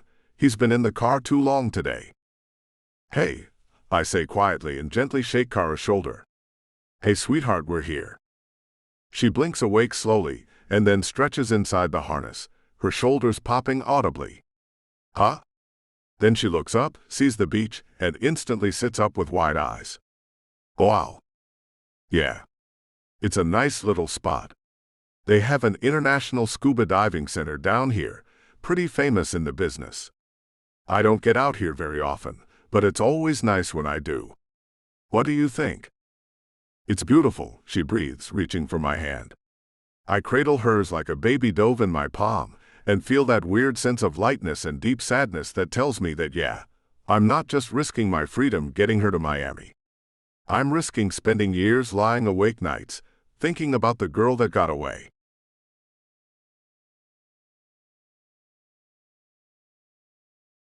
Chapter 20.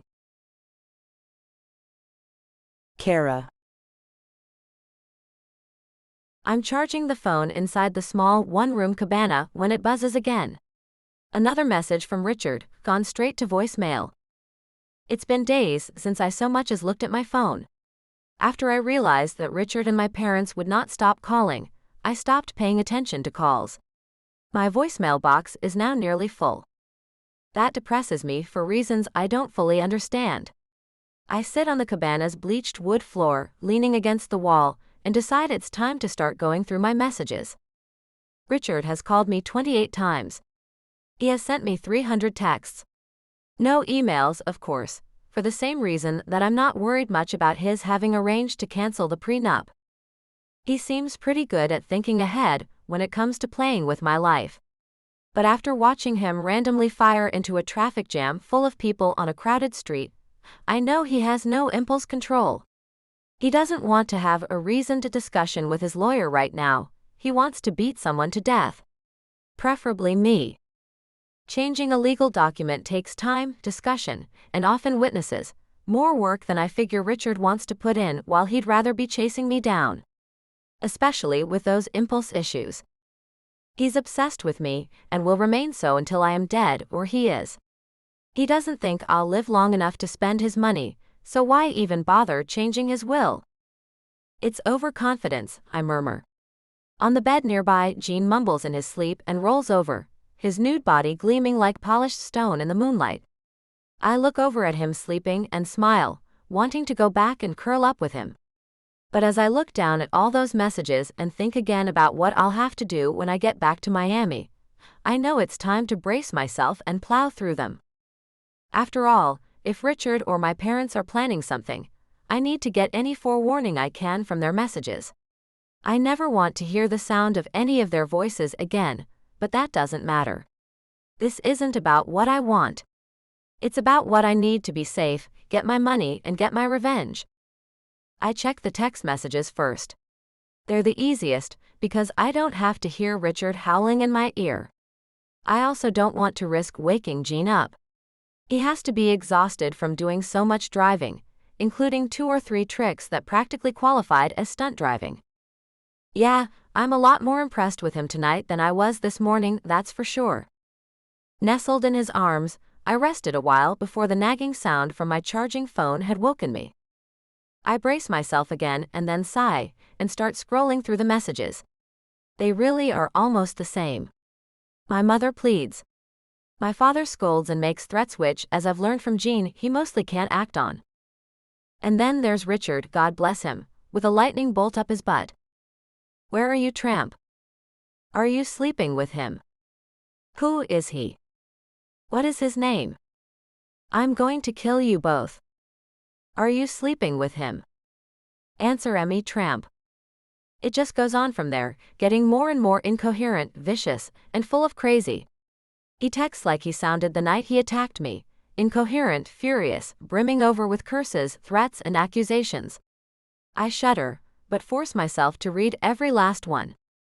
Once I am done scrolling through them, I hesitate, finger over the block button. Is there any point to blocking him, or will it just piss him off more and make him more threatening via whatever burner phone he picks up? I keep inputting responses to Richard's tirade, and then erasing them before sending them. He's the bodyguard I hired to come rescue me, if the rumors about you and your 2 dead mail-order wives turned out to be true. I have photos of my injuries, and I'm going to the press and the police. Unless you want to talk the fat settlement you're sending me, don't message me again. It's none of your business who he is or where I am. Go to hell. If you come near me again, I am simply going to shoot you. Crap, I mutter finally and give up, leaving him on read. Nothing I can text to him is going to satisfy me or do anything to resolve the situation. Certainly, it's not going to scare him off. But then again, if he's stewing like this over my silence, maybe that's a good thing. It means he's not focused, and it means I can do absolutely nothing and still hurt him. I look back over the man sprawled out on our temporary bed, and a smile flits back over my face. I hope you stew even harder when you realize that you have given me a phone full of evidence against you. I don't listen to his voicemails. I listen to one from my father, which is all shouting about how I am an undisciplined little brat who needs to get home right now, apologize to my husband, and spend the rest of my life satisfying him like a proper wife should. It makes my skin crawl so hard that I have to set the phone down. Then there are my mother's messages. There are 5 of them, fairly evenly spaced, each maybe 2 minutes long, longer than everything but Richard's rants, which max out the message length time and again. I stare at them, wondering what fresh hell I'm about to be put through. Then I put the phone to my ear and play the first message. Hi honey, it's Mom. Richard says that you ran away from him with some man? I really hope that this is all a big misunderstanding, and that you'll come back soon. Maybe you want to cool down for a while. I guess I couldn't blame you for that. But you know, you promised to love, honor, and obey, so, even though I know he disciplined you pretty hard your first time out, you're gonna have to come back and make this work. I'm always here if you need pointers. Love you. I sit there staring across the room at the pleasing contours of Jean's body, admiring him like I've seen men admire women, but not having to be shy about it because he's asleep. It soothes me as I listen to the self-deluded mess on my phone. It doesn't keep me from tearing up, but it gives me a reason to blink the tears away fast. Silhouetted against the broad window, the shimmering water and the silver beach beyond, Jean breathes softly, Bailey sprawled out against his hip. Far out to sea, I can see ship lights. Miami is out of sight, but I know it won't be for long. I wipe my tears, comforted by the view, and listen to the rest of the messages. She gets angrier and angrier as time goes on, and that makes me angry in turn. All she's doing is trying to shove me back into the role I have outgrown, submissive chattel for my father's business deals with Richard. First comes the saccharine appeals to duty, then the scolding, then the shouting, then the sobbing. By the end of it, I'm really in tears, but they aren't tears of guilt. Screw you, you horrible tramp, I thought you loved me.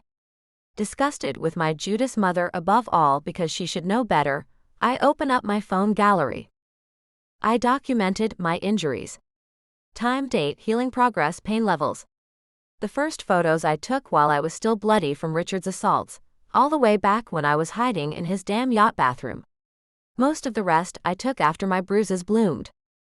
I send them all to my mother, every one, making sure nothing I send has anything in the background that can be used to identify my surroundings. I don't text. I don't try to call her. I just send a torrent of images one after another. My bloody, battered face, the bruises on my rib cage and limbs, the gash on my cheek. I leave the rest of the messages on my service, mute my phone, and get up, crawling back into bed with Gene. He rolls over with a grunt and wraps an arm around me. I huddle against his chest and let the tears flow until they stop on their own. I drift off that way, wishing that I could just stay here with him and not go back to face the monsters back home at all. I'm sitting in an immense black courtroom, all surfaces fashioned from polished ebony or dark marble. I'm on the witness stand. Richard is in the dock in an orange jumpsuit. He stares death at me. My father is his lawyer. My mother is sitting on the bench in an elaborate white wig, black robes, and a cold scowl. The pictures that I sent her are blown up to enormous proportions and hung up on the wall behind them.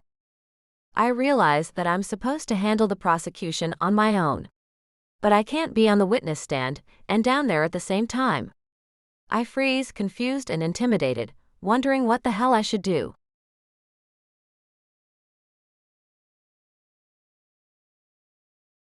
Chapter 21. Gene. Our slow boat to Miami starts mid-afternoon. It's a clear, golden, perfect day, seagulls crying and dolphins playing in our wake. Bailey keeps running back and forth along the deck, barking at them. The small yacht has turned out to be a converted racer, lean on space and big on speed. We cuddle once I steer her out of port and set her in the right direction, northeast across the shimmering waves. You know, if there's trouble waiting for you in Miami, why not drop me somewhere else and take off? Carol looks at me with concern. She's come to understand what I'm risking by seeing her home. With everything going on and all the crazy tricks Richard keeps coming up with, she's got a point. Unfortunately, there are complications to landing elsewhere on the Gulf Coast. Problem is, well, I could drop you in Louisiana, further up the coast in Florida or Texas, but none of those are as safe as Miami when it comes to the potential for getting caught.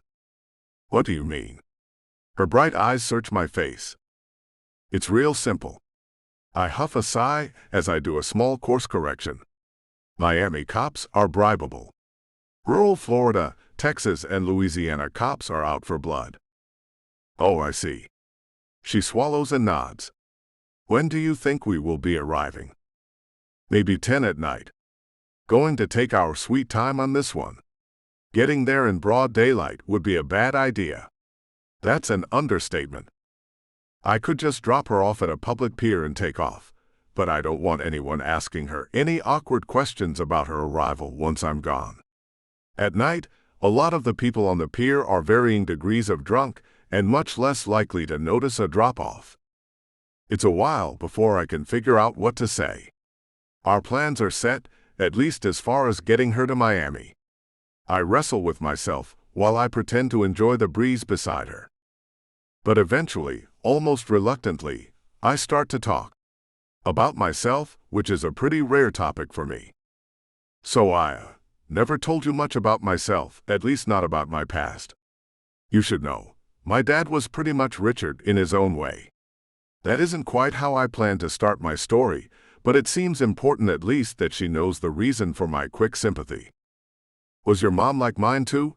She asks as she looks at me with wide, worried eyes. The smile I shoot her is small and tired. No, she was wonderful. While she lived, anyway. It puts my head in a bad space to think about Mom too long. I remember the one time she tried to escape with us. Running in the snow after midnight, scared to death, still in my jammies, my boots stuffed hastily on, over the footies and a layer of socks. She tried to shield us. She tried to get help from my dad. She did everything she could, and when none of it worked, she took me and my brother and ran. My mouth works, the phantom taste of blood suddenly filling the back of it, accompanied by the memory of shattering windshield glass. My dad, you see, he caught us. Her eyes widened slightly, and I toy with her hair a little to soothe her before going on. It's kind of funny how people think. See, my mom had asked her mother for help before going on the run with us, but Grandma was one of those ride-or-die conservative Protestants, and she just plain didn't ever believe in breaking up a marriage, so she told my dad where to find us. I give her a steady look as she stares at me in horror. Of course, Kara gets it, after what I rescued her from. Maybe that's why I'm telling her this. I don't know if I'll ever see her again, and this is the time we have. Of any woman I have ever met, even though she's just starting to really learn how hard the world can be, Kara comes close to being someone I can trust to understand about my past. We ran for it, but my grandmother had done her pious busybody duty and told him when we were leaving and where we were going. He couldn't get home in time to stop us, but he caught us along the way. "Oh gosh," she murmurs in soft horror, and her grip on my arm tightens. I pull a smoke out of my pocket and light it, taking a few hits to calm myself down before going on. I pass it to her. She takes it and the lighter shakily. "He ran my mom off the road with us in the car, on the way to the church shelter. My mom died instantly, my brother ended up in a wheelchair, and for some damn reason I couldn't even tell you, I came through without a scratch. It baffles me to this day. I was the only one in my family not to bleed from more than a bitten tongue that night. Even my dad had gotten a concussion. I'll never forget the aftermath. My mother zipped up in a body bag, my brother screaming on his gurney with his legs crumpled, and my father bloody-faced, fighting the police. They took my mother and brother away and tried to ask me questions, but my voice was gone, and stayed gone for almost a week afterward. I sat there and watched while it took 5 cops to take my father down. Dear old Dad fought to the end. He went down with a cop attached to each limb and one on his back like a monkey, arms wrapped around his bull neck, slowly choking him out. When my father was gone, I gestured for something to write with and filled out the statement on paper. My mouth would not let words out. It stayed that way until I knew that my brother would live and that my father was being held without bail where he could not hurt us. Her eyes are soft and kind as she gazes at me. I suddenly want to bury my face in her hair, wrap my arms around her, and totally refuse to let her go. Not Kara. Not after everything. What happened to you after that? She swallows, her voice still so innocent and sad. Well, my brother and I were sent to live with the exact same grandmother who sold Mom out, and we made sure that she had to live with the guilt from that for every day for 10 years. And then my dad got out of jail. Good behavior, a plea down to manslaughter, the good-for-nothing deserved way more than a dime. I hesitate, wondering how much detail to go into for the rest. This was before I became a professional thief. I had a clean record, except for some standard-issue delinquent things. Cutting school, smoking herb, all that sort of mess. I lick my lips and look down. My brother Alan was even more squeaky clean. I mean, how much trouble could he get into in a wheelchair, right? What happened? She asks very carefully, and I answer with a bitter shake of the head that only adds to her look of horror. Well, my dad got out of jail, and I was over 18 then and enlisted. I was in Afghanistan when my dad decided to fight with my grandma for custody of my brother. And what a mess that was. He was 16 and had every reason to hate both of them. Grandma the sellout was the lesser evil, though, compared to Dad the murderer.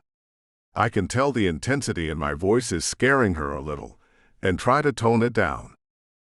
So he didn't win, right? She chews her lips, looking very worried by the potential outcome. Oh well, no, he didn't get custody. But he did get visitation rights. Supervised, at first. I take a deep breath. This is really never easy for me to talk about. I didn't know it, but my brother had found my grandfather's old Luger pistol that he had taken as a war trophy in Berlin. Grandpa always kept it loaded, and would take it down and leave it with Grandma whenever he had to leave her alone overnight. I rub my face. I don't like where this is going, she mumbles, even as the burden of bringing all this up lifts a little.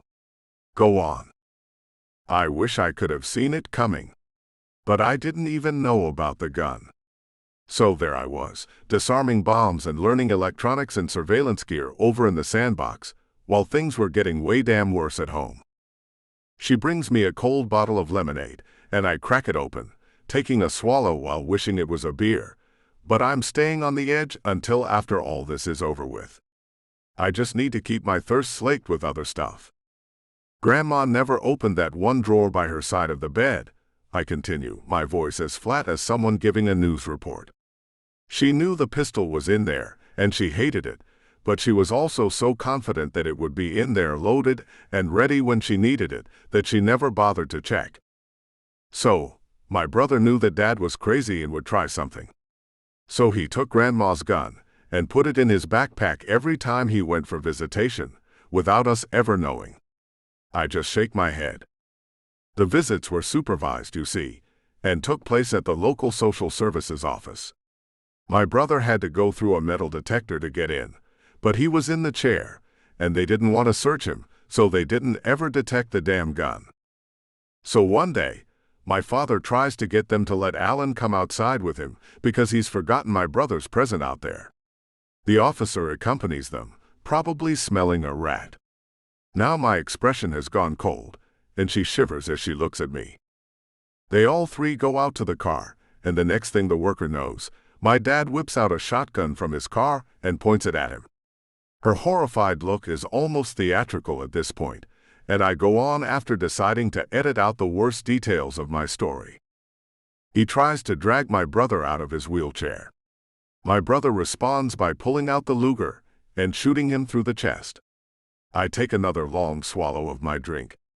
My mouth is so dry. Oh my gosh. With all that, no wonder you understand. But what happened to your brother? He was committed to a psych hospital, I say flatly. He lived there a year and a half and then, well, he's not with us anymore. She definitely does not need to know the backstory or details there. My brother took his life after wrestling with physical and psychiatric therapy for over a year and learning the hard way that some of his problems just couldn't be recovered from. He didn't want to live with them. During all that time, I exchanged letters and emails with him pretty much daily. I was still stunned that he had been so enraged that he had actually killed our father, but I also was the only person in the world who couldn't blame him for that. He just didn't want to live in a world as this one looked to him. I did everything I could to be supportive, and I warned his doctors. But they didn't listen. Not even a bit. I could have saved myself a long-distance call or 5 and not bothered. Unfortunately, my conscience wouldn't let me. So, after all of that, I came up with a serious list of everyone who had botched handling my brother's case. Cops, therapists, my grandmother, who wasn't well-to-do but was certainly to blame for her part in screwing things up for us. I do another short course correction. We're in international waters now, headed home. Her home, anyway. That's when I started stealing more than food. I made sure that I made lots of trouble for everyone on that list. I didn't even steal things at first. I would just mess things up for people. I smirked.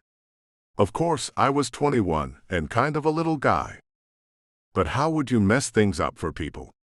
Now that the bleak horror of my family's deaths had been played out as a subject, she was starting to act less horrified and more curious. I snorted. Dumb things. Changing locks, hiding car keys, putting stuff in their cars' gas tanks to make the cars break down, breaking into social media accounts, and spilling nasty secrets. She giggles a little, and her eyes twinkle fetchingly. Naughty. Yeah, I definitely was. That and a lot more. I grinned briefly, remembering those days of revenge by mischief fondly. But then, well, I ended up on a health discharge and back in the States without a job or money. I became a proper thief then to survive. I hesitate, hoping this has at least given her a chance to understand me a little better. Why did you tell me all of this? she asks me very gently as she nestles against my side. I hesitate, watching the faint lights of the Florida Keys growing in the distance. I just figured you should know. There are reasons why I went so far to help you. Not just because I think you're hot, and not just because you paid me. She swallows, her eyes going wet, and nods, face crumpling a little. Yeah, I understand. I know what it feels like when someone who is supposed to love and protect you decides to wreck you, instead. I'm no therapist or anything, but you ever need to get away again, I'm gonna make sure you walk away with my phone number. All right. I pat her shoulder awkwardly. She nods mutely and hugs me tight. I close my eyes, knowing we're getting near the end and hating it. I savor the embrace, and when it turns into more, I savor that too. Slow, quiet tears that tell me without words that she doesn't want to go. It rips me apart that I have to send her on her way, but she wants to fight her battles in her way, back here in America. Later, we curl up together in the small cabin and wait for darkness to fall. She calls her lawyer and her bank as soon as we get close enough to shore, catching them both just before business hours end. The bank confirms that they refuse to block her access without her signature or a court order, which her father never bothered to get. She quickly transfers her money into her one non-joint account, uses that card to book a hotel room, and finally sits back, sighing in what sounds like relief. It's done, she says. Wellingsworth will talk to me tomorrow, and I have a ride and a place to stay.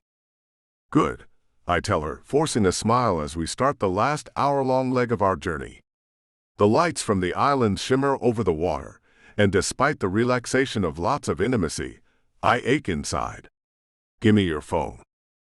I put the number of the one phone I actually keep on me, at all times, into her contact list. It's something I only give out to people I know and am close to. Everyone else gets a burner number. Don't be shy about calling either. Sometimes I'm out on the water, but I'll call you back as soon as I can. The Miami docks are still busy as hell when we reach them. I can see a line of cabs at the cab stand, maybe 20 yards from the dock that I temporarily moor at. Not knowing what else to do, I walk her to her ride. She hugs me tight before she goes, and I kiss her one last time. Bailey whines and tries to follow after she scruffles the dog goodbye, and I have to hold his collar. As the cab drives away, she looks back with tears in her eyes. I shove my hand in my pocket and turn back to my boat, trying to force my mind to focus on reaching a fuel station and then getting back out into international waters. But instead, I look back over my shoulder and watch the cab as it dwindles, then vanishes into traffic. My throat closes as I turn to go. Best wishes, baby. I'll miss you.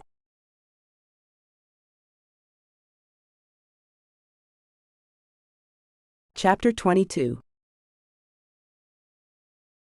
Kara. Leaving Jean hurts worse than getting punched in the face by Richard. I long to go back to him right away, but I can't, and it kills me. It eclipses the relief of being back home, and the relief of being able to access my money. It means I can pay the lawyer's retainer. It means cab money to go meet with him and with the press. It means a place to stay. Money makes the world go round, and by the time I am done suing the pants off my family and Richard, I'll have a lot more of it. But what I really want, what I keep thinking about, as I mope my way through the car ride, just left his number in my phone and then turned around to leave the damn country. And if I ever hope to see Jean again, I'll have to go away from the US to find him. Maybe I should. He made me feel so good. Tears roll down my cheeks off and on, and I dab at them with a white men's handkerchief that Jean loaned me. I set my jaw and check my phone and blink. There's a text from my mom. A response to all those photos I had sent of my battered face and body. I hesitate before opening it, not really wanting to stomach whatever ugly, messed up thing she thinks is appropriate to send me in return. But then I sit there stunned, staring at the response. I'm sorry, baby. I didn't know he hurt you like this. Thank you for telling me. Please reach out to me and I'll help you get home. My heart starts beating fast as I reread the message several times. Mom, did she come around? Have I been wrong about her after all? A wild surge of hope energizes me. When I get to the modest suite I've rented, I throw my bag down on the bland blueprint bedspread and pull out my phone again. I call her at once, trembling, stomach doing flips as the phone rings and rings. After a breathless half-minute of listening to the phone ring, I hear my mother pick up and say, "Hello." Mom. I'm on the verge of tears almost right away. Mommy? It's not that I need her help. I have a plan, I have money and a lawyer to carry them out with, and if all else fails, I still have options besides that. I don't need her to help me get revenge on Richard. But she's my mother. Kara. Oh baby, where are you? Richard keeps calling us, he's beside himself. Mom's voice shakes with relief and the tiniest note of disapproval. I'm here, Mom, I'm in Miami. I open my mouth to tell her the whole story, and then suddenly, something stops me. It's the memory of her saccharine, terribly reasonable voice telling me that I had to put up with Richard's beatings, that I was there to obey him, that I had no choice. I want to trust that she finally realizes where she went wrong, but I can't get the memory of those messages out of my head. My bodyguard dropped me off here. I'm staying in a hotel for the night. I don't know why it's Jean that I choose to avoid telling Mom about, but I decide to go with my gut. Surprise fills her voice. Your bodyguard? Oh my goodness. Richard thought for certain that you had taken a lover. What? No. I remembered all the things Dad said about Cuba, and hired an ex-Marine there on vacation to protect me and drive me places. Anyway, Richard was being so crazy that I didn't feel safe. The words sound good as they come out of my mouth. Convincing. I hope anyway. I hear male muttering somewhere in the background of the call. Is Dad with you? I murmur, lowering my voice instinctively. Yes, he's here, dear. But what happened? Richard said you ran from him several times. She sounds strangely baffled, as if she can't imagine him doing anything like that even though she reacted to those horrible photos. I did because he tried to kill me. The story spills out, with no information about Jean, the dogs, Anton, or any of it. Just an anonymous ex-military guy who saved my life a few times because I paid him crazy amounts of cash. I tell her about the beating, about Richard's drunkenness, about having to steal one of the life rafts to escape to shore. I tell her about hiding in the woods in a tiny cabin while it stormed. I tell her about hiring a bodyguard and having to use my wedding jewelry because Dad cut me off. I tell her about trying to recover from my wounds in a Havana clinic. I describe the terror when Richard came storming up outside, getting into a gunfight with some of the people on the street, and eventually chasing me and my bodyguard as we desperately tried to escape. By the time I get to the chase down the highway, she's cooing at me soothingly and trying to derail my story. Oh, now enough. It's all right, sweetheart, all of that is done now. Nobody is going to chase you around. And I'm sure Richard will be a lot less angry once he realizes that that man was just your bodyguard. Placating Richard is about the last thing on my mind. The fact that she's thinking about it sets off another faint alarm bell in the back of my mind. My heart starts to ache. Can I trust her? Mom, Richard didn't beat me badly enough that I needed a hospital over a misunderstanding, okay? He drank an entire bottle of hard liquor. He beat me when I cried. I thought you understood that.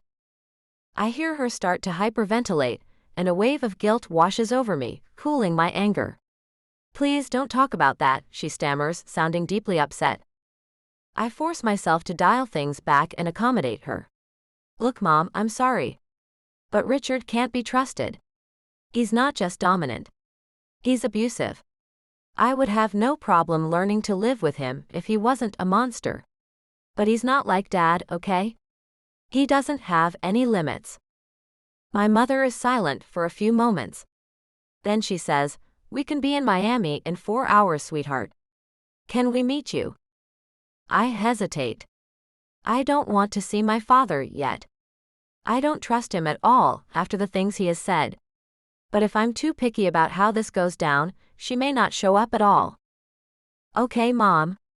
Where should I meet you? A plan has started forming in the back of my mind. I'm suddenly desperate to have some reconciliation with some part of my family. But I remember everything I have learned from my adventures with Jean, my confrontations with Richard, and all those awful messages. I have to be cautious. On the waterfront. Your dad's been looking into buying a yacht of his own down here. If he decides to buy, we can take a nice sunset trip. Her voice has a strange lightness to it. Of course, Mom. She gives me a slip number and we say our goodbyes. I lie on my back in the small but airy room, the warm sea breeze washing over me from the open balcony window. I'm glad to be seeing my mother again, even if she can't fully handle the truth of what I've been through. I know she'll probably try to talk me into getting back with Richard. Maybe it will be awkward. But I'll definitely show up, just like afterward, I'll definitely walk away and spend as long as it takes to ruin Richard. My relationship with my mother is always going to be strained now, because I won't be doing what she or my father says anymore. But it's time to cut the damn cord, and if I have to remove her from my life to protect my heart, I'll do it. I decide to try and get some sleep. I've already planned what to do in 3 hours: get up, get there early, and watch to see who shows up from a discreet distance.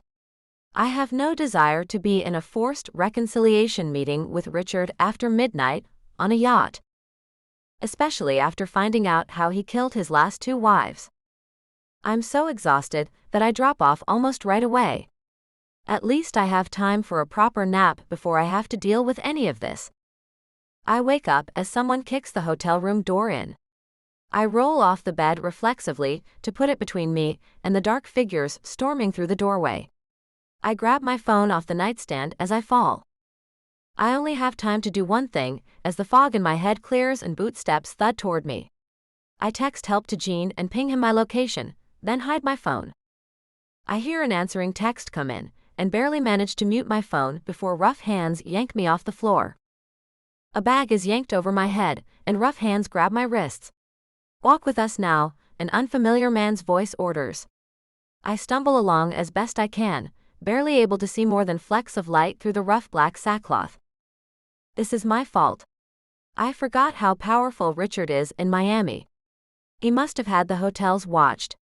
He can have someone kidnapped with a phone call, apparently. Naive. I am still so damned naive.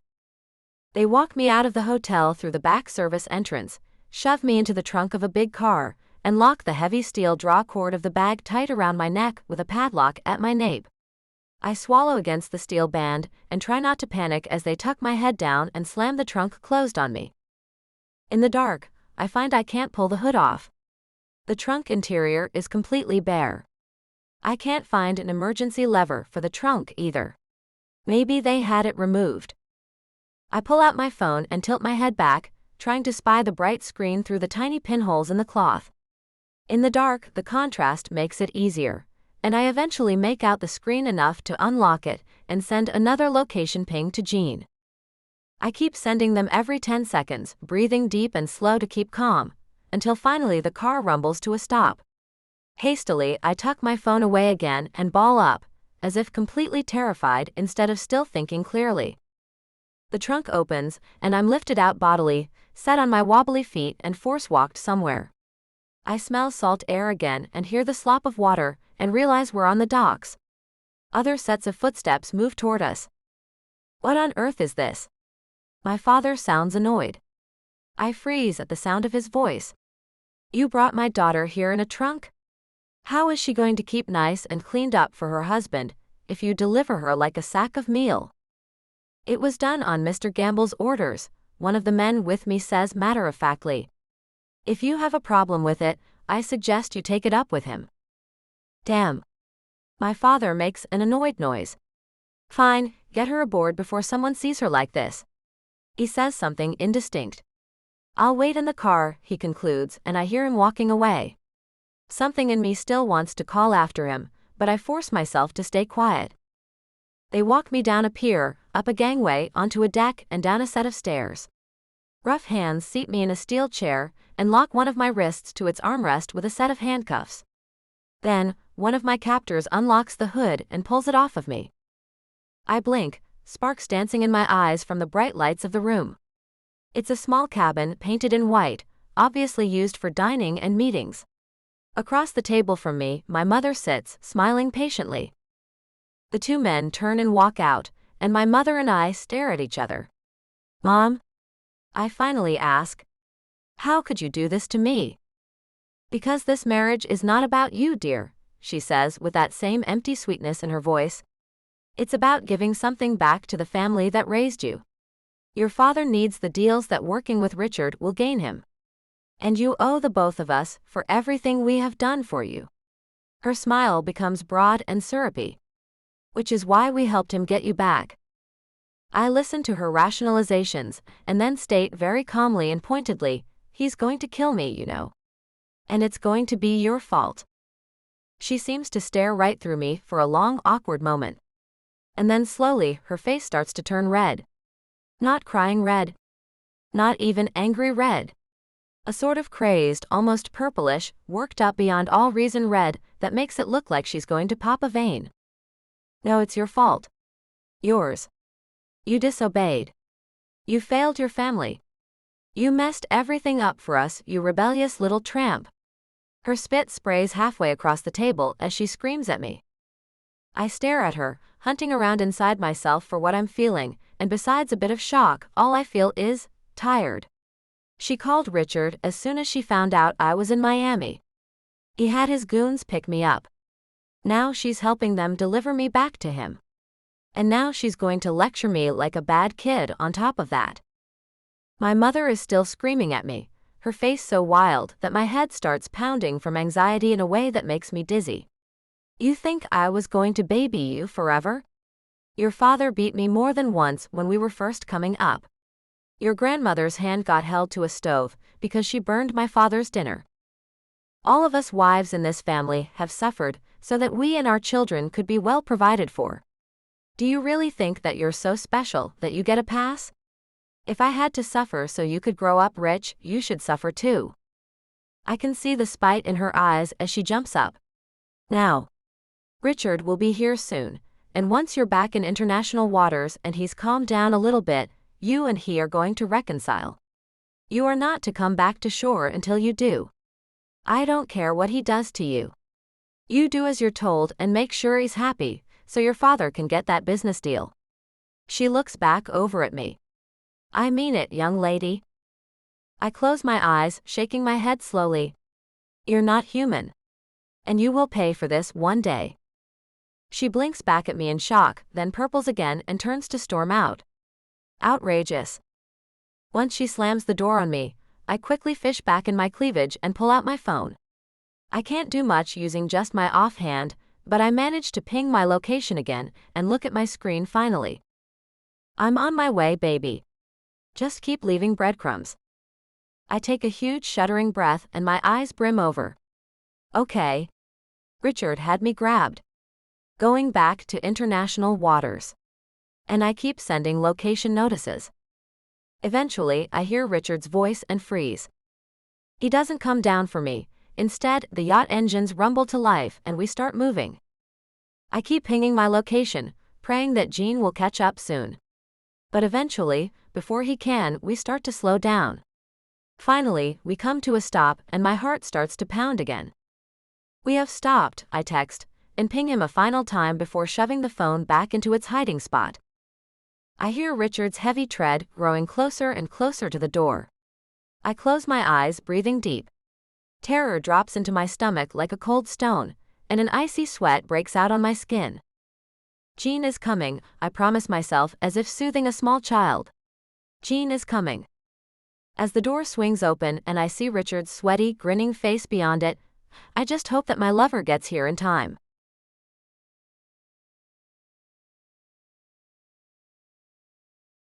Chapter 23. Gene. As I speed toward Kara's last location, the boiling in my blood simmers down to the steady heat of focused determination. I'm going to get there in time. I'm going to sneak aboard, neutralize any crew Richard has brought, and rescue Kara. And then I'll worry about feeding Richard to the sharks. Back in the Corps, I learned a lot about how to balance determination against fear. In this case, I'm fighting back a terrible, creeping series of what-ifs that chew at my nerves. What if I don't get there in time? What if I'm outgunned? What if he does something to her? I decide to keep busy, to stave off my worries. As I speed to intercept the craft she's on, I do a quick inventory of the gear Enrique stowed in the locking compartment below decks. 4 flare guns, 1 dive knife, a .40 caliber pistol loaded with hollow points, and 2 reloads. Unless Richard's got more than 4 guys with him, I can probably take his crew. I'll just have to be smart about it. The signals from Kara's phone have stopped coming. I know it probably means she doesn't have privacy to send me another breadcrumb. It's kind of ironic, but she's nearly at the same coordinates that I found her the night of her rescue. Bailey pants beside me, sticking close, aware that something is wrong. I don't like bringing him into danger. But right now, I need someone to guard our escape route, and I know he'll bite the hell out of anyone who tries to board the boat. As I draw closer and closer to the coordinates Kara sent, I shove all 4 flare guns into my bandolier, holster the gun, and put the extra clips in their pouches on my belt. The knife goes in a thigh sheath. I check my GPS and look around, quickly catching sight of the lights of a gigantic luxury yacht. Holy crap, look at that thing. I grab my binoculars and look the place over. The deck is deserted. There are 4 armed men in the big goldfish bowl of a wheelhouse, one of them steering while the other 3 talk quietly, their assault rifles slung. Ah hell. How do I fight against that much firepower? Getting an idea, I focus in on the glass itself. It's stormproof, triple-layer stuff that can take a bullet or 5 before cracking, and there's one way in and out of the wheelhouse, a single steel door closed against the spray. If something blocks that door, they will be trapped in there, and they won't dare fire or it will cause ricochets. As I cut the engine and coast toward the side of the yacht in the dark, I reach for one of my big fuel canisters. I'm coming, Kara baby. Just hold on.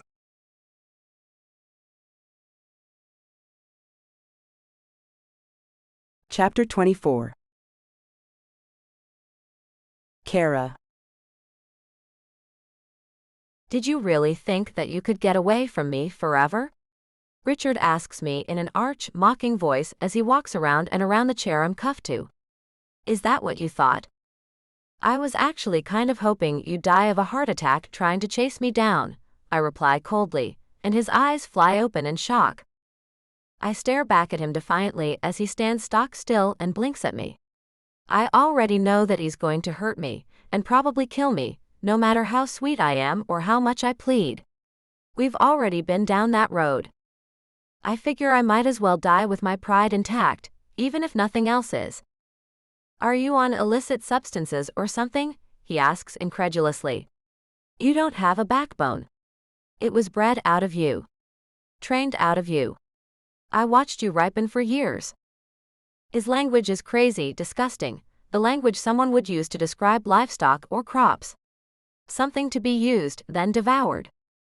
You know, I say, continuing to talk now that I have his attention. About that. I get that you were pretty much expecting someone sweet and obedient, who will accept a beating any old time you feel like dishing one out. He blinks again, dumbfounded. I'm not sure if I heard a boat motor out there or not, but I know Jean is coming. He must be. I have to buy myself time.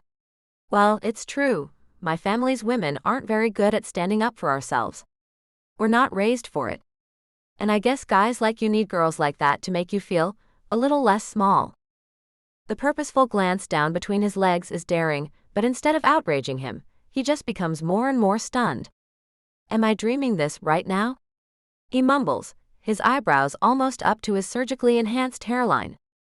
No, if you were dreaming this right now, you'd be naked. I'm just rambling at this point, and he keeps staring at me in astonishment. Probably true, he admits. Then he says in the same astonished voice, you do realize that I've brought you out here to kill you, right? I nod, smile, and shrug. Well, you've done it twice before, so why not a third one? Except, of course, that this time around there are some serious complications. The show of backbone still captivates him strangely. It's like he's never encountered it in a young woman at all. Oh. So you know about that? Aha. I answer brightly. I do, you do, and pretty soon every major news outlet will too. It is the single biggest lie I have ever told in my entire life, a Hail Mary pass of fabrications. And he buys it. All the color drains from his face as I smile at him, hiding all my terror as he suddenly shows all of his. What are you talking about? Oh, it's really simple. See, before I even got ashore, I made 3 phone calls. I hold up my free hand and extend a finger for each point. My lawyer, my bank, and the bodyguard you seem to think I was sleeping with. His eyes widen. Bodyguard? Yes. And here's the deal. If I don't check in with him in the flesh in Miami by tomorrow morning at 8, he takes what we uncovered about you murdering your first 2 wives to all major news outlets, including multiple internet-based ones that you have no control over. Given that you killed 2 wives at sea, the disappearance of a third one off your yacht is going to look very, very suspicious. I don't know how I managed to stare him in the eyes. Maybe finishing school has taught me a few unexpected tricks, like keeping my composure in insane circumstances. Or maybe it's my faith in the rescuer that I know would rather die than let me down. He seems to wilt a little under my gaze. You're bluffing. I open my mouth to answer when suddenly a loud whump sounds outside on the deck, and I hear muffled shouting from several male voices. My heart leaps as Richard whirls and runs for the door. Jean. For once in my life, someone's living up to my faith in him.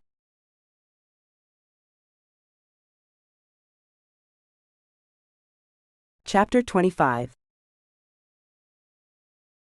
Jean. I set off a makeshift gas bomb to block the wheelhouse door, setting the fuel can against it and stepping back a good way to shoot it twice. Pistol, flare gun. Boom. Now there are 4 very pissed-off mercenaries trapped in the fishbowl, trying to pound their way through the tough, thick glass with the butts of their rifles. It should take them about an hour. I bound downstairs and know at once that I've gotten lucky. I hear Richard's voice coming from a doorway about halfway down the hall. Then the door starts opening. I bolt down the hall and grab Gamble as he steps out, slamming his head hard against the wall. He whimpers anticlimactically and goes limp in my hands. I look down at him, frowning. That's it. Gosh, wife-beaters are always such worms. Jean. Kara calls. I drop Gamble and step over his limp form to shove into the room. And there she is, cuffed to a chair, scared, hair mussed, with no fresh wounds on her anywhere. I get the cuffs off her with the key on my ring and help her up. She's shaky and clings to me for a moment before stepping back to look up at me. Thank you. No problem. You want a ride out of here? I give her a lopsided smile.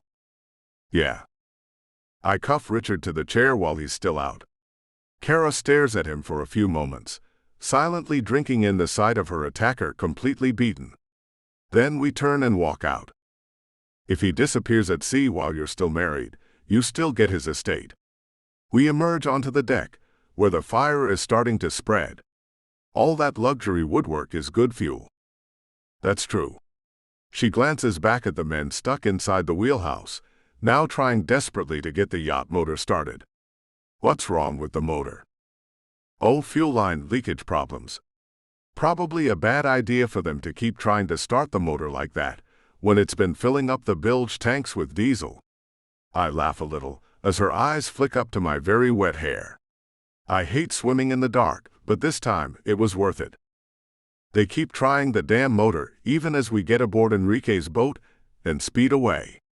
I can tell, because when we're a few boat lengths from them, an explosion blows out the lower portholes and knocks at least one hole in the hull. Richard will wake up handcuffed to a bolted-down chair in a slowly flooding room. I know Kara is aware of this, just like she's aware that the mercenaries might not burn, but the yacht is sinking fast. My arms around her now as we ride away, and she's nestled against me. I know I'm not going to be able to let her go this time. Beside us, Bailey, who didn't need to do much the whole time besides wait for me, pants happily, his tail thwopping my leg. You know, I've been thinking about it, she says decisively as another muffled explosion sounds behind us. And maybe staying in Cuba for a while won't be so bad. I can't stop smiling when she says that and kiss her. Okay, I say. Let's go home.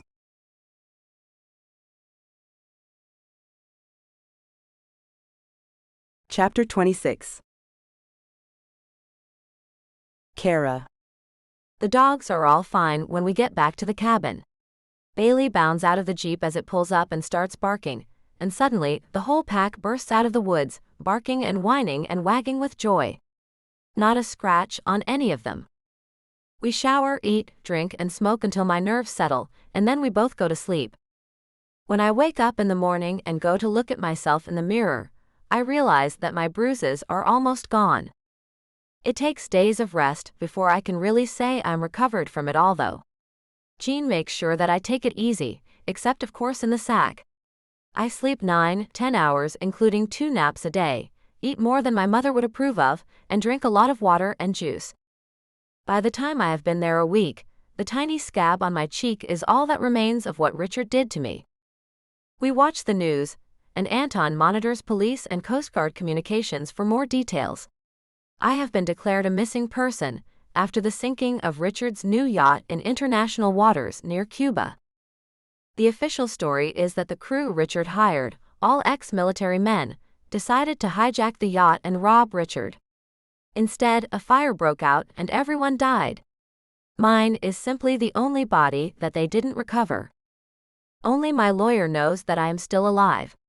I've given him the whole story, and we're planning a negotiation with my parents. After all, if they are implicated in Richard's and my kidnapping and murder, it will destroy their reputations. Once we secure a few things to ensure my parents cooperate, I will show back up with a frightening story of surviving the sinking of the ship. I will collect on Richard's insurance and estate, and then I will vanish again. My parents won't know I'll be in Cuba with Jean. All that they will know is that I have dirt on them, a lot of new power, and every reason to use it against them. And even if I spend the rest of my life playing with dogs and living with Jean in that little cabin in Cuba, my parents, who betrayed me, will always live in fear of what I have planned. Penny, for your thoughts? Jean asks as I brood over this on one of our hikes through the hills. The dogs mill around us and range ahead, exploring every nook of the forest ahead that they can reach. Just thinking about the future, I say vaguely with a smile. He peers at me, then shrugs. As long as it involves you staying with me, I'm not gonna worry. My smile warms, and I cuddle against him briefly as we wander up the narrow footpath. It does. As long as we're together, we can sort out everything else. The end for now. Please continue listening to The Stolen Bride Extended Epilogue.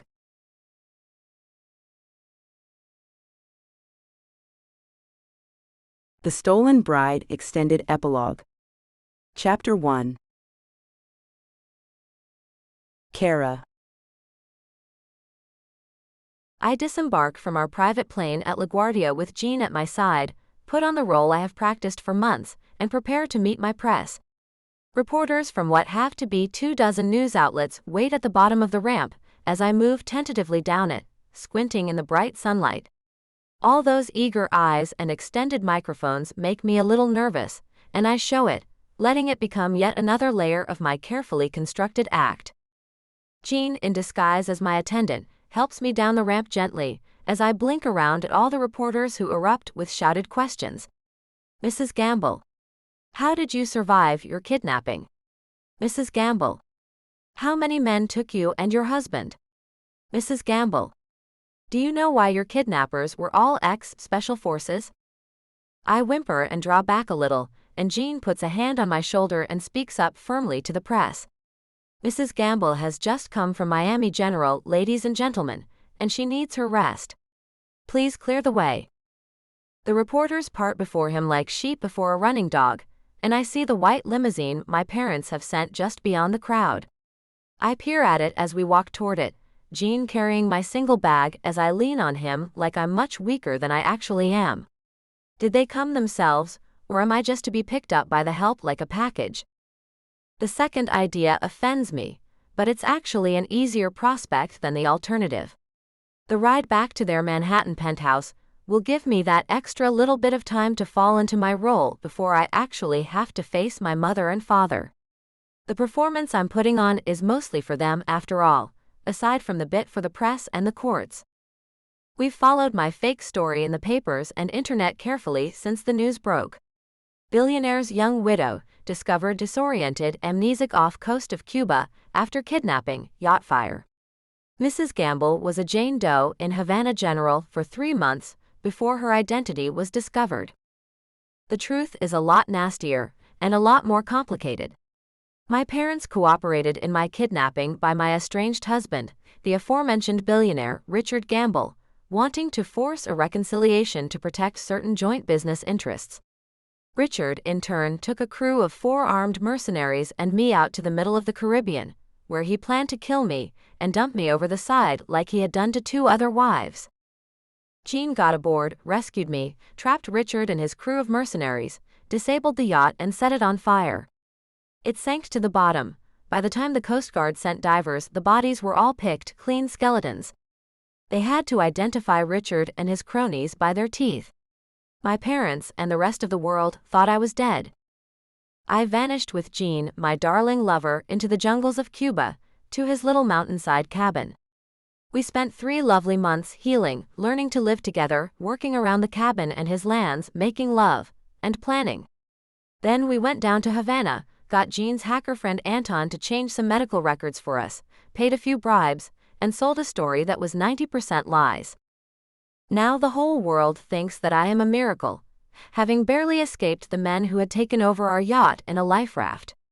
As far as everyone knows except myself, Jean and Anton, I was found unconscious, soaked and feverish, with a bullet grazed to my head, a fractured skull and a concussion. I woke up claiming to not even know my own name, and still tell people I have no memory of anything leading up to my head injury, including my own wedding. Turns out, I'm a pretty good actress. The doctors checked the altered records and didn't bother running expensive tests twice, so they didn't catch the discrepancies. They confirmed the diagnosis of mild brain injury resulting in partial amnesia, and presumed it to be permanent. My parents think I don't know they sold me out to the man who made my marriage into hell.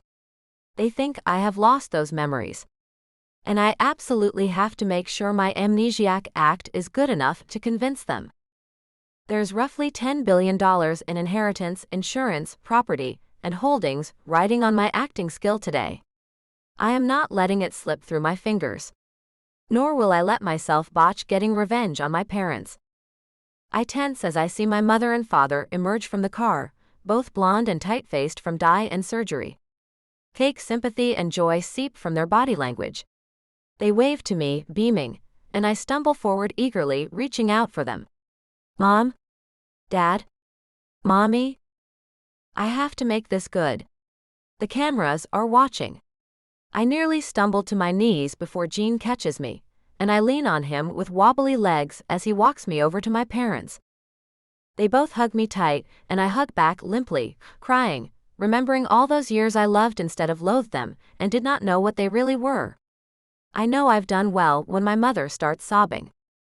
Her tears are of relief, but not because I'm finally home safe. No, for them, that would be a reason to worry, and they probably did. But they don't have to worry about that if I can't remember a thing. And I doubt they ever thought I could hug them while knowing what I know. But I do. I remember every single damn betrayal, from conning me into marrying Richard, to helping him get me back, to the upbringing that never prepared me for escaping from an abuser.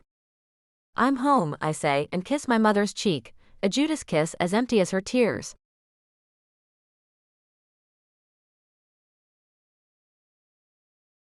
The Stolen Bride Extended Epilogue. Chapter 2. Jean.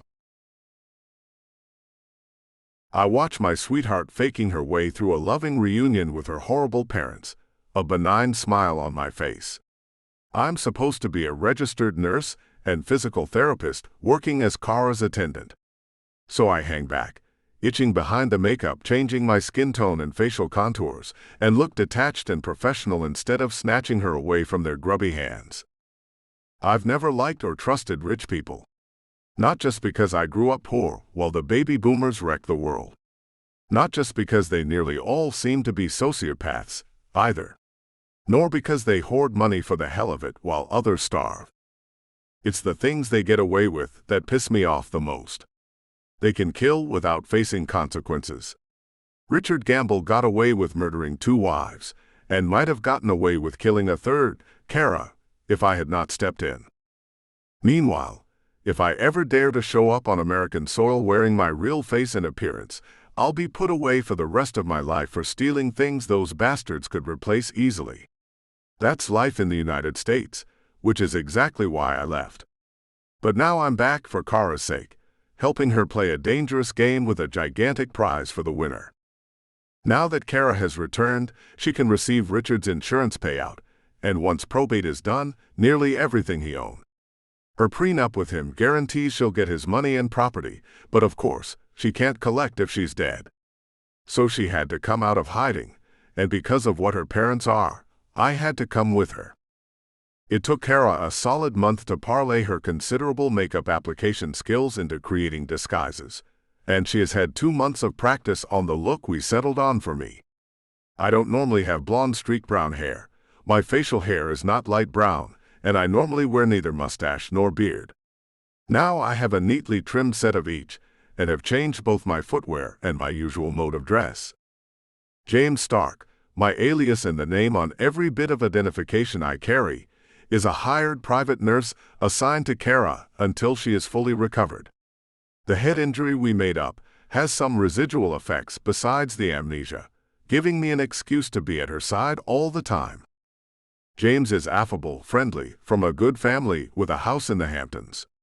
He has a summer home in Miami, where he surfs and snorkels in his off time. His eyes are the same shade of brown as mine, simply because I couldn't find a suitably convincing set of colored contacts. He wears college professor clothes suited for the cooling weather, wool trousers, a cashmere turtleneck and a corduroy coat, all in various shades of tobacco brown. It feels awkward and confining on me, as do the riding-heeled leather boots. But it changes my look, gait and body language, so I endure. Once their tearful reunion with their daughter has dried up, Kara's father looks up at me curiously. "You're the attendant. We'd really rather rely on our own staff." I give him a polite smile, as Kara lets out a shaky protest. "Sir, I've been hired by Mrs. Gamble to tend to her currently significant needs, including medical needs. Do you have a nurse practitioner on your staff?" Her father stares at me a moment, as Kara comes over and clings to me like she doesn't want to give me up. Which of course she doesn't.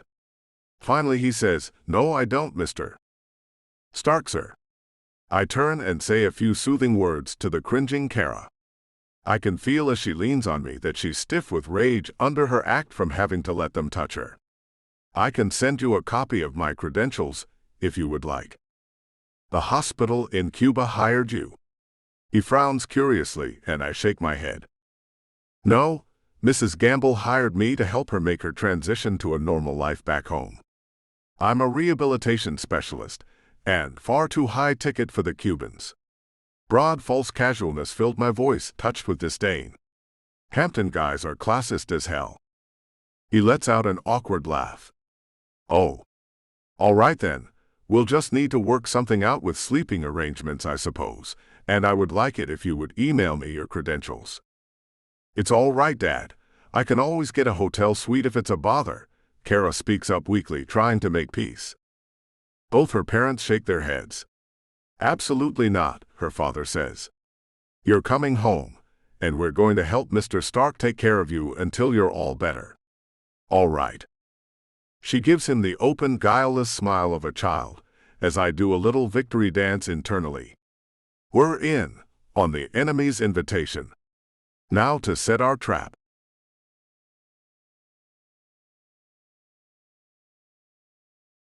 The Stolen Bride Extended Epilogue.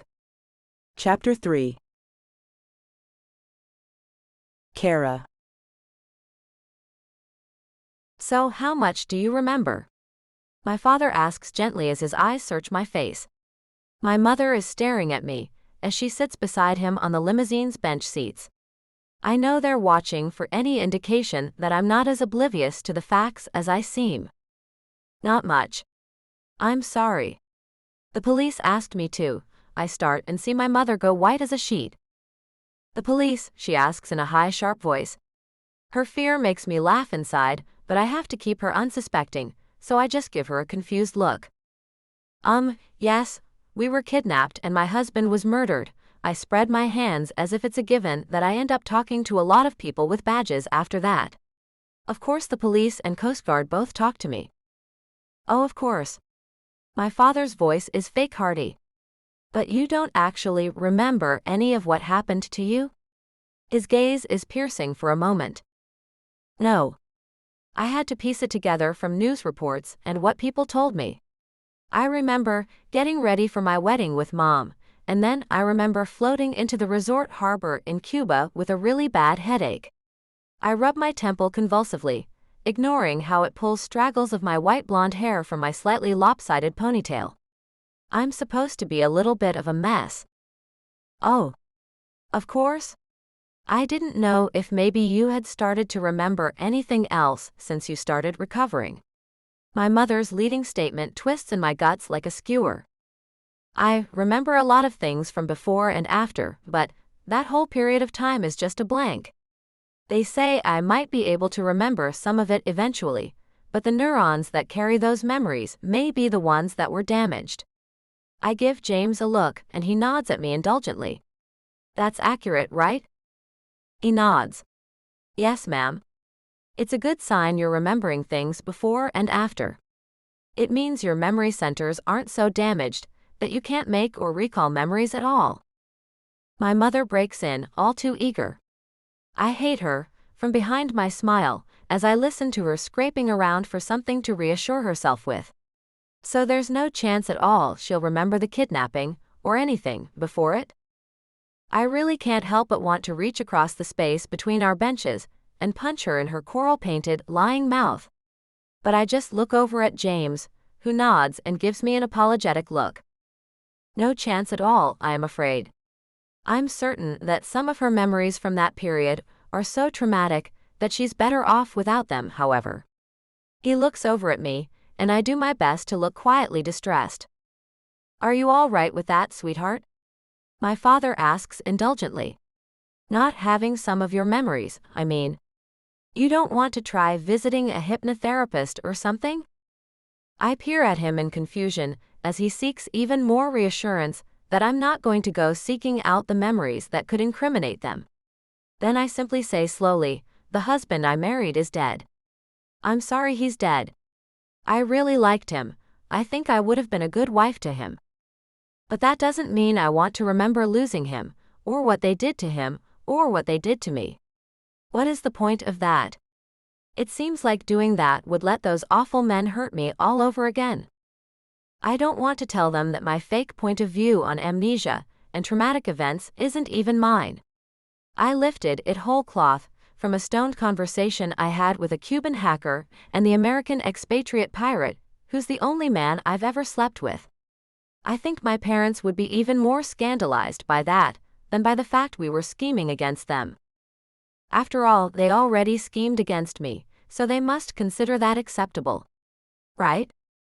I fight down the bitter amusement that threatens to pull my mouth into a smirk. Beside me, Gene, sticking firmly to his role, smiles and nods his agreement. It's really for the best that Mrs. Gamble avoids suffering any further trauma as a result of all of this. Both of my parents look tremendously relieved, and I know that we've successfully sold them on the amnesia story. Of course, sweetie, my mother says, leaning forward to squeeze my hand. What you don't know can't hurt you, right? I nod back at her with wide, innocent eyes.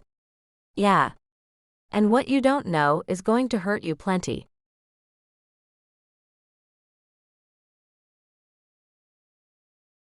The Stolen Bride Extended Epilogue. Chapter 4.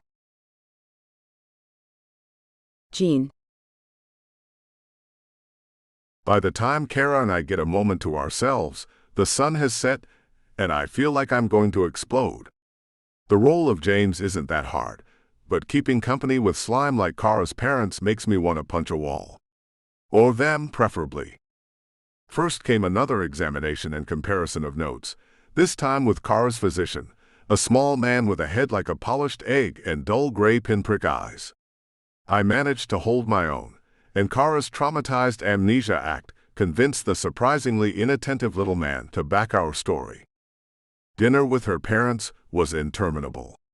I was grilled on my skills, my qualifications, where Kara and I had met, a million different ways of kicking the tires on me, my purpose and my worthiness to be near their daughter. My disguise held through sheer willpower. I'm no con artist, but I still managed to convince them. We made plans to visit the probate lawyer to determine the status of Richard's insurance and will tomorrow. Finally, Kara retired to the small suite of rooms we had been given. Kara's own room, we both noticed, has been converted into a smoking room, and all her belongings are gone.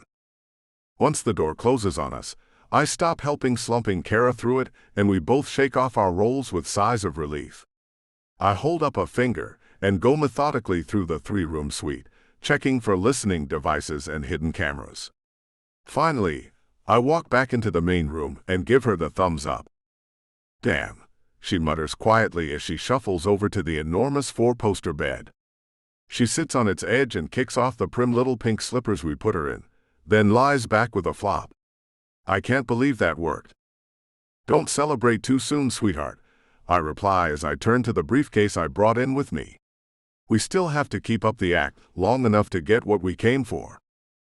I shuck that goddamned corduroy jacket, step out of my shoes and lock the door carefully before crossing to her. She sits up again and meets my kiss halfway, propping herself on her arms. Our lips move together almost roughly, and she whimpers and reaches to slide her palms up my belly. Wait. Still got work to do." I lift my face away from hers, even though I'm aching with impatience. She makes an exasperated noise and sits up as I retrieve the suitcase and open it, removing the false bottom with its stacks of medical files. Underneath, like a smuggler's jewels, sits a treasure trove of concealable surveillance equipment. "So this is what Anton does as soon as he gets some real funding." Kara, the source of that real funding, breathes in amazement, distracted from her sexual frustration. Tiny stick-on cameras and audio transmitters, barely larger than the watch batteries they run on, gleam back at us. Just at that moment, down the hall, I hear the door to her parents' bedroom shut. Like a lot of old New Yorkers, they're in bed by 10. That's my cue to get moving. I flash a grin. Yep. Time that I go give all these bad boys a home. She kisses me again before I leave, and then slips me her copies of the house keys. "Don't take too long," she purrs at me. "I want you." My surveillance equipment, my boner, and I slip out the door, closing it so carefully it barely makes any noise. Before I left the States and became a pirate, I used to rob places like these. I pretty much know what to expect. The penthouse sprawls across the entire top floor, like a small castle 40 stories up. 6 bedrooms, 3 of them just for the sake of having them, 4 bathrooms, dining hall, family room, den, library, parlor, and a full-size freaking indoor pool. The deck runs all the way around the edge of the property, with tall glass walls around the perimeter. Too much luxury. People this evil shouldn't be allowed to live like this. Slipping on my gloves, I start moving from room to room, placing my transmitters. They are very easy to stick behind paintings, just inside the rims of planters, on the part of lamps that their shades hide. As I place them, I activate each one and sync it to my new tablet, programming each one to transmit only when the cameras sense motion, or the microphone sense sound above a certain decibel level. Slowly, my tablet screen fills up with little square images from the cameras as they start broadcasting. The final room is the hardest. I have to have access to any bedroom conversations for this to work, and the 2 of them are in there, and probably not very heavy sleepers. Not with their recently presumed dead daughter, and a complete stranger just down the hall. What to do? I stare at their door, mouth working as I think. I need to catch as much as I can, as quickly as I can. Finally, my eyes drop to carpet level, and I notice something. The old hardwood door has an inch-high gap between it and the floor. The carpet doesn't quite fill that gap. Crouching down silently, I run my fingertip along the bottom edge. Definitely enough clearance. I take 2 of the microphones and attach them to the underside of the door, doing everything in my power to make no noise at all. Unfortunately for me, the tiny clicks of the contacts attaching to the wood must have caught the attention of someone in the room who is still awake. I hear the creak of bed springs and push myself up off the carpet fast, lunging back away from the door. I glance around hurriedly for a hiding place and make a desperate move just as the door opens. Kara's father shuffles out into the hallway, yawning, and squints around curiously. He turns his eyes down the hall toward Kara's room and then shrugs, turning back to his room. The bald top of his head gleams at me as he steps in and closes the door behind him. After I hear the bed springs creak again, I let myself down from my perch near the ceiling, bracing my hands and feet against the wall across the narrow, high-ceilinged hallway. It takes all my focus to land without attracting his attention again. That was close, I think, as I creep away back to Kara's room. But it's done. They won't be able to speak or move anywhere in their home without our getting a record of it. Time to go celebrate.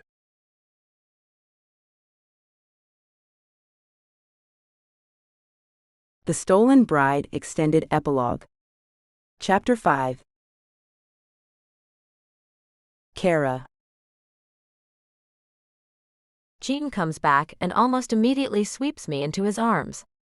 I cuddle against his chest, our lips caressing each other. When the kiss breaks, he grins down at me. "It's done," he says. "They're ours as soon as they spill their plans."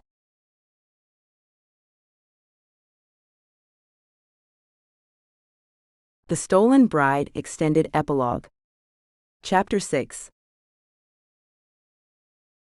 Gene. A week crawls past, full of meetings with lawyers, doctor visits, and listening to Kara's parents have hushed conversations that almost all have the same theme. Will Kara remember? Will she want revenge if she does? What should we do to make sure there is no trouble? I can tell just by listening to the creeps they're working themselves up to something really ugly. But I need proof of their intentions before we can move to Phase 3. Probate on Richard's will started 3 months ago when his body was identified, and the lawyer claims it will be completed in record time because Kara is the sole beneficiary. Maybe 4 more weeks. Meanwhile, the life insurance payment of $3 million comes through. We plan a lavish, somber funeral for Richard. Kara gives another poignant interview with the press about her story. I shake my head at the whole mess and monitor my transmitters whenever I can, checking for recorded conversations. It's at the beginning of the 2nd week that I catch the conversation I have been fishing for. We have just retired for the night, and I'm starting to kiss Kara when her mother's voice issues quietly from the tablet speakers. I still say that it just isn't safe. We should get rid of her. What is your obsession with this? Her father sounds annoyed instead of horrified. The girl is about to come into a fortune twice the size of mine, and she doesn't remember a thing. If we can get her certified as incompetent by a doctor, that money is ours. Kara and I exchange grim looks. Deep down in her eyes, I can see the little mote of grief from yet another betrayal, but we both came here expecting it. Have you forgotten Richard had her kidnapped from a hotel in downtown Miami? He had enough power to keep that fact suppressed while he was alive, but he's dead now. The footage will probably surface eventually, and then the police will come with even more questions. I chuckle low in my throat. The footage from the hotel kidnapping is already in Anthony's hands back home. Her mother goes on, remorseless in her reasoning.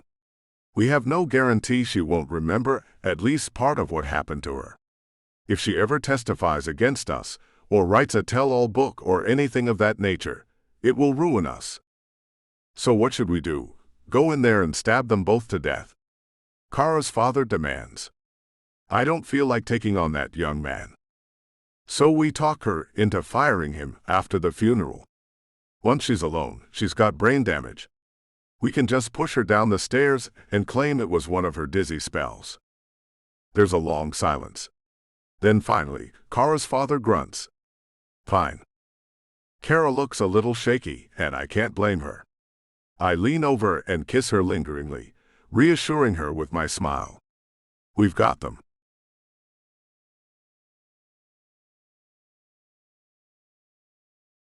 The Stolen Bride Extended Epilogue. Chapter 7. Kara.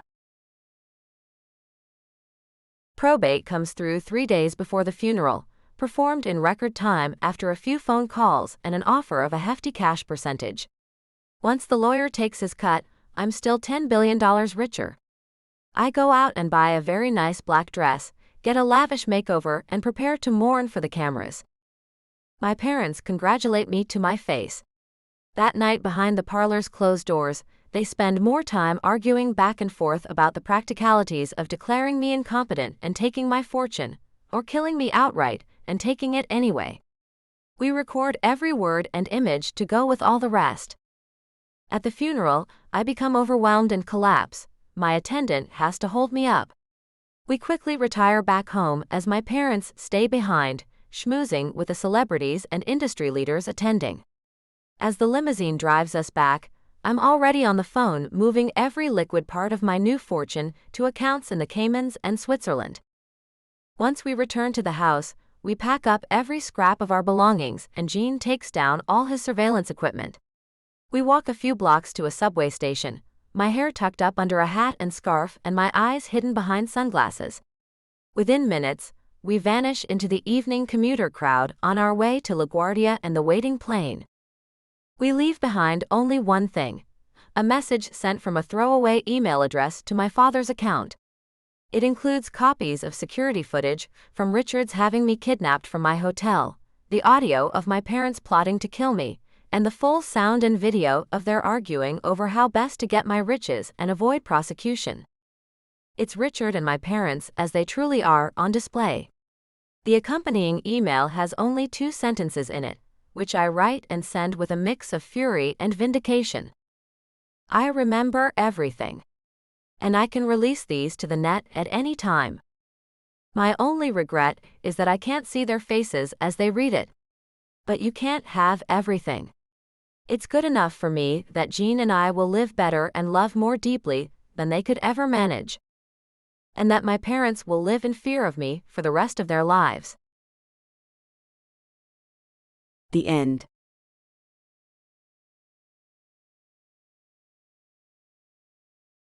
Please continue listening to a sneak peek for the next book in this series. A Second Chance for Her. Chapter 1. Jenna. Rod? You home? I call out as I come into the little apartment we rented last week. After only a few months of dating, we decided to take it a step further and move in together. To say my parents were pissed would be an understatement. Try furious. But what Rod Manning and I have is as real as it gets, even if I am just 18, a thing my parents tell me is a real issue, though it's not really. Rod's a few years older than I am. Okay, 5 of them, but that's not a big deal to me. My father made me wait until I turned 18 to date Rod, or anyone else for that matter. Rod's been after me for the last couple of years, but being underage had him waiting for me. Dad threatened all kinds of hell on the poor guy if he touched me before I turned the legal age. The funny thing is that Rod's mother cautioned me about their oldest son as well.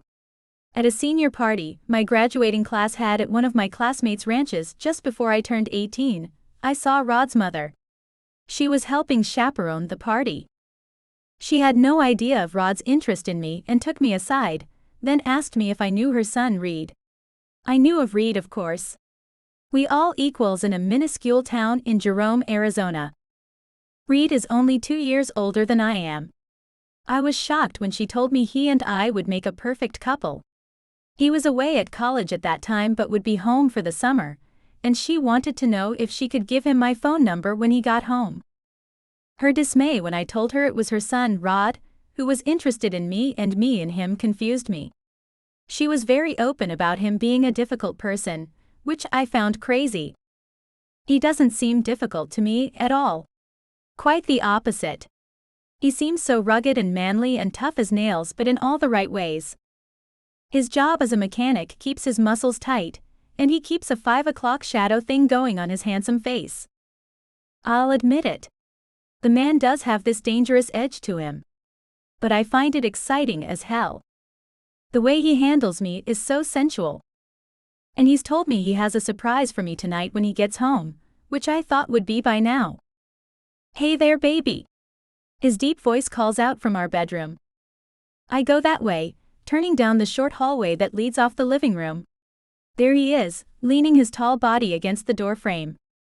His dark ash blonde hair hangs to his shoulders and waves. His steely blue eyes running up and down my body give me chills. Hey Rod. As he's clad in only his tight black underwear, I see he's taken a shower and rid himself of the grease of the garage he works in. The smell of his soap fills my senses. My insides are already melting as he looks me over. I brought home that surprise I told you about, but we have something to talk about first. He pulls me into his strong arms as I come to him.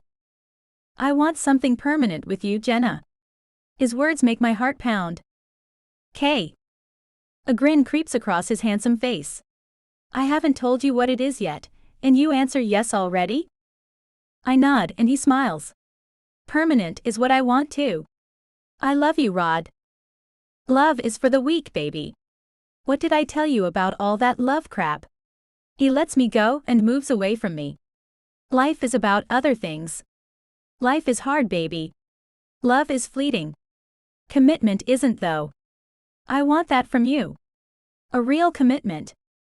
He moves to the bed, sits on the edge, and pulls a pack of cigarettes out of the bedside table. A long neck bottle half full of beer sits on top, and he takes a drink then lights his cigarette. That's the one thing I hate. I hate the smell of cigarettes and he knows it. Yet he's not about to do as I've asked him repeatedly to smoke outside. But I think he might be about to propose, so I'm not going to bring that up right now. Instead, I went to sit next to him in bed. So what is it you want, Rod? From under the pillow he sleeps on, he pulls a sheet of paper. It's a contract for him to own me. My heart stops and my eyes go wide. I pick up the sheet of paper and look at it, then at him. His face is sterile. No emotion. Not a thing.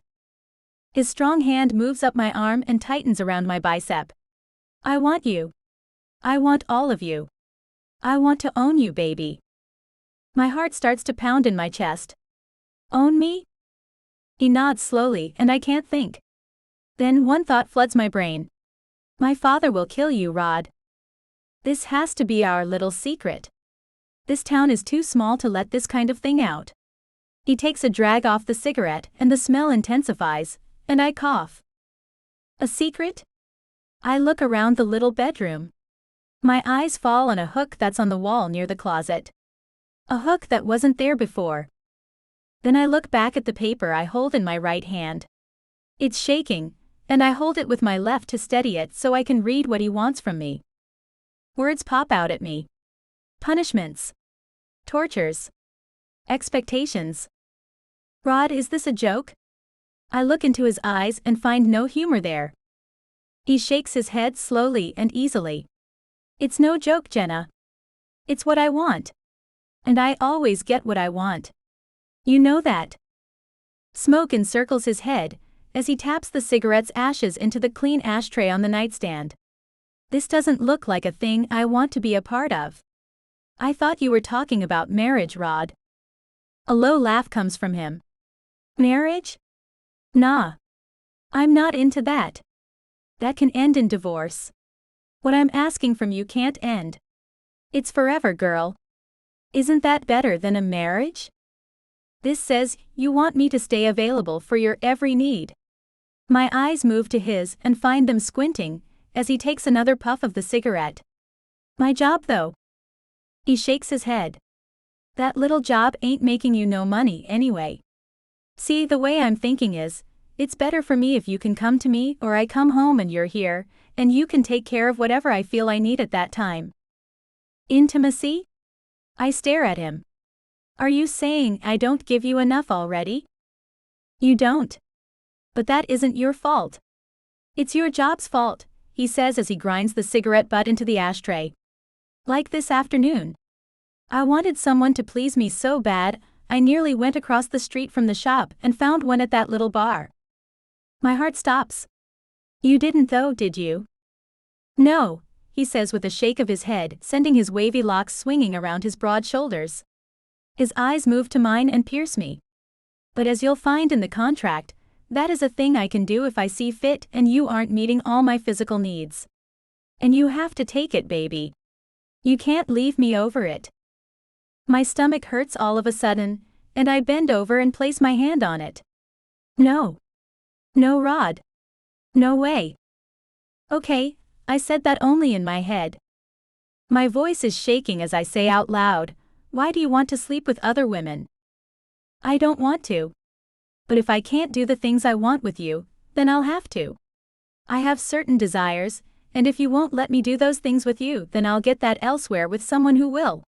His hand runs over my shoulder and down my arm. But I really want to do that stuff with you, baby. Only you.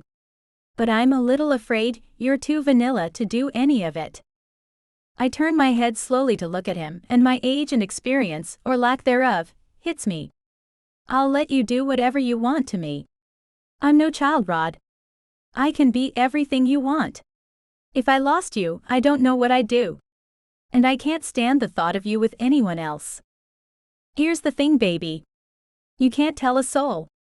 Not only would your dad kick my butt, but mine might do the same damn thing to me. He's told me as much. He looks away and rubs his jaw.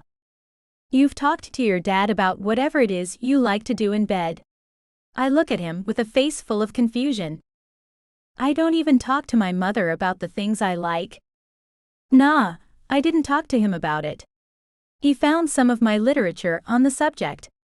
He told me when he found out you and I were a thing, that if I ever tried to bring you into that dark world, he'd beat me up himself. His arm goes around me and he kisses my shoulder. Gosh. What kind of literature are we talking about, Rod? That doesn't sound like your average stuff. I watch him as he peers at me through his thick lashes. It isn't average. I'm not an average man. A bit above, you know? I nod, then say, I think you're the smartest guy the first know, Rod. He laughs. Not like that. Like the way I feel. I feel more than some. I want more than some, baby. You don't know how bad I want you.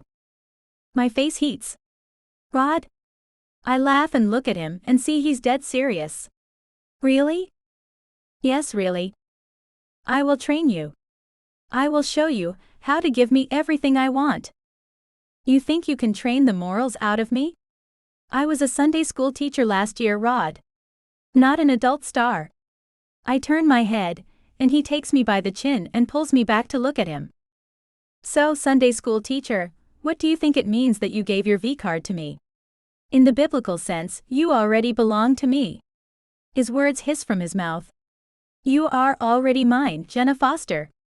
He kisses me hard again. Then he looks at me, as he continues to hold me down. Or do you want me to do what I have to with another woman? I can keep you too. Rod? Don't talk like that.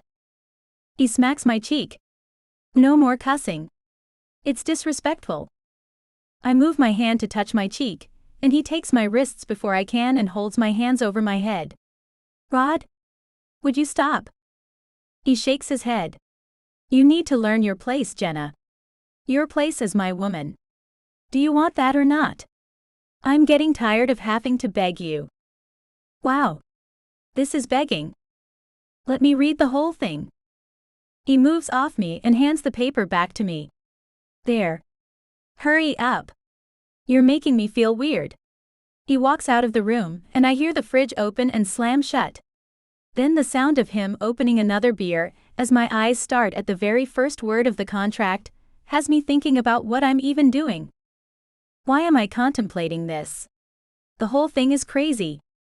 He stands in the doorway, leaning against the frame. Read it out loud, baby. I clear my throat. This contract is between Jenna Foster and Rod Manning. This contract can never be voided. It will end only upon the death of either signing party. I look up at him and he smiles. See, forever, baby. Jenna Foster agrees to become Rod Manning's subordinate in all ways. His servant for life. She agrees to do whatever he asks her to, whenever he asks her to. Rod Manning agrees never to ask Jenna Foster to do anything deemed inappropriate in front of Vanilla's children or any family members. I look up at him again. So, we won't do anything bad in front of anyone who matters then? He nods and takes a swig of beer. Keep reading. All will be followed by Jenna Foster thanking him for showing her the way to please him, and she will willingly give herself to him after punishments if he so desires. I look up at him again. He nods and looks right into my eyes. He takes a drink of the beer. I want to teach you all about pain, baby.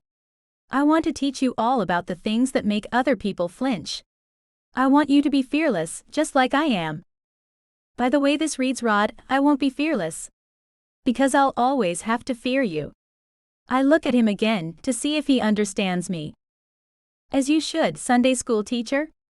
He comes to me and places the beer on the table and his hands on my shoulders. After all, doesn't it say something like that in the Bible? Fear the Lord, for he giveth and he can taketh away. Or something like that. You're the Sunday school teacher, not me. In essence, you're saying, if I want you, I have to show you I will give you everything you want. And I will take complete care of you for doing that. What if I don't want you to take complete care of me? Then I'll find someone who does want that. It won't be hard to find a woman who wants me. It's a fair deal, baby. You should take it. I have another girl in mind if you aren't into it though. Just so you know. I stare into his eyes to see if he's actually serious. This man has begged me to be with him for 2 years, and now all of a sudden this comes out. I love this jerk though. My eyes fall back to the paper. The next part says you can be with whoever you want to. It also says you can make me sleep with whoever you want me to. It says I have to do anything you ask me to. So I can't be sure by signing this thing that you will only be mine, Rod. This thing will last forever, Jenna. I had to think about what might come up in the future. I didn't want to leave anything out. Just to be on the safe side, you know. A knock comes at the front door, his eyes turn toward it, then they come back to me. It's time, baby. You can't answer the door in your underwear, Rod. He laughs and throws open the door. A small woman with a jet black dye job looks at us through the screen. So is she out? She asks him. Her lip is pierced, as is her eyebrow. Her skin is pale and she's wearing close to nothing. Rod doesn't open the screen door. He just looks back at me. Meet the other interested party, Jenna. The darkly lined eyes of the woman peer in at me. She's so vanilla. Come on, Rod, pick me. She'll never be enough for you, man. He looks at me intensely. She'll do whatever I want, Jenna. I don't know where you found her, I say. She interrupts me. Scottsdale. Off the internet. And you should really just let me have him. You aren't woman enough to please this man. He's all man.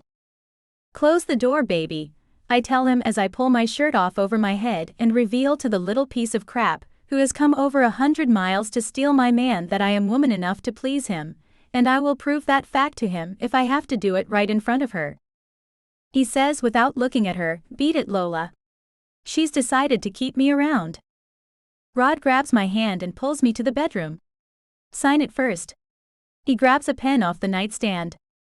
I sign the bottom without even reading the rest, and then he signs it and puts the pen and the contract back in the drawer, then throws me on the bed. His eyes are almost scary as he grins at me. And now it's official. You are mine. Chapter 2. Jenna. Undress, he says as he steps away from me and turns his back to me. I do as he said, and notice him dropping his underwear to the floor before going to the dresser. He opens the top drawer and pulls out his leather belt. My stomach tenses as he bends it in half and slaps his left palm with it. Then he reaches back into the drawer and pulls out a small black bungee cord. When he turns back to me, I'm undressed and looking at the things in his hands. Get on your knees and don't look at me unless I tell you to. Do you understand? He asks me as he looks into my eyes with his eyes narrowed. I'm not an idiot. Of course I understand you. I yelp. Rod? He talks between clenched teeth. I want no smart mouthing. You get me? I nod. K. He pushes me to the floor, and I scramble to get back into the position he told me to get into. His words are sharp and clear. You only talk when I tell you to. You only do what I tell you to. Do you understand me? I nod and say yes. The belt flies through the air and lands solidly on my back. I have to fight to control the urge to get up and knock the living crap out of him. I can feel a welt forming on my back from the hit, and I'm not sure I can do this. I don't know why he needs this. Then I'm reminded of the little tramp who is not very far down the road, and put everything out of my mind except doing what pleases the man I love. With my head down, I can only see his bare feet walking away from me. Then I hear a drawer open and he comes back. With another hard yank on my hair, he pulls my head up, and I catch a glimpse of a black dog collar. He puts it around my neck. It's tight, and I feel a little choked by it. He puts one finger between it and my flesh. It's not too tight, he says. I beg to differ. I can't even wear turtleneck sweaters because they're uncomfortable for me. And he wants me to wear a dog collar. I go and feel odd and weird and very uncomfortable and not the least bit sensual. Once I get to the wall, I stop, and he says, kneel and place your hands together in front of you. I do what he's told me to, and find him wrapping the little bungee cord around my wrists. He binds my hands together with it, and then he pulls me up. I'm facing the wall, the stale smell of cigarette smoke lingering from all the times Rod has smoked in here. I make a mental note to clean the walls later, as the scent turns my stomach. But honestly, it's not just the smell, this whole situation is making me feel uneasy. I feel the warmth of his breath as he leans in, moving my hair to the side. Jenna Foster, this is to see how much you can handle. Each time we do this, I'll add one more. Do you understand? How do I tell you when I've reached my limit? I ask, trying to steady my voice. You'll use the safe word. No or stop won't work anymore because I won't accept those answers. You'll respond with yes, sir, to everything I say. In public, just yes. The safe word is candy. Understand? Yes, sir, I reply, even though I'm not sure why I'm agreeing. Only use the safe word when you're truly at your breaking point. Not before. This is meant to build trust between us, a connection that will last forever. My body feels weak, my arms aching from the strain. He finally unties them, and I can hardly move. He lifts me carefully, placing me down on the bed. I'll get some ointment for you. Stay here. He walks away, and I realize I couldn't move even if I wanted to. You did better than I expected for your first time. I'm really proud of you, he says, kissing my shoulder as he helps me get more comfortable. He begins massaging my stiff back and shoulders. I stay quiet, he hasn't given me permission to speak yet. But even if I could, I wouldn't know what to say.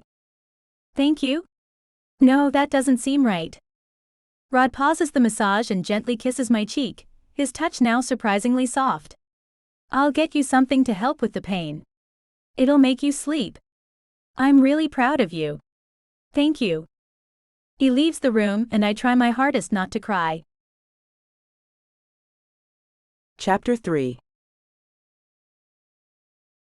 Jenna. Almost 6 months into our contract, and Rod and I are having New Year's Eve dinner at his parents' home. Sue and Jason Manning are retired school teachers. Sue was my English teacher in junior high. I never had Mr. Manning in high school, as he taught the ag class and I wasn't in ag. But he's a very nice man, and I find myself looking at the older couple as they're very sweet to one another. I have to wonder where Rod got his bad side from. The lessons, as Rod calls them, are nearly every night, and I guess I'm thankful for them. Because I can endure so much. We are intimate like normal people sometimes. And I love those times. Rod is a complicated man. I often wonder if something happened to him when he was young. He seems to fight demons only he can see. Though he won't tell me he loves me, and refuses to let me tell him, as he sees love as a weakness, I do love the man I have the deepest feelings for. Headlights light up the living room, and Rod makes his way from the little minibar with a couple of beers in his hand and goes to the door. Looks like my little brothers made it. Sue grabs her husband Jason by the hand.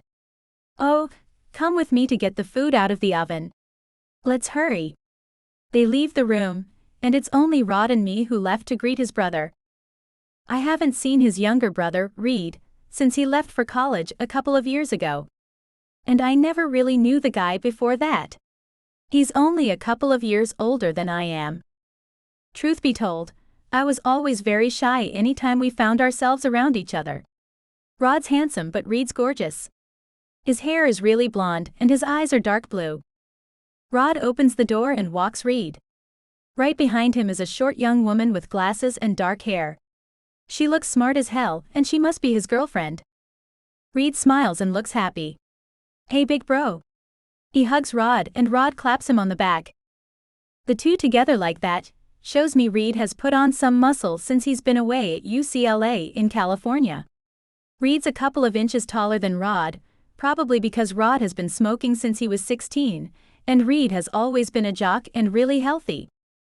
The men are over 6 feet, and both have broad shoulders and muscles. Only Reed looks a bit sturdier.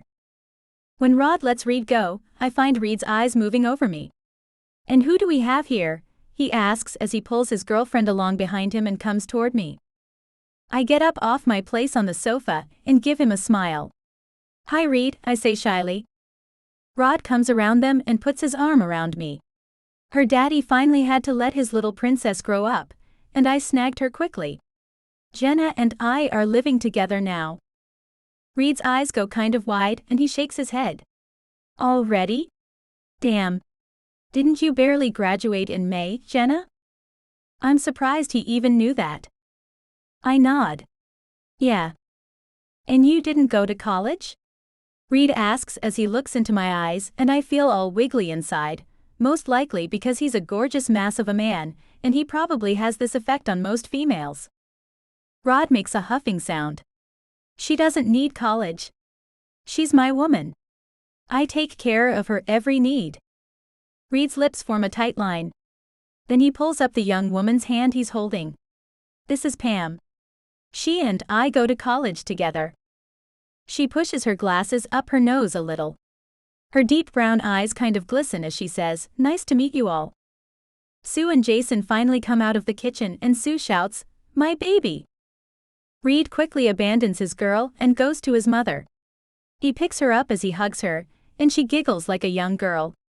Oh Reed. I've missed you, baby boy. He puts her down and his father claps him on the back. Then he gives his youngest son a hug. Good to see you, son.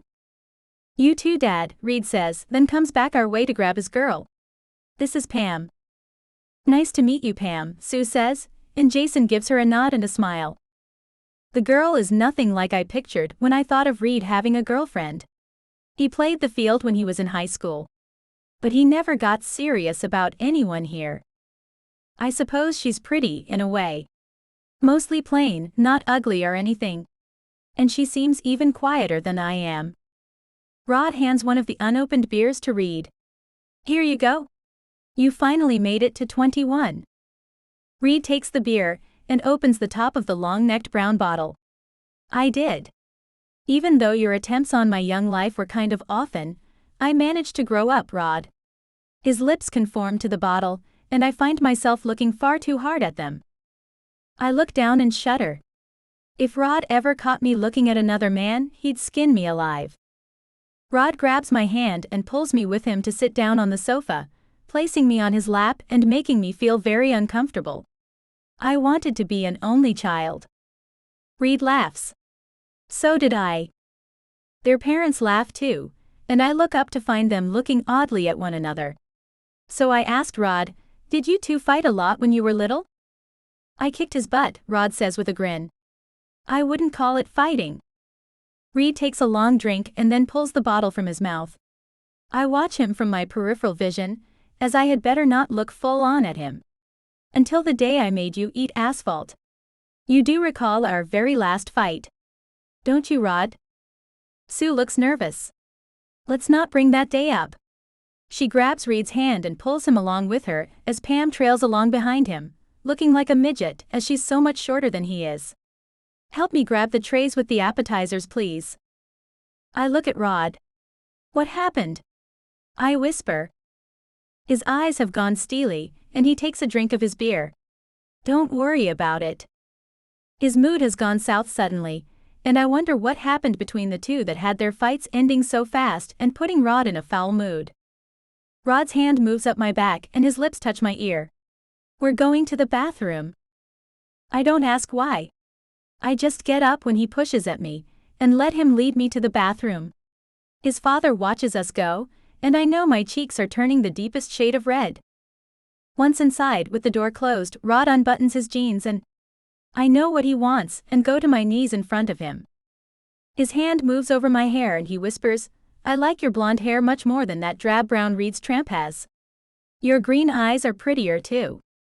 You're so much better than what he brought home." "Thank you, sir," I say as I clean him all up. He pulls me up and puts his arms around me. It's a softness he rarely shows. "There's mouthwash under the sink. Use it, then come out in 3 minutes. Not 1 second before that." He lets me go and walks out.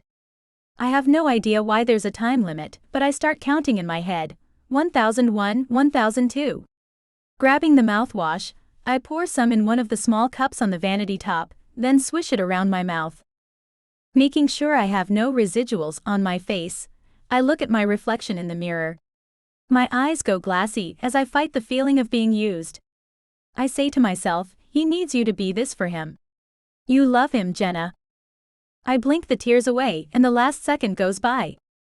I walk out of the bathroom and Reed is standing right there. "Oh." His hand is in my face. I was just about to knock. "Sorry." I move to the side and look down at the floor. "Sorry." His hand on my arm stops me. "Jenna, you okay?" "Yes," I say quietly. He lets me go. "Okay then." And he goes into the bathroom. I fall against the wall in the dark hallway. His touch sent electricity straight through me. The entire time I gave Rod head, I never felt the least bit excited, and when Reed touched me for a mere second, I felt different. What the hell is wrong with me? "Jenna," Rod calls out from the living room. I hurry down the hall and into the room and go to his side. "Yes." His arm goes around me, and he pulls me tight to his side. "What were you and he doing back there?" "Nothing." I look down and his hand touches my chin, pulling my face up. "You look flushed." His eyes roam over my face. I smile and whisper, "You have me that way, sir." He smiles back at me and kisses my cheek. "Good girl." Not feeling very proud of myself, I lean against Rod and think about how much he does for me and how I should appreciate him so much more. Looking at other men, especially his brother, is not a thing I should be doing. Rod takes a tiny sausage wrapped in a crescent roll and places it on my lips.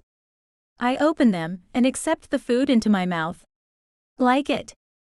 I nod, and he picks up another one from the tray. I eat it too, and hold my hand up when he tries to get me to eat one more. "Can I have a drink?" He has a beer on the table and picks it up and takes a drink of it, then hands it to me. His mother's eyes go right to me as I take the beer from his hand. I really shouldn't. I'm not old enough yet, Rod. "You can if I let you."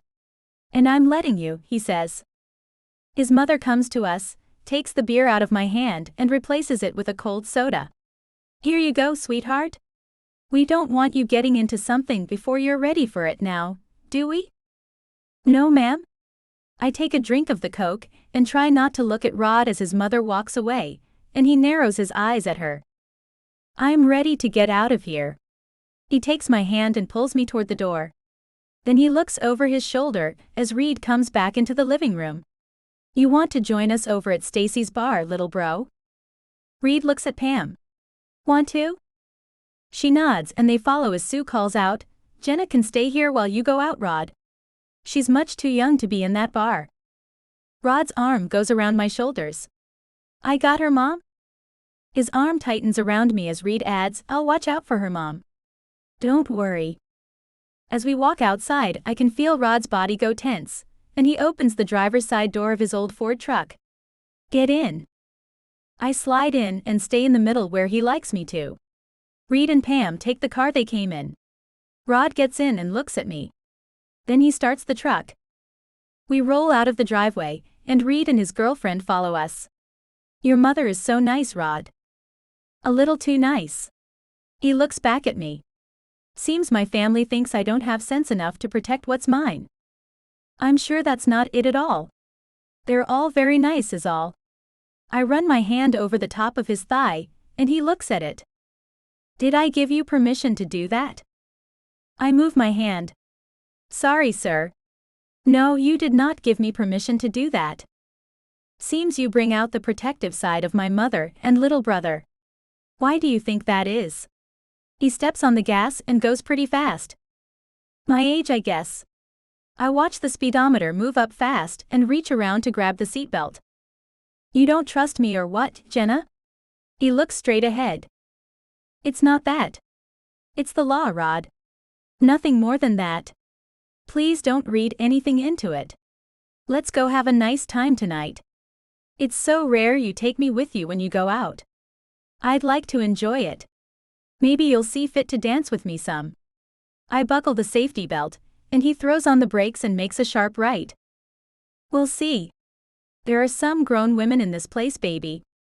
I'm going to let you see how they treat a man. His eyes narrow as he pulls the pack of cigarettes off the ledge in front of the steering wheel. He hands the pack with the lighter inside it to me. Light one up for me. He knows I hate doing this, and I don't really know why he makes me do it. And I don't know what the hell he meant by what he just said.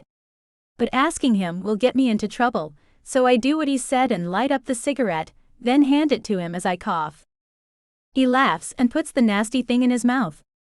Tonight, I expect you to smoke at least one of these. The entire thing. My body goes tense and I look down. I won't be doing that, Rod. My grandfather died from lung cancer. I've told you that a lot of times. No one has proven that cigarettes cause that. I hold the pack up where it says exactly that on the side of the packaging, and he looks back at me with squinted eyes as he blows smoke in my face. I place the pack back where he had it, turn my head, and cough again. We pull into the packed parking lot and stop.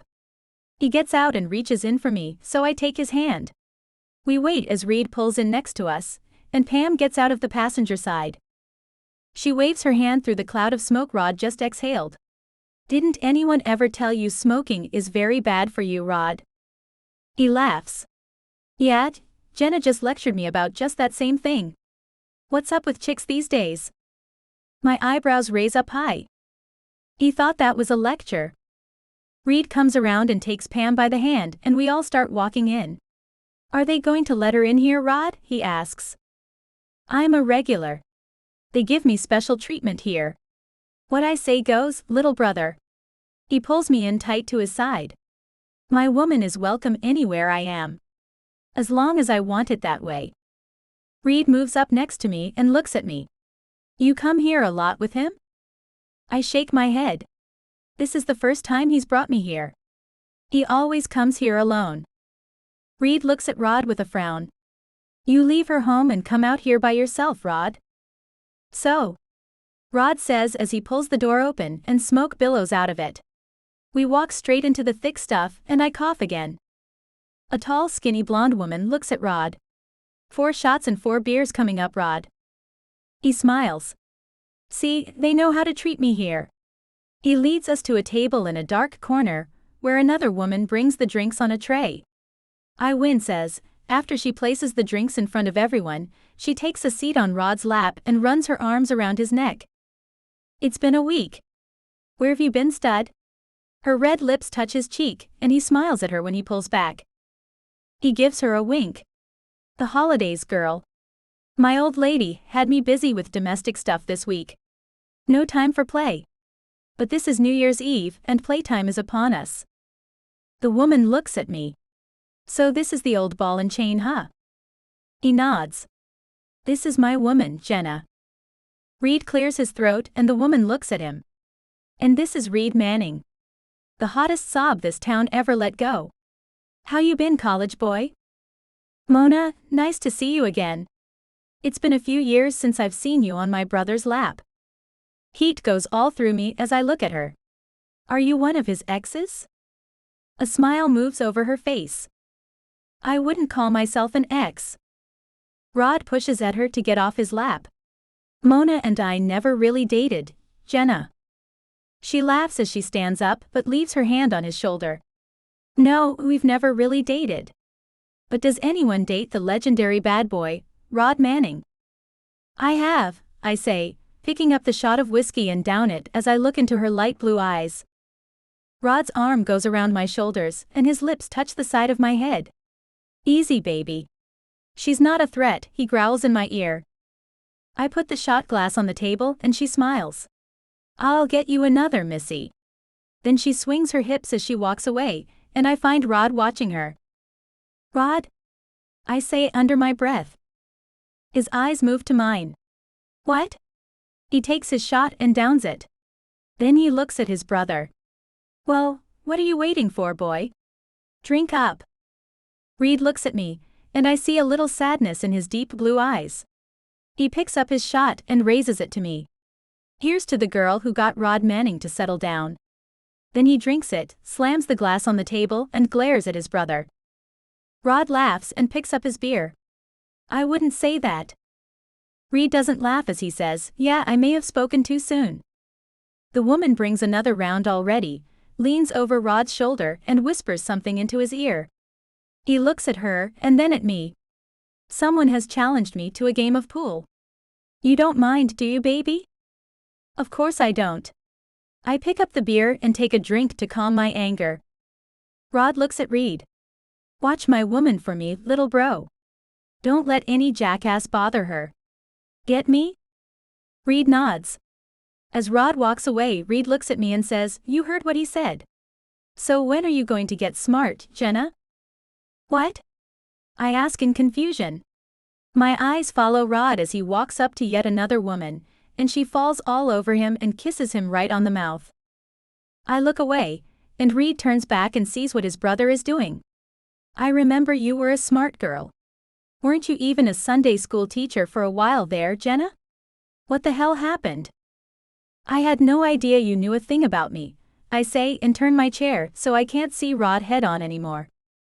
"What the hell are you doing with Rod?" Reed taps the table in front of me to get me to look up at him. "He's been after me since I was 16. I guess he wore me down." I take another drink and out of the corner of my eye, I see Rod lean over the pool table with the woman in his arms to make a shot. Reed and Pam turn back to look at Rod and his antics, and they look back at me. The girl looks at me with sorrow in her dark eyes, and Reed looks at me like I'm an idiot. I feel awful, and would love nothing more than to go back home. And now that I know this is what happens when he goes out, I know I'll get a knot in my stomach every time he does from now on. Before, I pictured Rod hanging out with other men, shooting some pool and drinking, and not once were there women in the picture. How wrong I was. Reed and Pam finish their drinks, and he takes one more look back at his brother who's kissing the woman. "Come on. We'll take you home, Jenna. This isn't cool at all." Reed gets up and Pam does too. I sit still. "I can't go with you guys." "Thank you though." Pam looks at me. "Come on. If you want, we can drop you off at your parents' or even Rod's parents if you'd rather not go back to your house." "I wouldn't if I was you." "It's okay. Thank you. I have to stay and go with Rod." I pick up the shot and drink it. Reed comes to me and places his hand on my shoulder. Despite the numbing effects of the alcohol, I feel the current of electricity flow through my body and my insides pulse. I look up into his dark blue eyes as he says, "Jenna, just come with me." The next thing I know, Rod's head pops over his brother's shoulder. "Hands off my woman, little bro." Reed removes his hand and turns to face his brother. "I wasn't really touching her, Rod. And maybe you should stop the crap and pay attention to her, since you brought her here and all. The thing with the skanks is a bit much, and I really don't like to see someone as good as Jenna is treated the way you're treating her. Mind your business, little bro." Rod reaches around him and takes my hand. "Let's dance, baby." He pulls me around Reed, and as our bodies graze past each other, I feel the current again and my knees go kind of weak. "Bye." "Thank you," I say as Rod pulls me along behind him and I look back at Reed. The edges of his eyes droop a little, and he and Pam walk out of the bar. Rod pulls me into his arms and holds me tight. "Did you like watching me with that girl?" "No," I say very fast and then realize I've said a word that will get me punished. He stops dancing and looks at me. Then he laughs. "For that, I want you to follow that tramp into the bathroom next time she goes and beat her up for what she did to me. You did that to her. It wasn't exactly her fault." He starts moving us again with the music. "It's up to you to curtail that kind of thing. Isn't that what you tell me about other men? I'm a man with needs, and she was in the right place at the right time. If it makes you feel any better, your body is better than hers, and I like being with you much more." He twirls us around and then his mouth is on mine. I feel like pushing him away, but I know that will get me in trouble, most likely right here in front of everyone. He stops his hard kiss and lets me out of his arms. "She just went in. Go in there and teach her to stay away from me." He spins me around and smacks me as I walk away, not sure what to do. I've never been in a fight, much less provoked. The woman has to be at least 5 or 6 years older than me. And she looks rough. Pushing the bathroom door open, I turn and lock it behind me. When she comes out of the stall, I look at her, reminding myself of what will surely happen to me if she doesn't look kind of roughed up when she walks out of there. I take in a deep breath, then say, "I don't like what I saw you doing with my man." She washes her hands, then grabs a paper towel and looks at me through the mirror. "That guy is the biggest womanizer, baby girl. If it wasn't me, it would have been some other woman. As a matter of fact, he's most likely sleeping around with another woman out there as we speak. Don't take it personally. Rod Manning is just a dog." And just like that, I snap. Her hair is in my fist, and I bang her head against the porcelain sink. "Stay away from my man, tramp." I unlock the door and hurry out. Rod is wrapped around another woman, and I walk right past them as I go outside. The next thing I know, he's grabbing me up and carrying me through the parking lot. "Is that blood?" I nod and feel the sting of tears in my eyes. He puts me down, unlocks the truck, opens the door and then looks back at me. "Get in, Rocky." Getting inside the truck, I start to cry as he gets in and starts it up, and hurries out of the parking lot. He looks over at me with a big grin. "Don't you cry." He frowns as he sees the tears. "I'll take every tear out of your hide. Do you understand me?" "Yes." I wipe the tears away and suck them up. "I'm proud of you. That's one of the first womanly things I've seen you do. You're taking those steps to be the woman I need, someone who doesn't take crap from any other woman. If it was the other way around, I'd beat anyone who laid a hand on my woman. But you told me I had to accept you being with other women." "I don't understand, Rod," I say as I look at him in confusion. "Maybe once in a while, I'd like to see you stand up for yourself. That's all." And now I'm thoroughly confused by this man. End of sneak peek for a second chance for her. Thank you for listening to this audiobook. Please like and subscribe to support this channel. It helps more than you know.